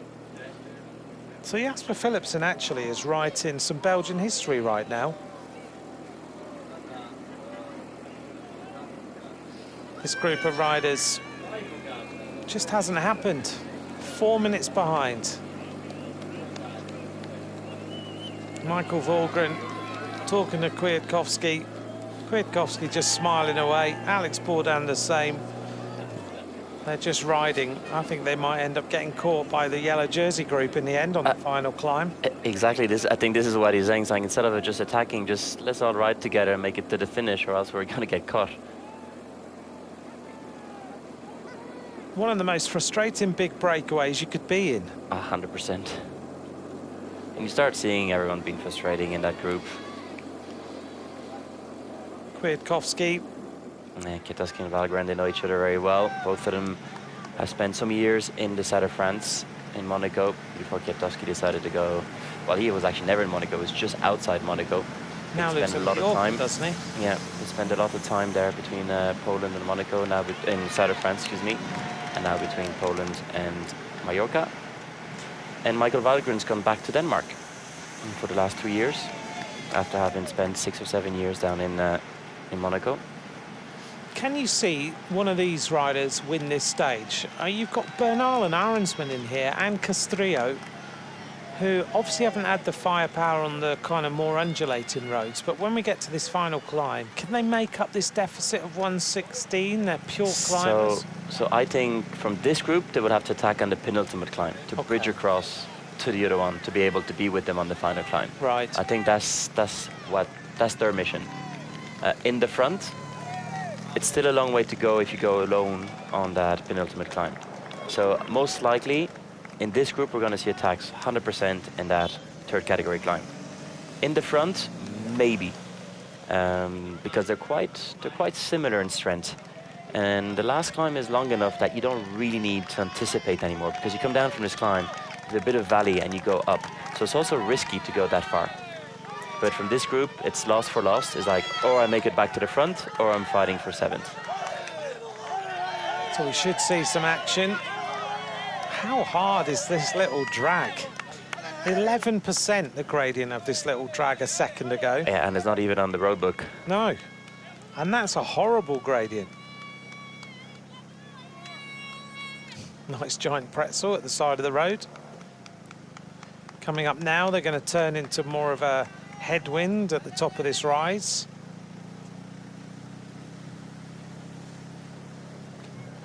And Romain Grégoire at the head of this group of riders. Arensman, Castrillo, Engelhardt. So this is actually where we started the recon this morning. We turned around just here at this junction, because this is the main road that we often do in the Tour de France when we start from Gap. Yeah. Kilometer 0, you go up the famous Col Bayard and then down the other side. And this is the main road, so you could actually see a lot of the trucks. It was really, really busy this morning, so we decided to just turn around and do twice the finishing lap. So this section here a little bit faster? Yes, now we're on a much flatter part all the way. Still again, a bit of a drag until they will turn left in onto the final road that's going to take them in Saint-Léger. Pink Cadillac comes up alongside Richard Carapaz. Little chat. Opportunity to take on a little bit more food and drink. He can feed until 10 kilometers to go today. He's had a good day out. Many people picked Carapaz as the winner of today's stage. Can he deliver now? It's getting close. I need him to make it back into my top 100,000 on fantasy game. Where are we both? I don't want to outside know. 100,000 now. I don't want to know. Yesterday wasn't a good day for us in our predictions. I'm told that one of the guys who does all the onboard clips is like in the top 10. And we need to go and talk to him. Maybe it's too late. Jorgensen, Carapaz, Valentin Paripant, Mauro Schmidt, Tobias Johannesson, thank you for joining us. We're heading to the final climbs. This is where this stage is going to be decided. Movistar not won a stage yet. EF not won a stage yet. And the others have. So big moments now.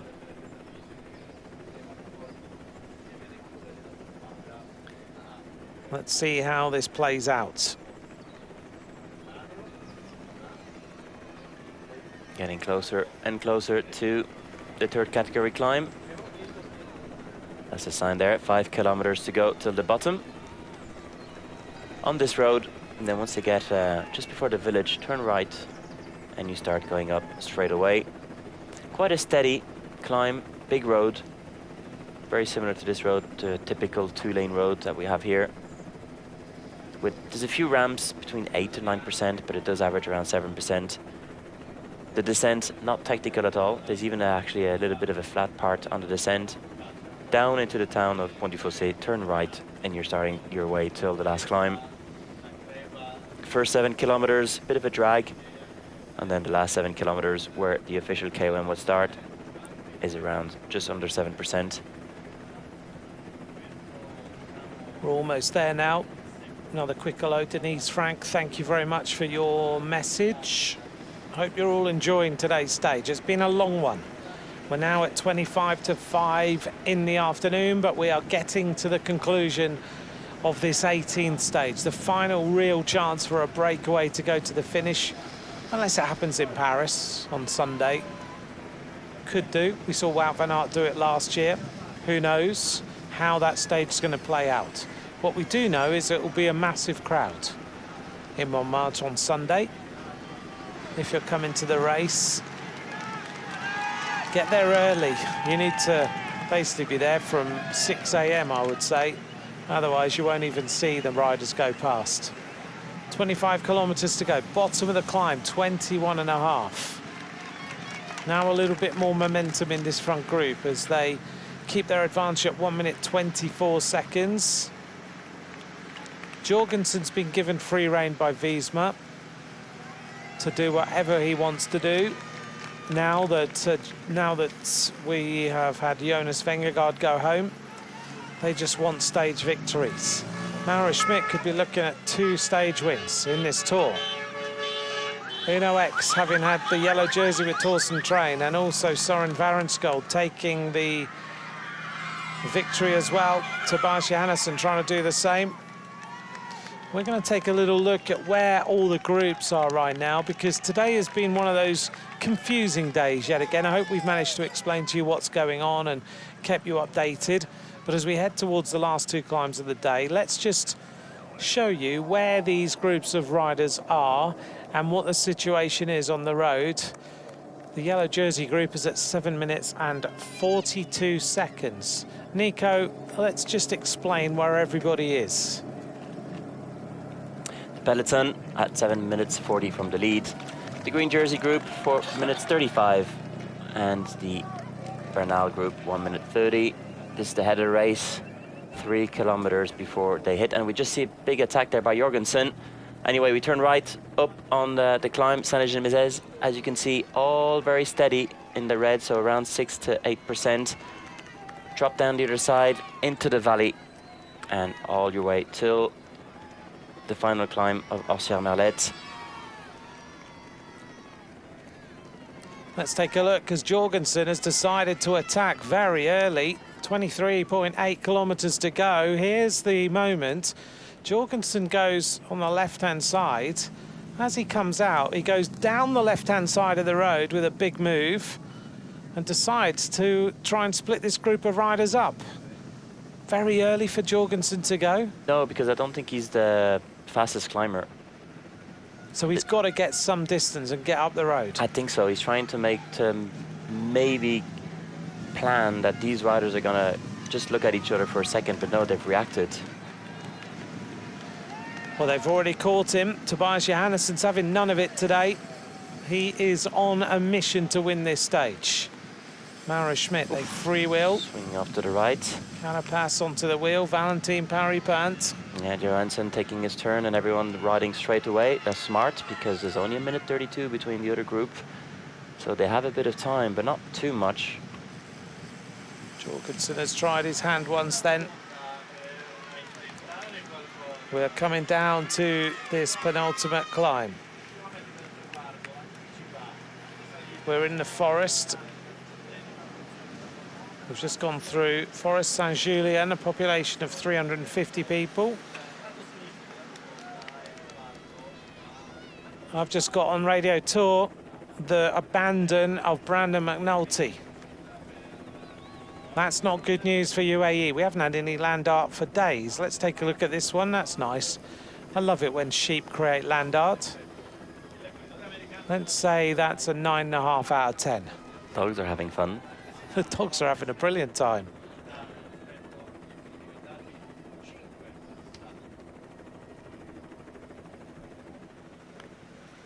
Well, we're just hearing on Radio Tour, we're waiting for confirmation on the screen, but Brandon McNulty, we hear, has abandoned the Tour de France. There's the right turn. We're gonna start the climb. Third category climb, Col de Saint-Léger-les-Mélèzes. 2.5 kilometers, just under 7% average. There's the statistics, and here is Brandon McNulty abandoning the Tour de France, unfortunately. The UAE have got issues with illness, and McNulty has had to say goodbye on stage 18. Carapaz ups the pace. Jorgensen in the front. There's the statistics of the climb. 2.5 kilometers, 6.9%. This is the front group of riders. Jorgensen in yellow and black. Mauro Schmidt in the purple-coloured kit with a flecks of green. In the polka dots, Valentin Parry-Pant. Richard Carapaz in the pink. And Tobias Johannesson in the red and yellow. Now, let's see what happens in the group behind. Yeah, because they're not really committing on that part. They're still playing around. But the gap has grown, though. 1 minute 48 with the group of Iwan Bernal. You could just see how strong the wind is. Proper tailwind on this climb. Carapaz takes the front. Mauro Schmidt looking very easy.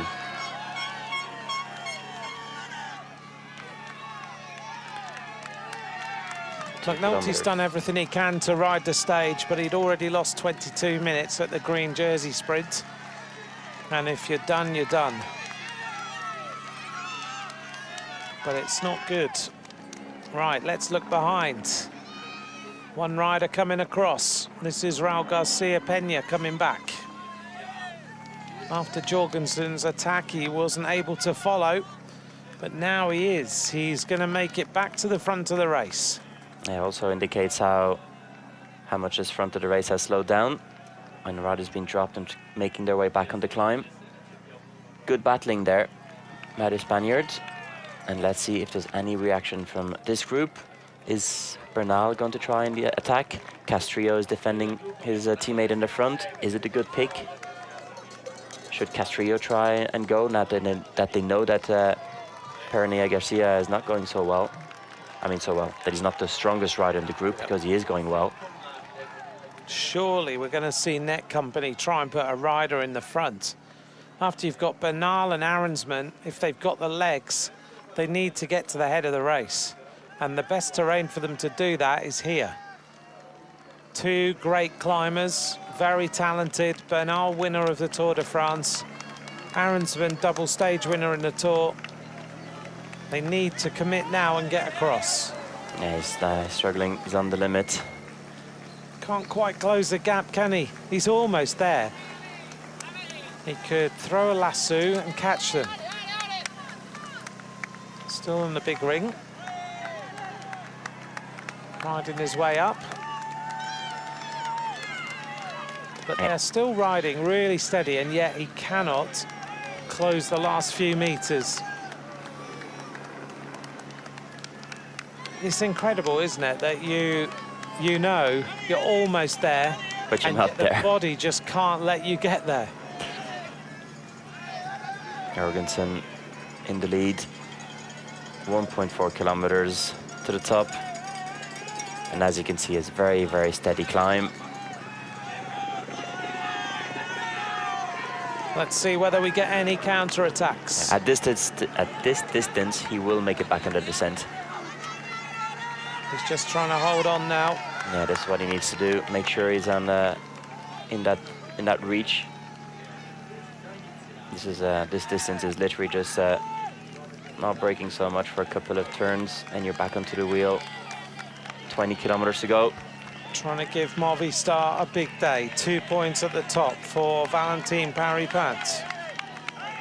That will give him a total of 65. He'll still be 5 points away from Tadej Pogačar. Look at the flags, how windy it is.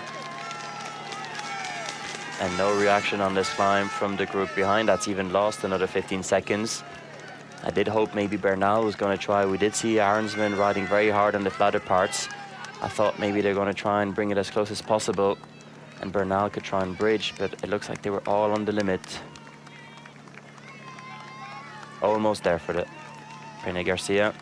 19-kilometer-an-hour wind coming from the left-hand side, but more of a tailwind. Raul Garcia Peña, he's almost there now. He's going to catch them.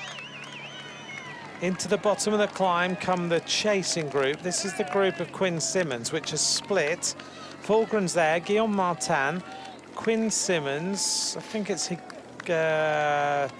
Bras Alfonso, onto the climb with Harold Tejada. Checking over his shoulder, Ben Healy, and I think the other rider here is Damiano Caruso. One rider from Total Energy. Just in there. Lebert, I think.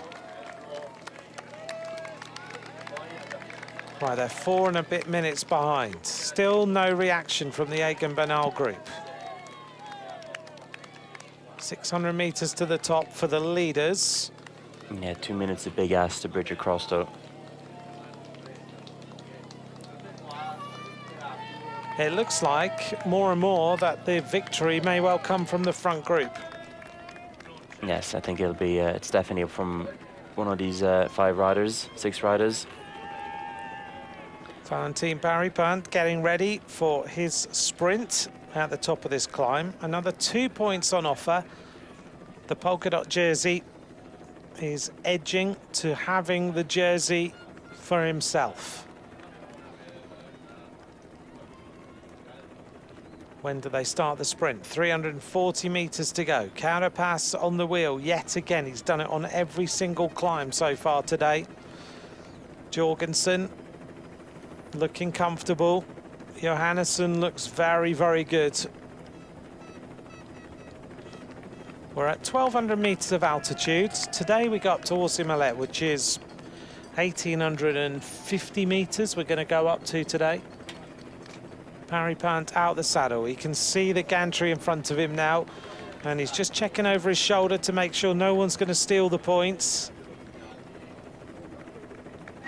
Parry-Pant checks over his shoulder, and Parry-Pant goes over the climb. Oh, Carapaz sneaks on the other side. Did he take the points? I don't know what he was. I think he was afraid that Jorgensen was going to take the points. It's a strange move by Jorgensen. We need to see a replay of that. I'm not sure that Parry-Pant didn't lose that sprint. He was surprised to see it anyway. It was. Now Jorgensen and Schmidt start to push the pressure. So now they have another couple of 100 meters before they actually go down. And this is the peloton. This is the group of Pidcock and all the favourites, but his team are all on the front today because they're defending his place overall. It's Asparin on the front, behind the Red Bull Bora Hansgrohe riders. There's Pogačar on the right-hand side in yellow, with the yellow ends to the shorts. Team radio, UAE. Brandon abandoned today. Brandon abandoned just now. He was alone for 50 kilometers. Come on. Come on, you can do it. Still. So they give the team the news that Brandon McNulty is out of the Tour de France. I always wondered whether they would tell the team that sort of information. Yeah. It's not, they don't keep anything from them till the end of the race. Maybe if it was on the last climb, you wouldn't say it, but this was probably told in a moment where things are calm. Yeah. Niels Pollitt, he's done his work for the day. Yeah, he's going to have a lot of work to do. Well, maybe he won't have the chance to do it tomorrow, but over the next few days, he will have some work. Absolutely. So now the question is, once we get over this climb, is there any GC team who is going to take it on? Well, let's see what happens, because Red Bull look like they are all round Remco Evenepoel. They are sitting behind Asparon. Little Trek have 4 riders in that group as well. Decathlon are there. There's been no reaction from this group. They're over the top. They're losing time. 2 minutes 23. Maybe Arensman and Bernal feel like they can close the gap on the final rise today, but Nico, it's a big gap. No, they've lost another 30 seconds in that 1 kilometer. I think everyone's just on the limit in this group. They are all working together, all committing, is going well, but just no one has the legs to try and bridge across. I'm not surprised. surprised. A very difficult day, exactly. 2 minutes 30 is the gap with the lead. Well, Red Bull Bora Hansgrohe are just behind the team of Pinarello in the peloton. Let's hear from Remco Evenepoel. The stage win potentially could go to a breakaway, but there will be a GC battle in the final climb. Yeah, I think there's a big chance for a break to go. And then behind it depends. Because, yeah, I mean, for sure tomorrow with Alpe d'Huez and then the day after with all these brutal climbs, it's still going to be very demanding. So maybe everybody is a bit a bit afraid to go too hard today for what's coming. But it's the Tour, so every opportunity you get, you should take. But yeah, for us today, it's about getting through safely and don't lose any time and start tomorrow with the same result as how it is now. 15.5 kilometres of racing to go. The bottom of the climb is 7.1. Confirmation that Paripant did get across the line first ahead of Carapaz. Jorgensen just kind of sneaked in the middle.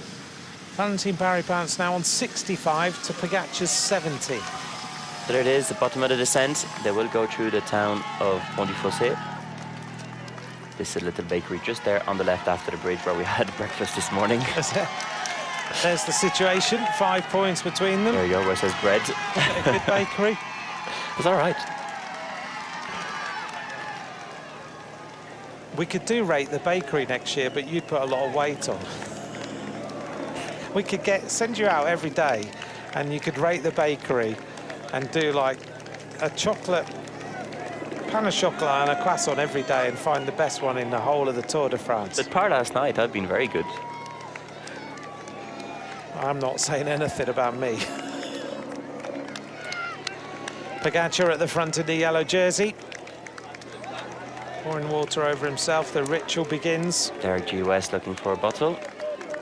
We're heading towards the Mallet for those of you who just joined us. There's Pedersen.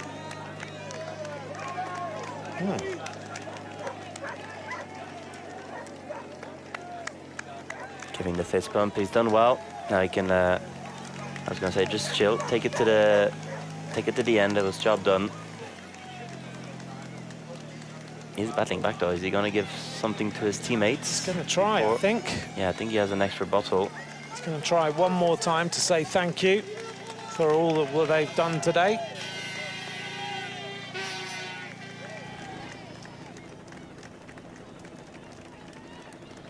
So Pedersen comes up to look after Ayuso, Schelmoser. Look at him go. Coming back to Schelmoser, gives him a bottle, says well done, gives a gel to Ayuso, doesn't want it. Oh. They say, want some ice. There you go, get your ice. Verona wants some ice. And Derek G. West doesn't need anything. Fine. There we go. Done. The bar of Mads Pedersen is now closed. So they've another 6 kilometer on this road. The feed is allowed till kilometer 10 to go today. So the win is going to come from these riders now. There's a bit of a stall. You can see they're riding through. No one's really going full on yet. And as we've said from this group of riders, Jorgensen's never won a stage of the Tour. Twice he's won Paris-Nice, 5 wins in his career. Jorgensen looking for a big day here. Richard Carapaz, he's won a stage in 2024. He's won the Giro d'Italia. Carapaz, one of the best climbers in the world, and on his day in a breakaway, you really can't go against him. Valentin Baripad, stage winner on the Ventoux last year in the polka dot jersey. Tobias Johannesson looking for a massive win for Uno X Mobility. He's come close in this Tour de France. Can he do it on the climb today? He does look like he's on a fantastic day. We've heard from him before the race starts. And he thought today was an opportunity. Finished 6th in the Tour de France last year. Hasn't quite gone to his plan this year, but the team has been fantastic.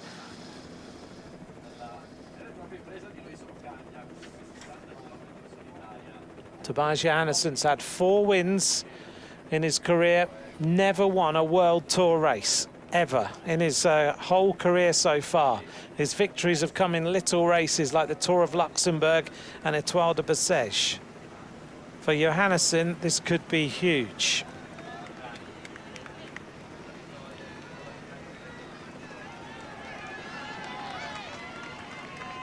Baripad goes through. Mauro Schmidt, stage winner already. Can he get his second win? I have to say, Schmidt is flying, isn't he? Yeah, he looks very good.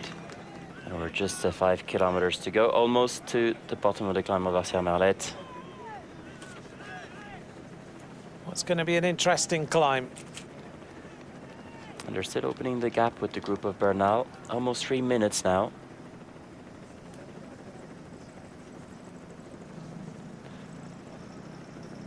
Last chance to grab a bottle before the 10K to go. Nico, we're going to take a quick look at the profile of this climb. Talk us through it. Let us know how this climb looks so that everyone can get set for the final mountain of today's stage as Jorgensen goes on the attack yet again. Jorgensen trying to break the will of the rest of the riders. Carapaz immediately goes onto the wheel and they all start to jump around yet again. It's Jorgensen. Every now and then is the rider who is trying to inject more pace and get rid of everyone.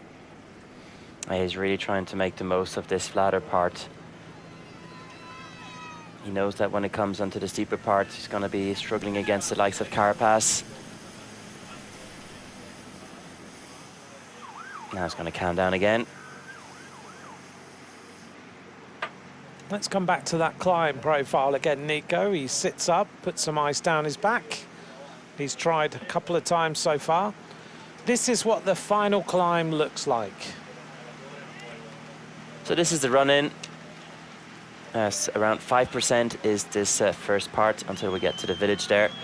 Once you go through the village of Orsières, it's very, very steady. All the time between 7.5 to 7%, all the way up to Orsières-Merlette. Very steady, nice wide road, loads and loads and loads of fans. So it's a really tough climb when you look at it. It's tough, yes. There's never any ramps that go 10, 12%.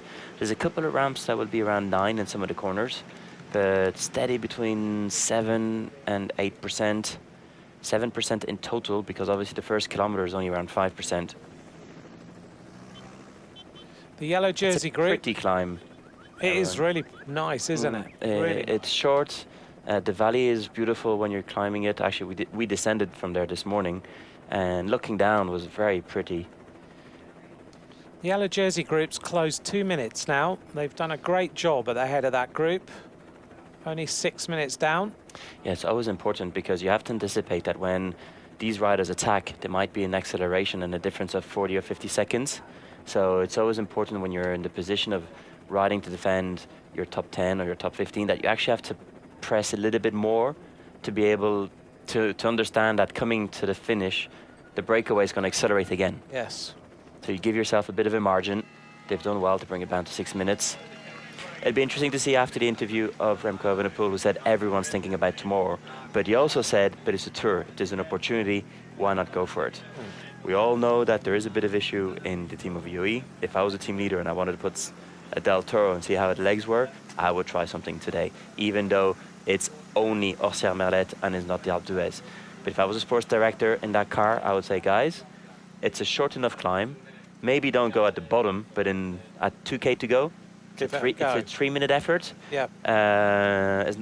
You're not going to lose, you're not going to ruin. They've all looked at the stage back in 2019. 16 riders arrived together, so there wasn't a big difference between the top riders. They all know that at their level, it's possible that they're not going to lose too much time. But you just never know, maybe one of the riders can get away with something. Well, let's just think about it. Del Toro and Sexas is 20 seconds. 2 minutes 11 between Sexas and Ayuso, so that's a big gap. And then there's a gap, 38, 48, 52 seconds still between Ayuso and Schelmoser. But if you want to move up, I would imagine the biggest move has got to be Sexas trying to get on the podium here. Let's see what happens. Del Toro is behind Pogačar. Behind them is Großschartner, and that is all that's left of the team of UAE. Quite incredible, considering how strong they were in the first week of racing, the first 2 weeks of racing. We saw that moment where Pogačar helped Del Toro to try and take stage win. We've seen him help him on the mountain, almost wait for him at times, and you wonder whether that might come back and be an issue. But Pogačar's still got a massive gap. Let's not forget that. He is leading by 4 minutes and 32 seconds on Remco Evenepoel. Jai Hindley talking into the race radio. So is Remco at that time. Asparuh is pressing on. Michael Storer at the front for Tudor Pro Cycling. He's looking after Voizard's top 10. Sexas also talking in the radio. All thinking now, exchanging ideas with the sports director.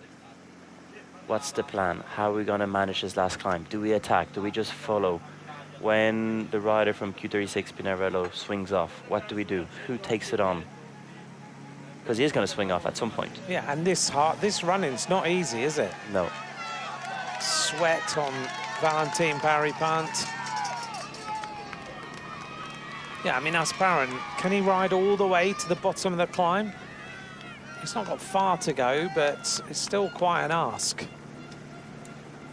All of Sexas's team, look, all around him.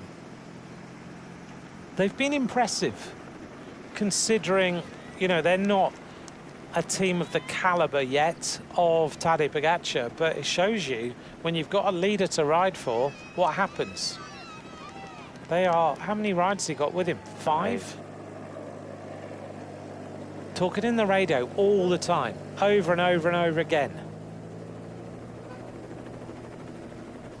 Brunner Mirai with Ben Healy. As the car park for the caravan, they didn't go to the top, I think, today. The caravan enjoying watching the race go by.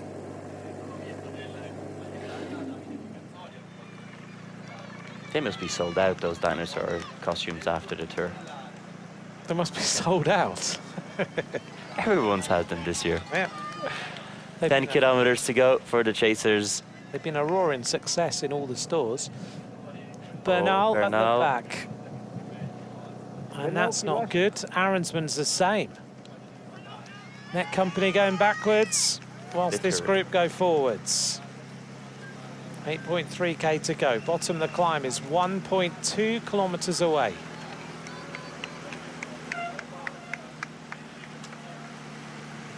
Let's see how this plays out. Jorgensen looking for his first Tour de France stage win. Carapaz looking for his second. Valentin Paripant looking for his second. Mauro Schmidt looking for his second. Johannesson looking for his first ever World Tour win. Raul Garcia Peña looking for his first Tour de France stage win. How will this end? They're going to get... Is there a little bit of a descent into the bottom of the climb, or are it just drags? No, it drags. Just drags like this. Yeah, they will drag, and then they'll take a left turn and go through the town of Orsières, and that's when it starts to kick up a little bit more. Jorgensen, Carapaz, Paris-Peintre, Schmidt, Johansson. Average speed of today's stage is still a whopping 43.3 kilometers an hour on the terrain we've been on today. Yeah, with almost 4,000 meters of climbing. It's a big day. It's very deceiving today, the stage, because if you look at the profile, it doesn't look too scary. No. But then you look at the amount of climbing that they've done, 3.9 thousand meters of climbing. That's a big mountain stage. Johansson swings across the road. Paris-Peintre with that rocking style, left, right. Just keeping the momentum going into the wheels. Raul Garcia Peña sitting on. He can't contribute right now, or he doesn't want to. I think it's more that he can't. Yeah, he can't, and he feels that the gap is big enough, 3 minutes 43, so he can afford to play as well. Pedersen comes to a stop. Now, it looks like Pedersen's waiting for another group of riders, or the team car. Here we are, 7.1 kilometers to go. The last climb of the day, first category climb into Orsières-Merlette. There's a big stage win up for grabs now. 6 riders who have emerged at the head of this race after an original breakaway of 14. There's your vital statistics. There's the profile that we talked you through earlier. After the first section, then it starts to get hard. Goes up to 1825 meters above sea level. Who is going to be the first to attack? Carapaz forcing the pace. They've got 3:48 on the chasers. That should be enough. The yellow jersey group at 5:45, closing in now on the group of Quinn Simmons, who've been off the front all day.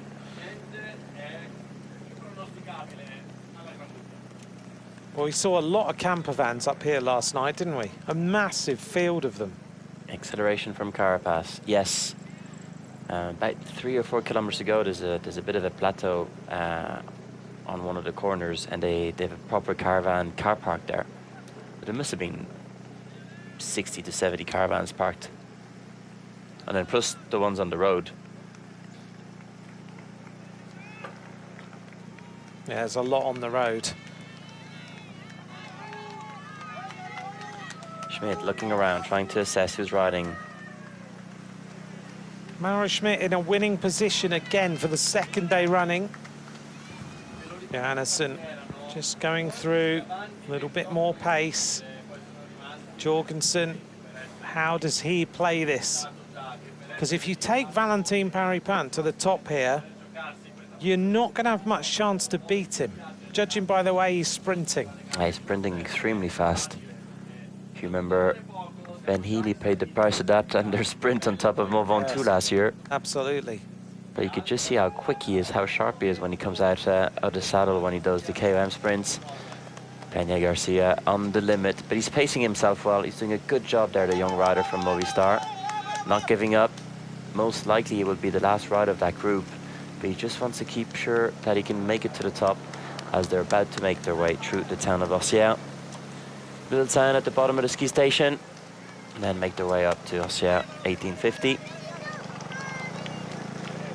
6.2 kilometers of racing to go. The first section is pretty much over. Now it starts to get a little bit steeper. 10 points for the King of the Mountains at the top. So Valentin Paris-Peintre needs to finish in the top 3 to secure the King of the Mountains jersey finally that he's been searching for this entire Tour de France. He's out of the saddle now. Carapaz follows. Mauro Schmidt looking very comfortable. Jorgensen looks like he's well in control. Johansson does as well.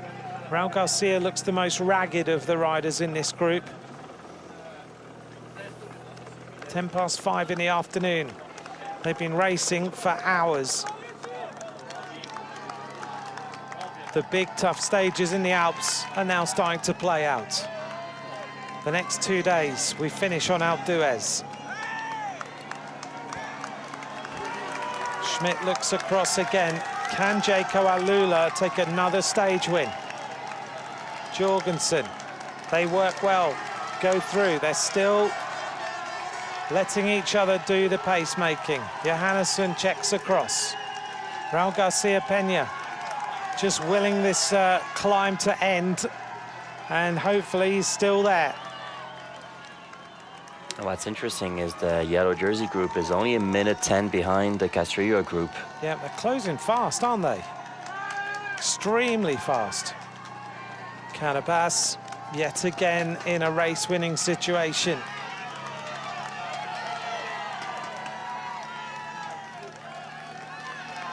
Still a war of nerves. They're all going through, but they're all kind of looking at each other. Keep on looking at the opponents. Quick look, trying to assess who's the strongest, who's bluffing. It's kind of a war of nerves. Still a long way to go, 5 kilometers.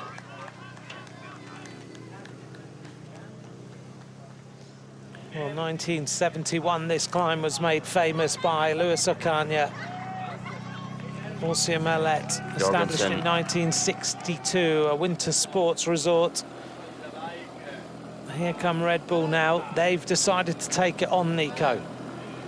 Yes, for Cataneo. Up in Murcia Millet, the first ski lift inaugurated in 1952. Now Red Bull have decided, let's see what the situation is.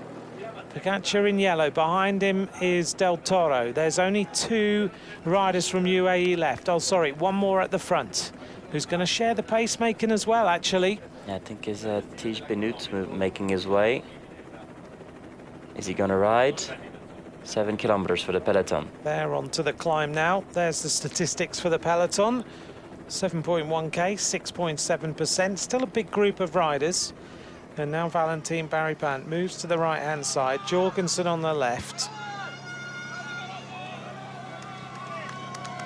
It's a bit of a nail-biting moment for these riders, especially Jorgensen, Johannesson, Garcia, because they've never won a stage before.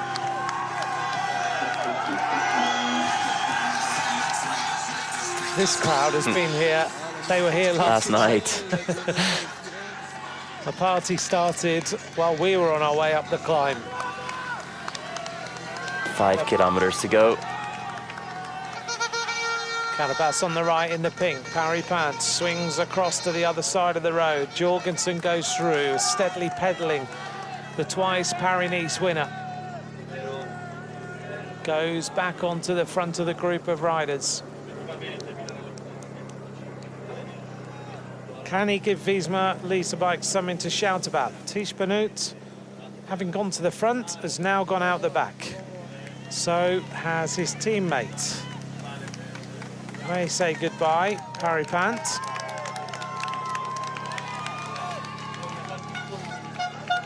Still riding together.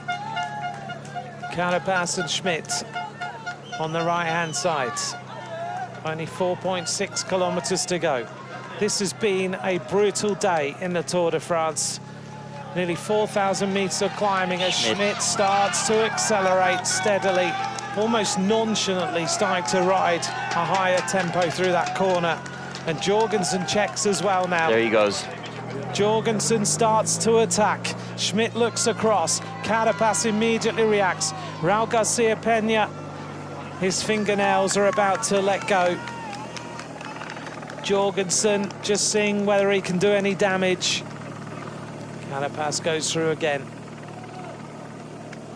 Mauro Schmidt looks so easy right now. He's fully in control, I think, at this point. Carapaz out the saddle.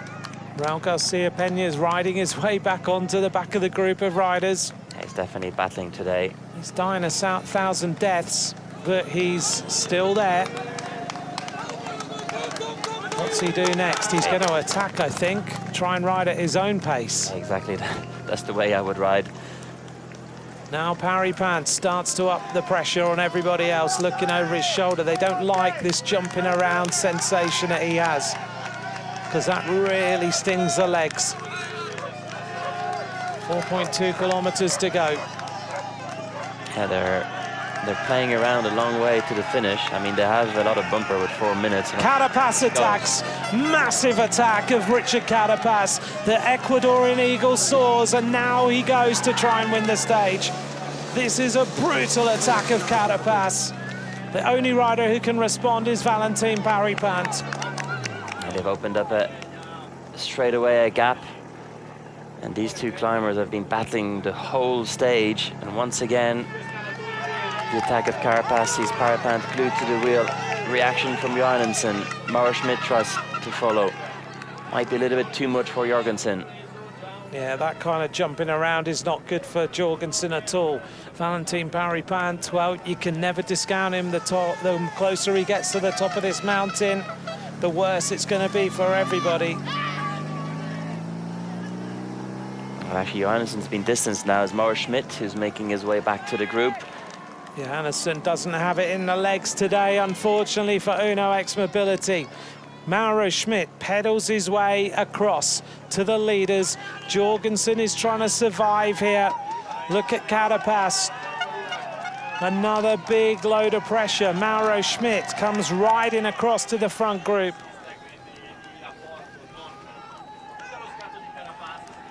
Jorgensen has made it, but suddenly 2 meters open up. Yeah, he's pacing himself really well, using experience. Carapaz stops. Mauro Schmidt by Paripant. You cannot discount the polka dot jersey. There he goes again. Another big move from Richard Carapaz. This is another massive attack. And no reaction at this point. Look at that. Carapaz is flying now. 2 big attacks from Richard Carapaz. And I think when he goes alone like this, there's no looking back. He hasn't even checked behind. It's all in. 3.3 kilometers to go, and the gap is open. Look how much seconds, about 10 seconds already in less than 500 meters. He is flying to the finish. This is a massive move from Richard Carapaz. Well, when he goes, Paripant now in difficulty for the first time under a Carapaz attack. He went once, and the second time was like he was slung out of a cannon. It was impressive. Richard Carapaz, now he piles on the pressure. It's a time trial for the Ecuadorian. Richard Carapaz is looking to win this stage. Out the saddle now, the figure of such a talented bike rider. You could see the other day, Tadej Pogačar said to him, the time will come. Well, today he's taken this on.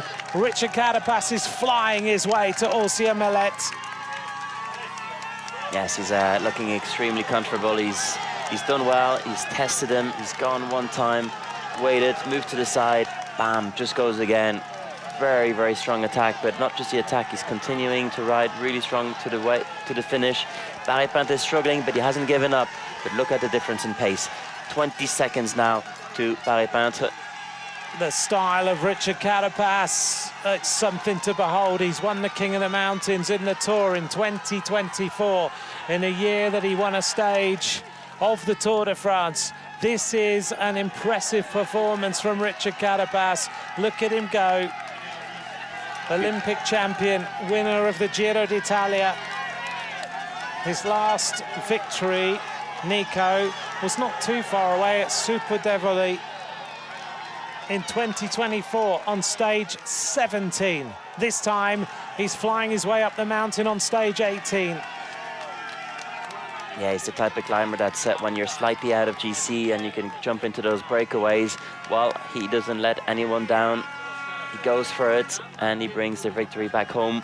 2.5 kilometers to go. He gets out of the saddle, makes himself small on the bike, really focused, rocks the head, rocks the legs, giving it everything. And look at the difference in speed between these two riders. Mauro Schmidt, now he knows, but these two riders know they've lost it, but they need to make sure that Paripant doesn't come back. Now Paripant looks to be on the limit as well. He's not going to come back. It's going to be a battle between Mauro Schmidt and Jorgensen for the third place on the stage. Paripant drifting now, 30 seconds.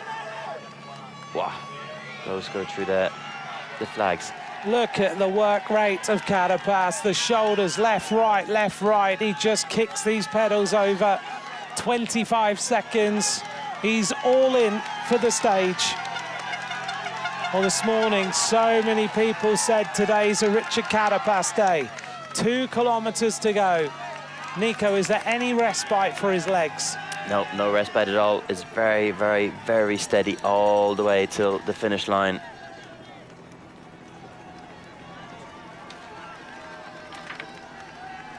Here's the chasers, Mauro Schmidt and Jorgensen.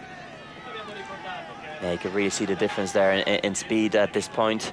These two riders, though, they've battled well all day long. And now they're making their way to be second and third. 2 kilometers to go for these two riders. They look very even in their form today. It's going to be a difficult one for these two, but Paré-Pinte still drifting a few seconds. Hasn't given up, though. He needs third. He needs third for the Polkadot jersey. Otherwise, it's still not his. It's getting closer, but he also knows that Carapaz is going to get some points too. Exactly. Carapaz will close in a little bit here. Well, it looked like Paré-Pinte had the match today of Richard Carapaz, but this rider had other ideas. This rider is so impressive when he goes on a mission like he has today. His team can rely on him. He is such a class act. Look at him go up this climb. Carapaz just kicking the pedals over, out the saddle now, just trying to get every single last bit out of those legs. He's been chasing a stage win since Barcelona. He's now 1,300 meters from the top. The 6th time we've been to Aulcier-Marlet. Valentin Paré-Pinte just trying to get himself to the finish. Look at that, he's all out.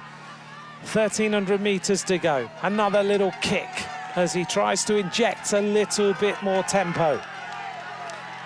It's almost at the 1 kilometer to go. It's the first time he actually looks back since he's attacked 3K to go. 36 seconds is the advantage with Jorgensen and Mauro Schmidt.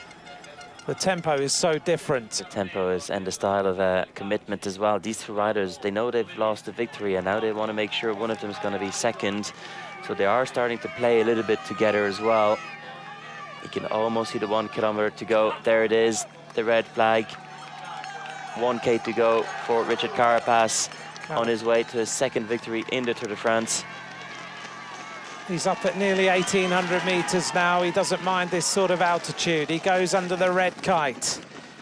Carapaz has ridden a stunning day. So have the rest of the team of EF, because they chased and they chased until they put Carapaz in the right breakaway. If you go back a few hours, Nico was saying they won't rest until Carapaz or Healy is in the front group of riders. Carapaz was their rider of the day, and now he is heading to Aulcier-Marlet to win a stage.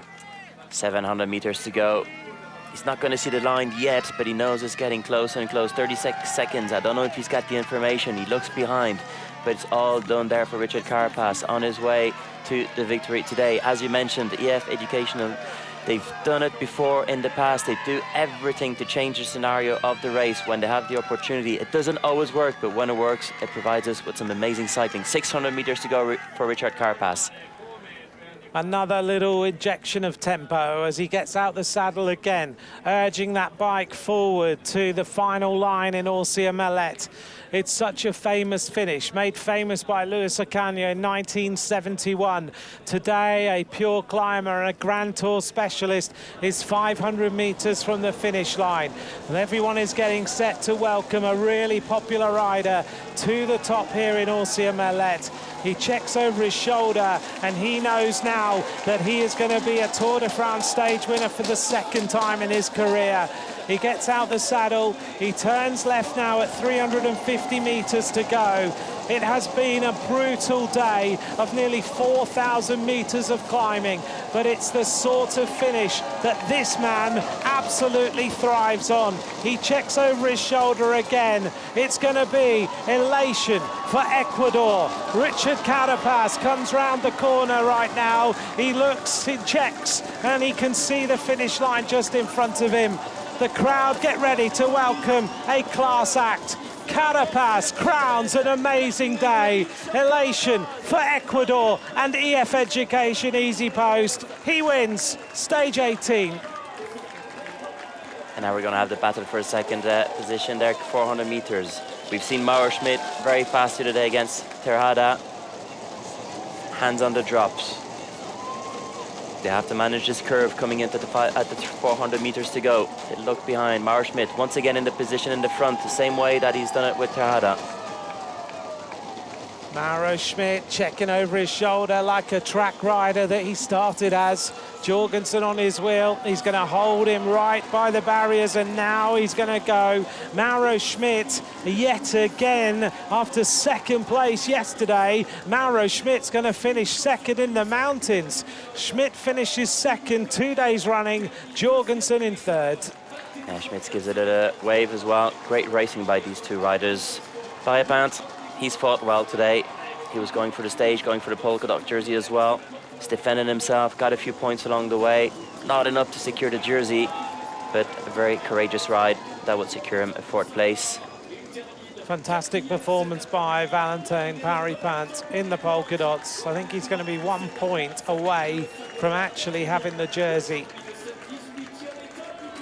This is the group of the yellow jersey. And it looks like they've caught the group that was in the in between. No one has attacked yet.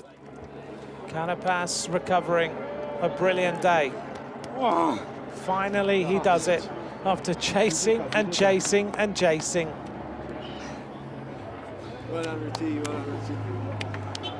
Amazing day. Johannesson still searching for that World Tour victory. He went all in today to try and take it. Looks to me like he might be cramping up. Again, a very brave battle by the riders from UnoX Mobility. They really belong to this Tour de France. And this rider, we'll give him a kudos. He was hanging in there for the whole climb. Good climb by Raul Garcia Peña. Now, is anyone going to attack from the yellow jersey group this afternoon?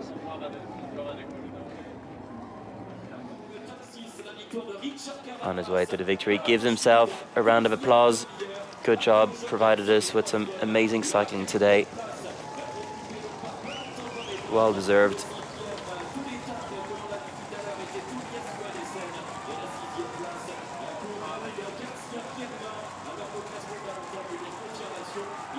Fantastic to watch. Is anyone going to attack now from the yellow jersey group? Are we going to see any assault on the white jersey, for example? At the moment, it doesn't look like they are.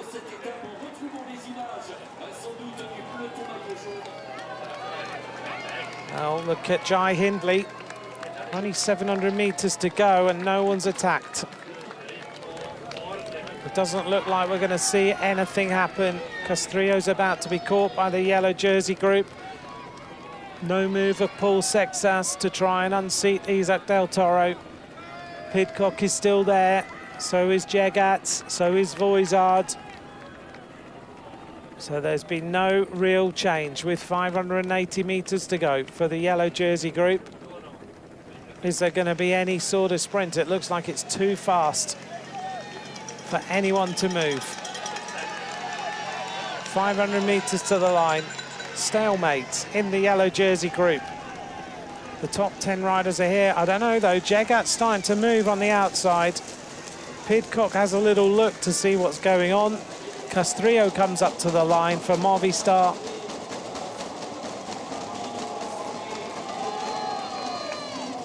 Pidcock moves on the outside. Paul Sexas is there as well. Jai Hindley just bringing Remco Evenepoel to the finish. Pidcock moves. Pidcock's going to try. Just shifts up, so does Lenny Martinez. That was a dodgy move. On the inside, Lenny Martinez. And here goes Remco Evenepoel, starting to sprint now.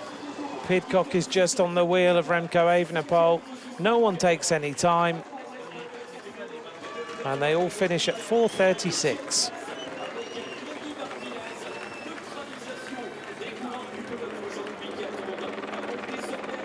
But today is all about Richard Carapaz.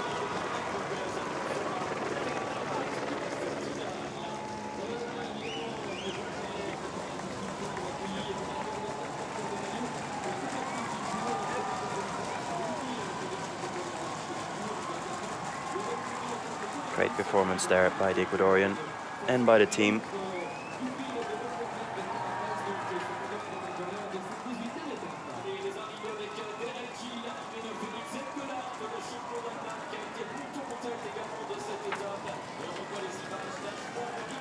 All the photographers capturing the images at the top of the mountain.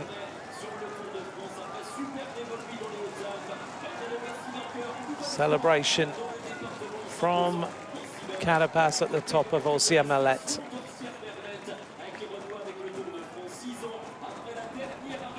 It's got to be a relief. He's been trying and trying and trying. Those days when they kept the breakaway so close where he just didn't have a chance.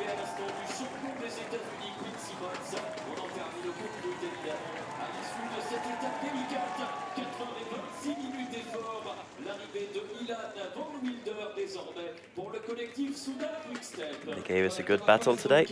They did.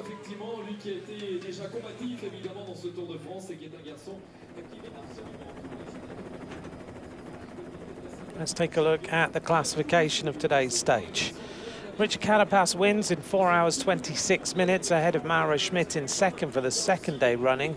Jorgensen finishes in third. Then it was Paripant, Johannesson and Garcia. That was the breakaway group.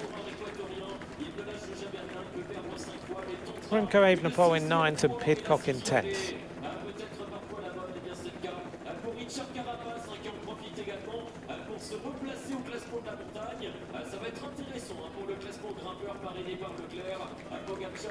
Avec un total de 70 points, Paré-Peintre 69 et Carapaz 63. Et il y a vraiment un match à 3 également pour le gain de ce maillot à poids parrainé par Leclerc. Voilà l'arrivée dans l'air évidemment des échanges avec la presse internationale de deux coéquipiers de UAE Team Emirates XRG. Well, we're going to hear from Richard Carapaz shortly. All the favourites are in. We're waiting for Mads Pedersen in the green jersey. He'll be a little while. Hopefully not too much. I hope he didn't sit up completely. It looked like he'd come to a standstill. Here's the first big move of Richard Carapaz. Valentin Paripant was able to respond, but the second one, no one had an answer. No, and again, just uses the experience, goes on the steeper part of the climb to make sure it's harder for everyone to follow.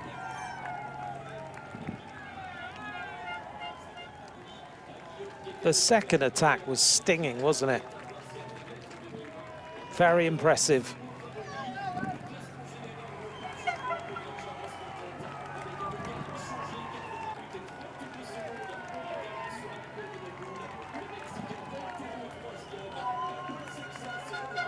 Once he had the gap today, never looked round. Just went all out to the finish line.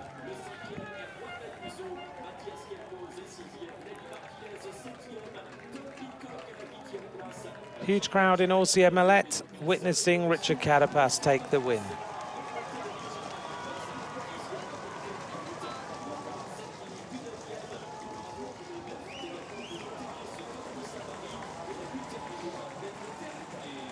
Well, he'll be celebrating tonight.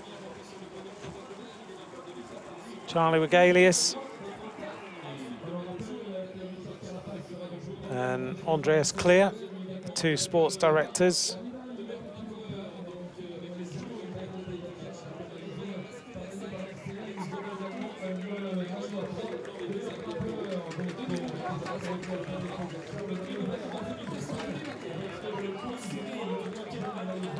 You're all right from earlier on today, though. They just don't lie until they get what they want in a breakaway.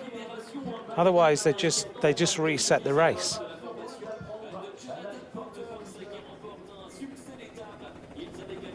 Here's the general classification. Richard Carapaz is in the top 10 now. He's moved up ahead of Voizard. So Carapaz has had a good day. 2 places up for EF Education Easy Post, and the rest stay the same.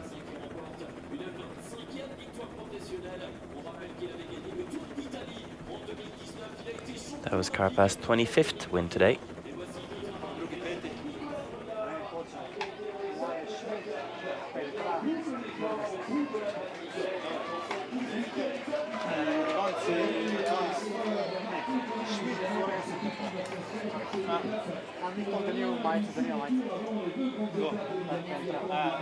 On bi mogel danes vse pobrati. Čisto vse točke. Ja, če bi vse pobral, bi eno. Saj tako na rezu.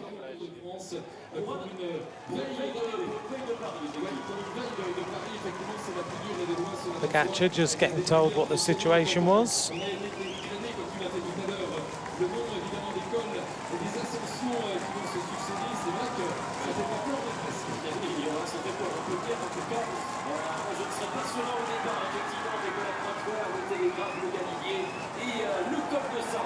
Fanti Pariband coming across the line. We're going to hear now from Mauro Schmidt after another second place on a stage.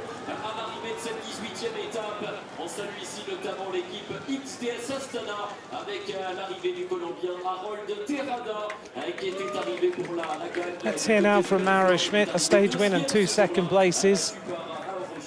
I think today I'm happier than yesterday because, yeah, I think it's no shame get dropped from Carapaz on a climb like this. He was clearly the strongest in this group, and I was just super happy to be in the breakaway. Made it across, and then after also having Felix there was really good because he brought me in a good situation, and we had a little bit of a head start, so that was really good. Also proud to be second behind Philipsen, I'd say. Yeah, exactly. It's not so bad. No, not at all. It's a good rider to watch on TV anyway. He provides us with some amazing bike racing. This rider did amazingly well, didn't he? Raul Garcia, young rider, seems to be really strong.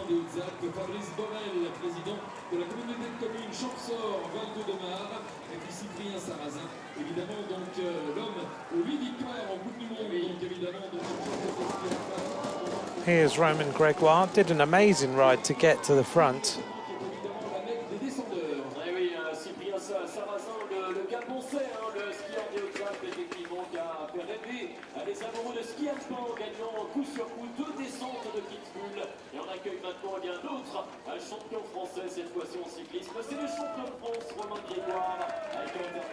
What I tell you? I tell you. What did I tell you, he says.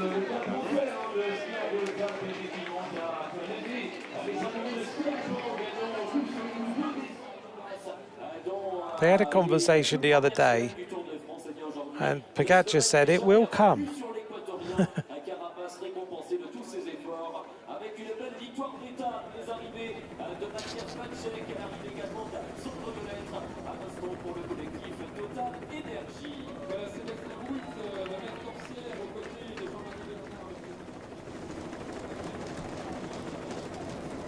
Let's hear now from Richard Carapaz. Richard, claramente esta victoria para usted, para la familia, significa mucho. Sí, bueno, ha sido un día This victory is very important for you and the family. especial, ¿no? Creo que para mí Yes, it's a day, very special day for me today.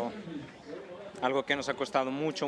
It costs us a lot Y nada, al final, to be in that esta es position. una etapa A lot of muy energy. bonita que, It was a brilliant se la dedico stage. a mi familia. Y bueno, yo creo que al final eso es lo más grato para mí, ¿no? Saber que el trabajo que hago It's great to know that all puede the work ser that I've done, recompensado con todo esto. all the sacrifices is brought to this victory. En este Tour It's like the award. 2026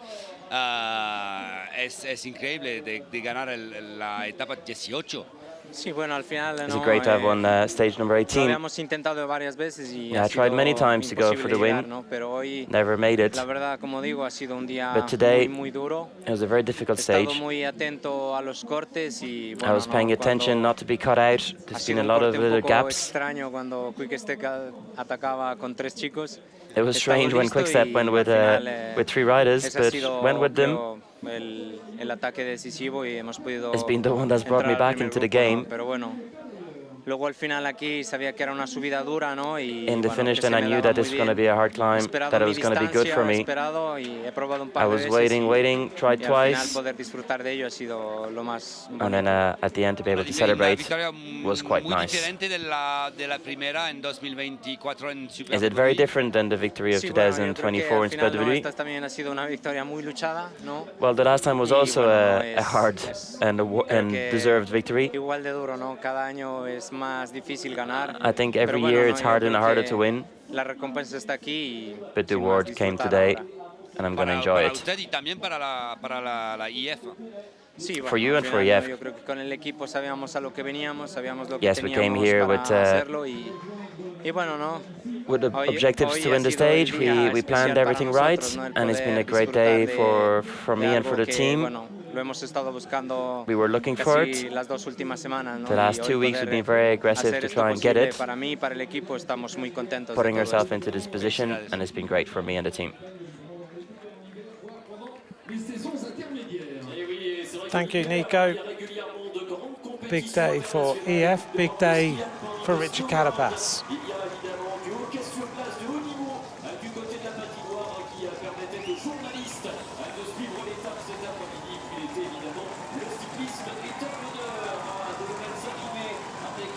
He celebrates his second stage win in the Tour.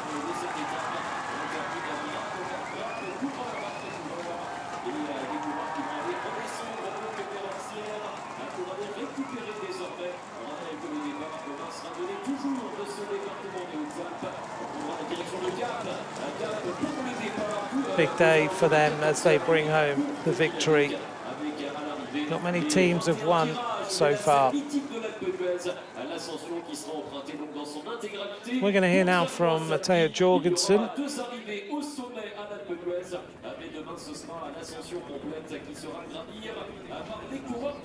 Let's hear now from Matteo Jorgensen about today.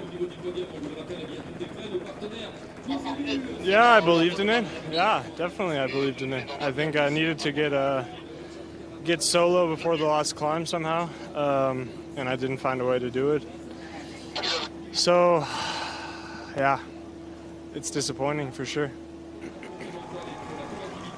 He was never going to live with Carapaz on that mountain, was he? No, and this is why he tried to anticipate a few times. Again, it's all trying to find your own strength, and yes, maybe it's far, but this is a moment where you just have to try. And that was his card. He was never going to beat Carapaz, and or you try and play it safe, and you want to be second and third. But Jorgensen is trying to win the race, and the only way he wants to win the race is if he arrives alone and by anticipating this mountain.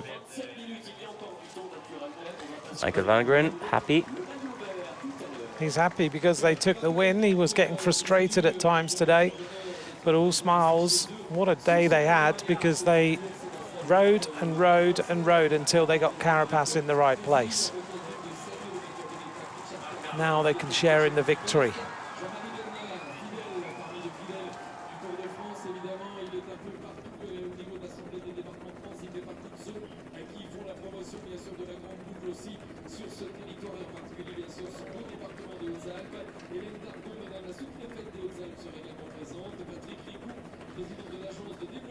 So yeah, I used to come here as a junior to do some races. I never remembered the ski station being so big. No, it's great massive. Trails for mountain biking or hiking. It is, isn't it? Very beautiful part of the world. Yeah.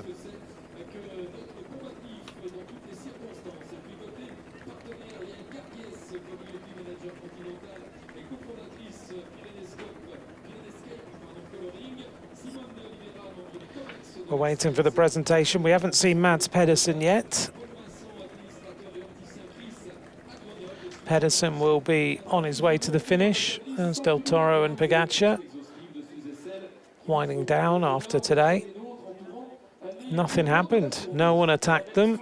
Everyone just rode to the finish. Carapaz in the background.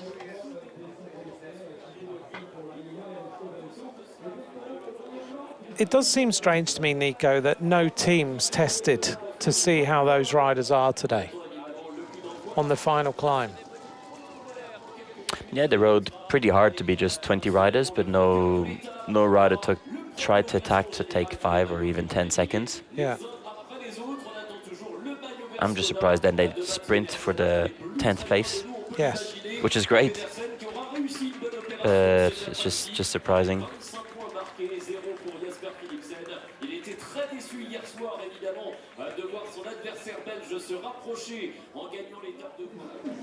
Pogacar on the right, Del Toro on the left as they just spin down after today's stage.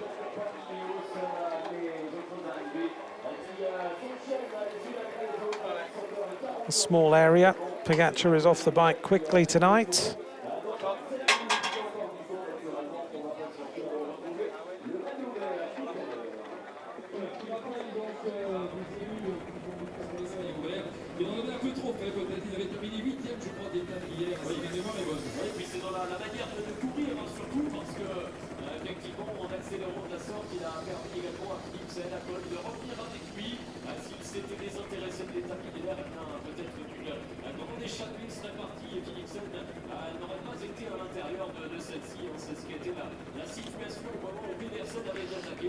Winners of the stages so far.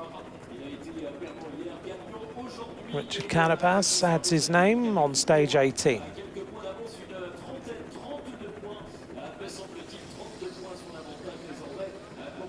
Here's Pedersen.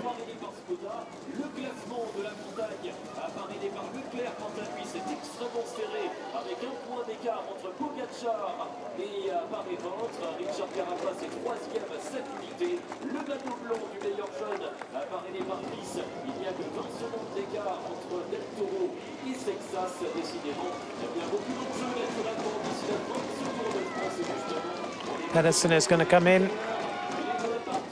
21 minutes, nearly 20 minutes down.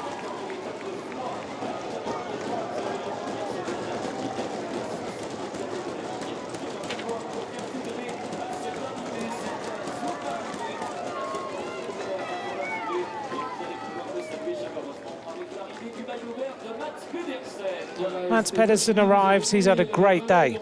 Today has been way better than yesterday. He took the race on and he has now increased his advantage in the green jersey.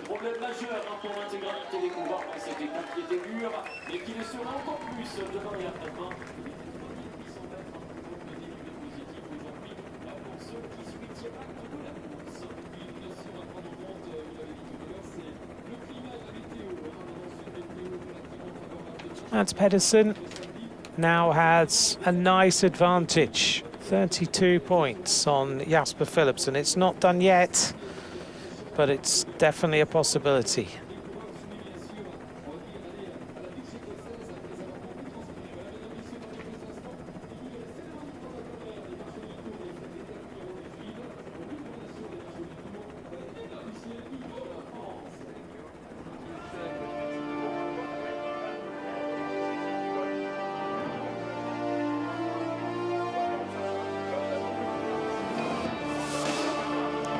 We're ready now for today's presentation.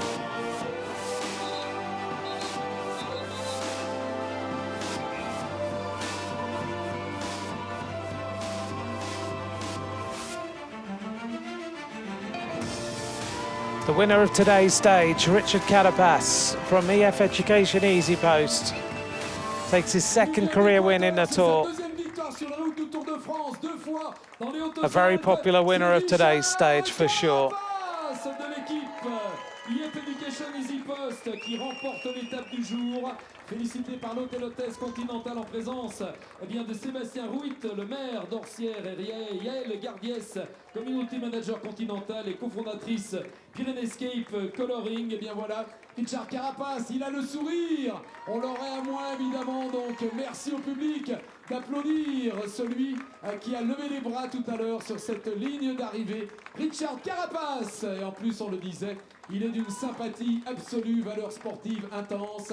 Bravo et merci Richard Carapace. Et si vous avez loupé la photo du vainqueur de l'étape, Average speed on Orsia Mallet, vous avez une chance de vous refaire la cerise 23.4 pour kilometers an évidemment avec hour. un deuxième cliché qui, on l'espère, sera encore plus réussi que le premier. Ce sera en fin de podium protocolaire à l'occasion de la remise du prix de la combativité, puisqu'il a été désigné par le jury comme étant le plus combatif du jour.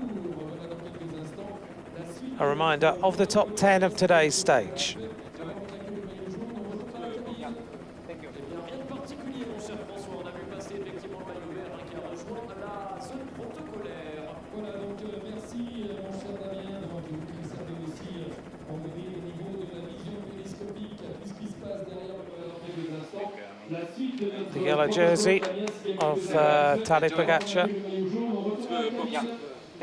Celui qui conserve évidemment sans coup férir son maillot jaune de leader au classement général.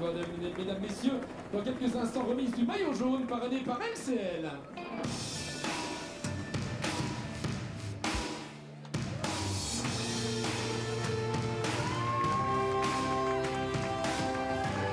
Tadej Pogacar in the yellow jersey in Orsia Mallet.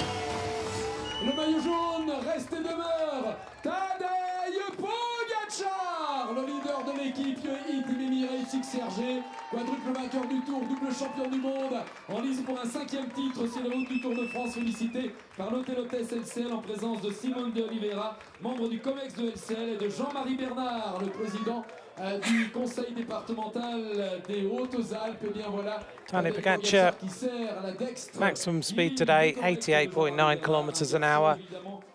Goes into stage 19 tomorrow to Alpe d'Huez. Évidemment heureux d'avoir accueilli le champion sur ces terres avec ce beau département des Hautes-Alpes, Jean-Marie Bernard, donc le patron de ce département avec toute son équipe qui est compliqué énormément. Le grand braquet, donc le grand plateau également pour accueillir dans le Here's the top 10. One change. Carapaz moves up while Voizard moves down.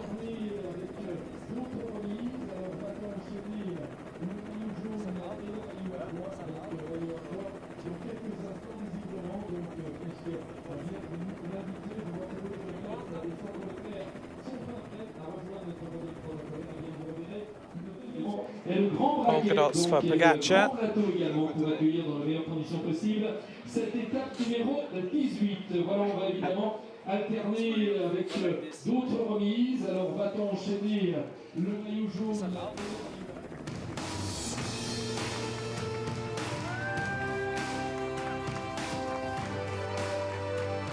Tadej Pogacar in the polka dot jersey for another day. He's got a tiny advantage now over Valentin Barry-Plant. But tomorrow there's an All category climb at the finish. En présence de Patrick Ricou, président de l'agence de développement des Hautes-Alpes, et de Cédric Poiteux, adhérent du Centre Leclerc de Gap. Et bien voilà, il est encore le meilleur grimpeur, mais évidemment, la meute se rapproche derrière. Carapace a fait un bond, évidemment.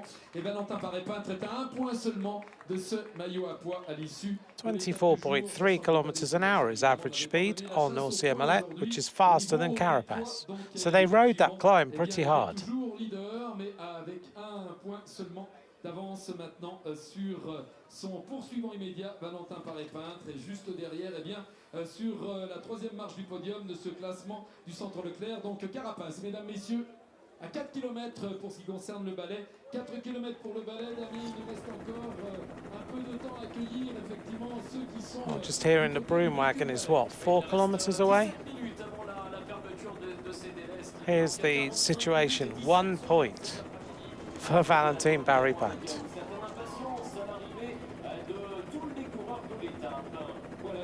Donc ça se joue, ça se Here's joue. Adam Yates. Effectivement, on est passé de 5 à 4 Well, he's got himself to the finish today, and he's not with the broom wagon.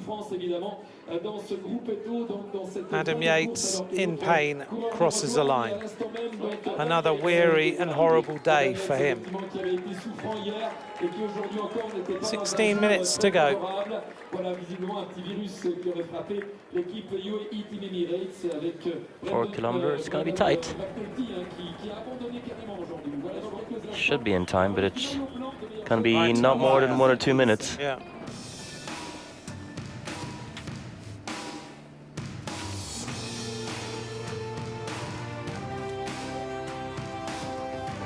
White jersey, Isaac Del Toro. Et le meilleur jeune de ce Tour de France, c'est encore et toujours le Mexicain Isaac Del Toro de l'équipe UAE Team Emirates XRG. Another day in white for Isaac Del Toro. En présence de Paul Vincent, administrateur et opticien Chris à Grenoble, et Fabrice Borel, le président de la communauté de communes Champsaur-Valgaudemar. Et bien voilà, Isaac Del Toro, lui, prend son temps sur le podium. Chaque soir, regardez, voilà, il respire le bon air pur, évidemment, donc à plein poumon de cette vallée, de cette belle écrin qu'est cette arrivée d'étape ici du côté d'Orsières-Merlette. Voilà le Champsaur, évidemment, les Hautes-Alpes, bref. When Carapaz crossed the line, Del Toro was 1.9 kilometers from the finish. D'ailleurs, on attend avec impatience, évidemment, de rejoindre nos pénates ce soir, nos pénates temporaires, à l'hôtel pour un repas bien mérité où, effectivement, grâce à ce Tour de France, on peut faire une espèce de Tour de France aussi des gastronomies, des produits régionaux, bien sûr, avec également quelques vins fins pour accompagner la chose. Voilà, on a donc encore 2 tableaux d'honneur. Donc le combatif va nous rejoindre d'ici quelques instants. Ce combatif, on le connaît évidemment, on l'a accueilli tout à l'heure comme vainqueur d'étape continentale. Il va nous rejoindre de nouveau pour recevoir le profil de la combativité parrainé par Saint-Louis 21. Donc merci de à nos amis, c'était dans cet ordre-là. Still 20 seconds between Del Toro and Sexas. That's the battle for the white jersey. Raul Garcia Peña moves up 3 places. And another local rider's moving up 4 and 3 places as well. Riccatello and Paripant. Here's one of the gruppettos.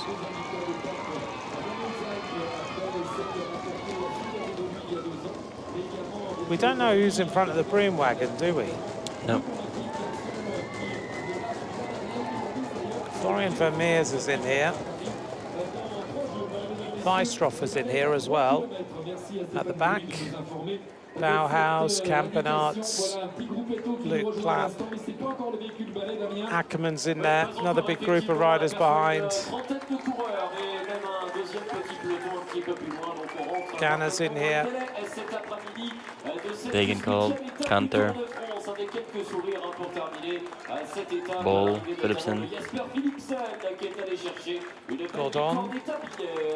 Et encore 13 minutes pour être dans les délais. Donc voilà, on vient de regarder, on s'est tourné vers le mesdames, messieurs, dans quelques instants, remise du prix de la combativité par l'année vers Century 21. Most combative rider is Richard Carapaz. Most combative rider of the day, stage winner. Richard Carapaz de l'équipe Education First Easy Post. Et oui, le vainqueur d'étape est aussi le plus combatif.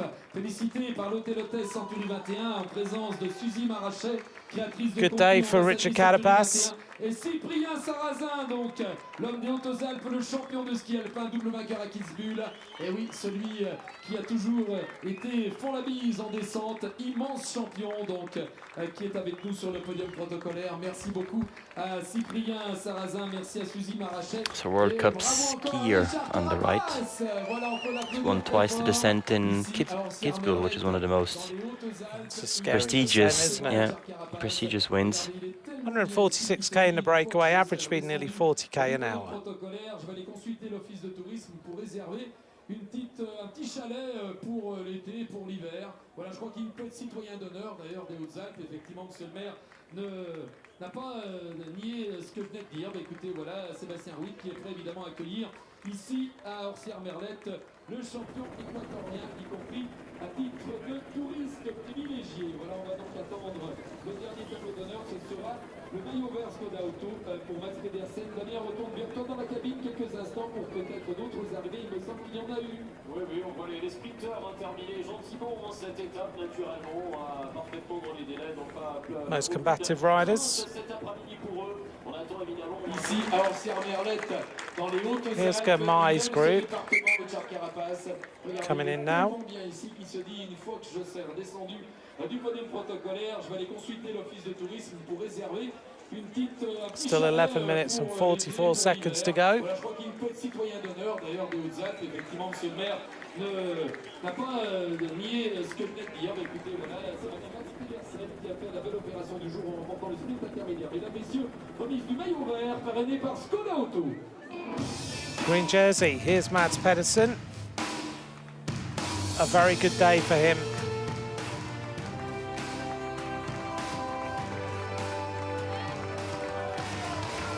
Mads Pedersen.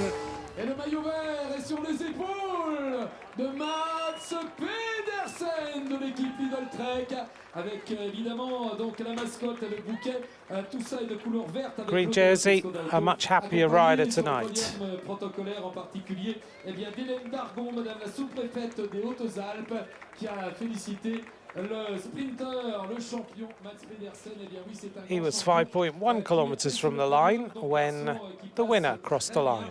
La montagne, c'est qui lui permet évidemment aujourd'hui encore de conserver son maillot vert après le sprint intermédiaire remporté. On va monter peut-être sur le podium protocolaire. Je me tourne vers Maxime Lasserre, cher Maxime. Voilà, on va monter dans quelques instants. Voilà. A very good day for Lidl Trek. Compensé sur notre podium protocolaire avec la médaille continentale à l'identique de celle remise au vainqueur de l'étape. Il s'agit évidemment de monsieur le maire d'Orsières, Sébastien Rouit, et du président du département des Hautes-Alpes, Jean-Marie Bernard. Virgule musicale. Let's take a look at the green jersey. Well, it's not done and dusted, but it's looking better.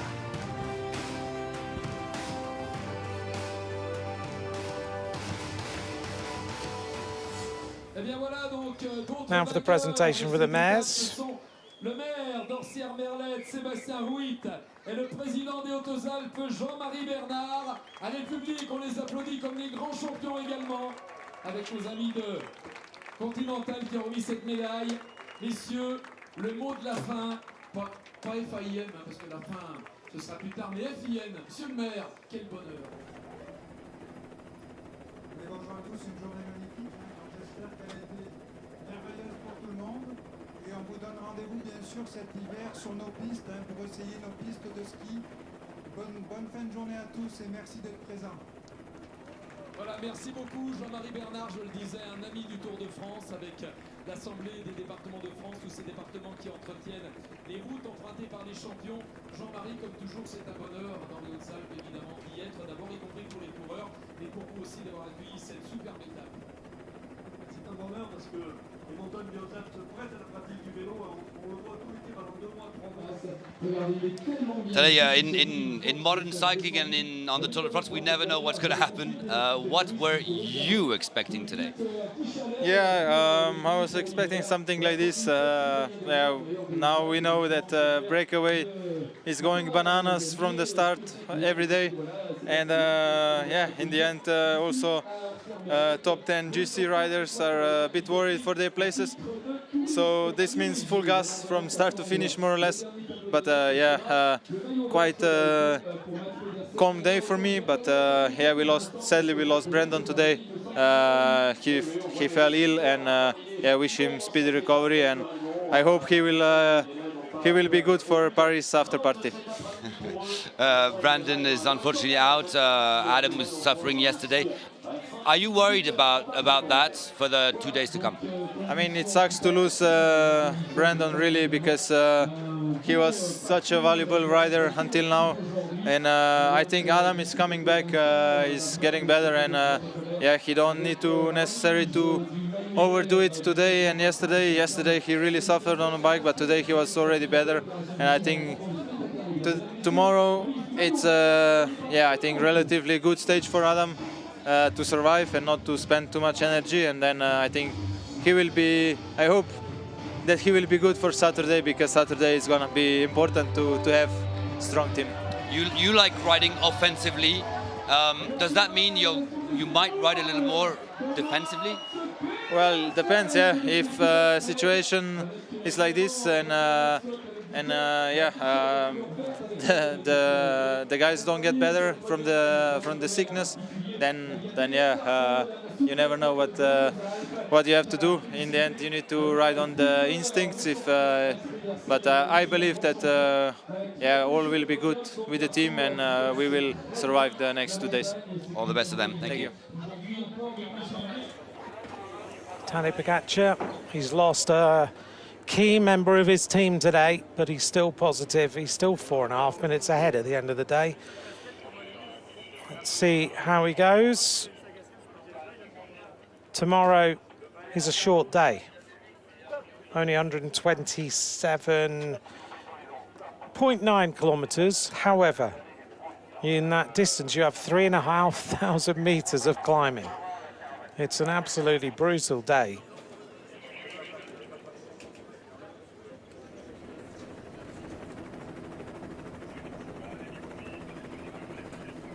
Let's take a look at the team. Lidl Trek are still 22 minutes ahead now. Can they take this all the way to Paris? I don't think UAE are that worried about this now, are they? No, I think they have other priorities. This was, if everything went well, they had McNulty and obviously Yates to be the third man. It's so nice to have. I think now they're going to give up on that. If it comes, it comes, but the priority is yellow. And I'm still thinking that they want to keep Del Toro for something. Yeah. He still wants to be in white jersey in Paris. Yeah, sure.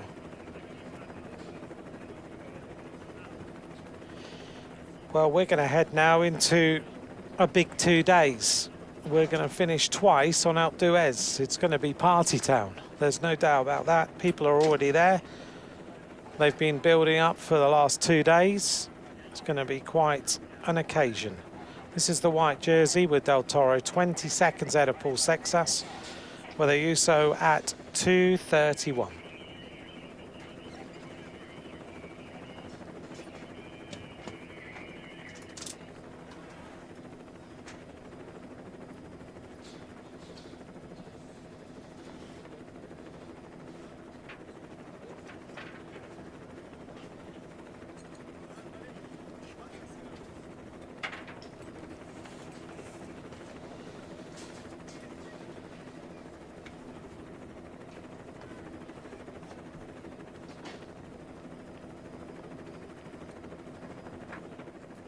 Here's the top 3 riders.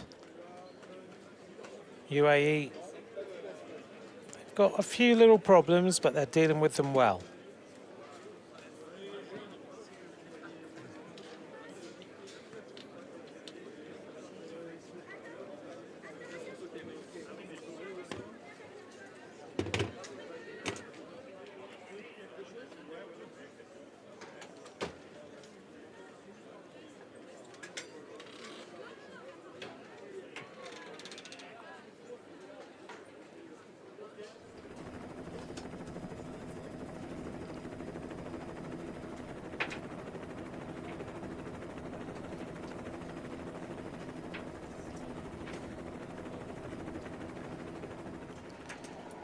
Wow, he's just about made it. Tim Wellens, 2 minutes and 27 seconds to go to the end of the time delay. Tim Wellens has been in front of the broom wagon all day today. Somehow he has just made it, pouring in sweat. UAE have got Tim Wellens across the line. He almost missed the time cut.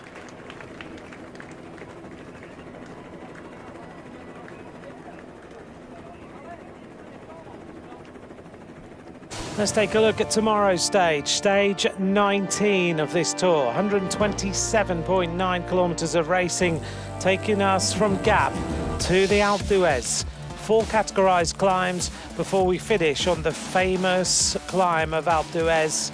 It's going to be a massive afternoon of racing.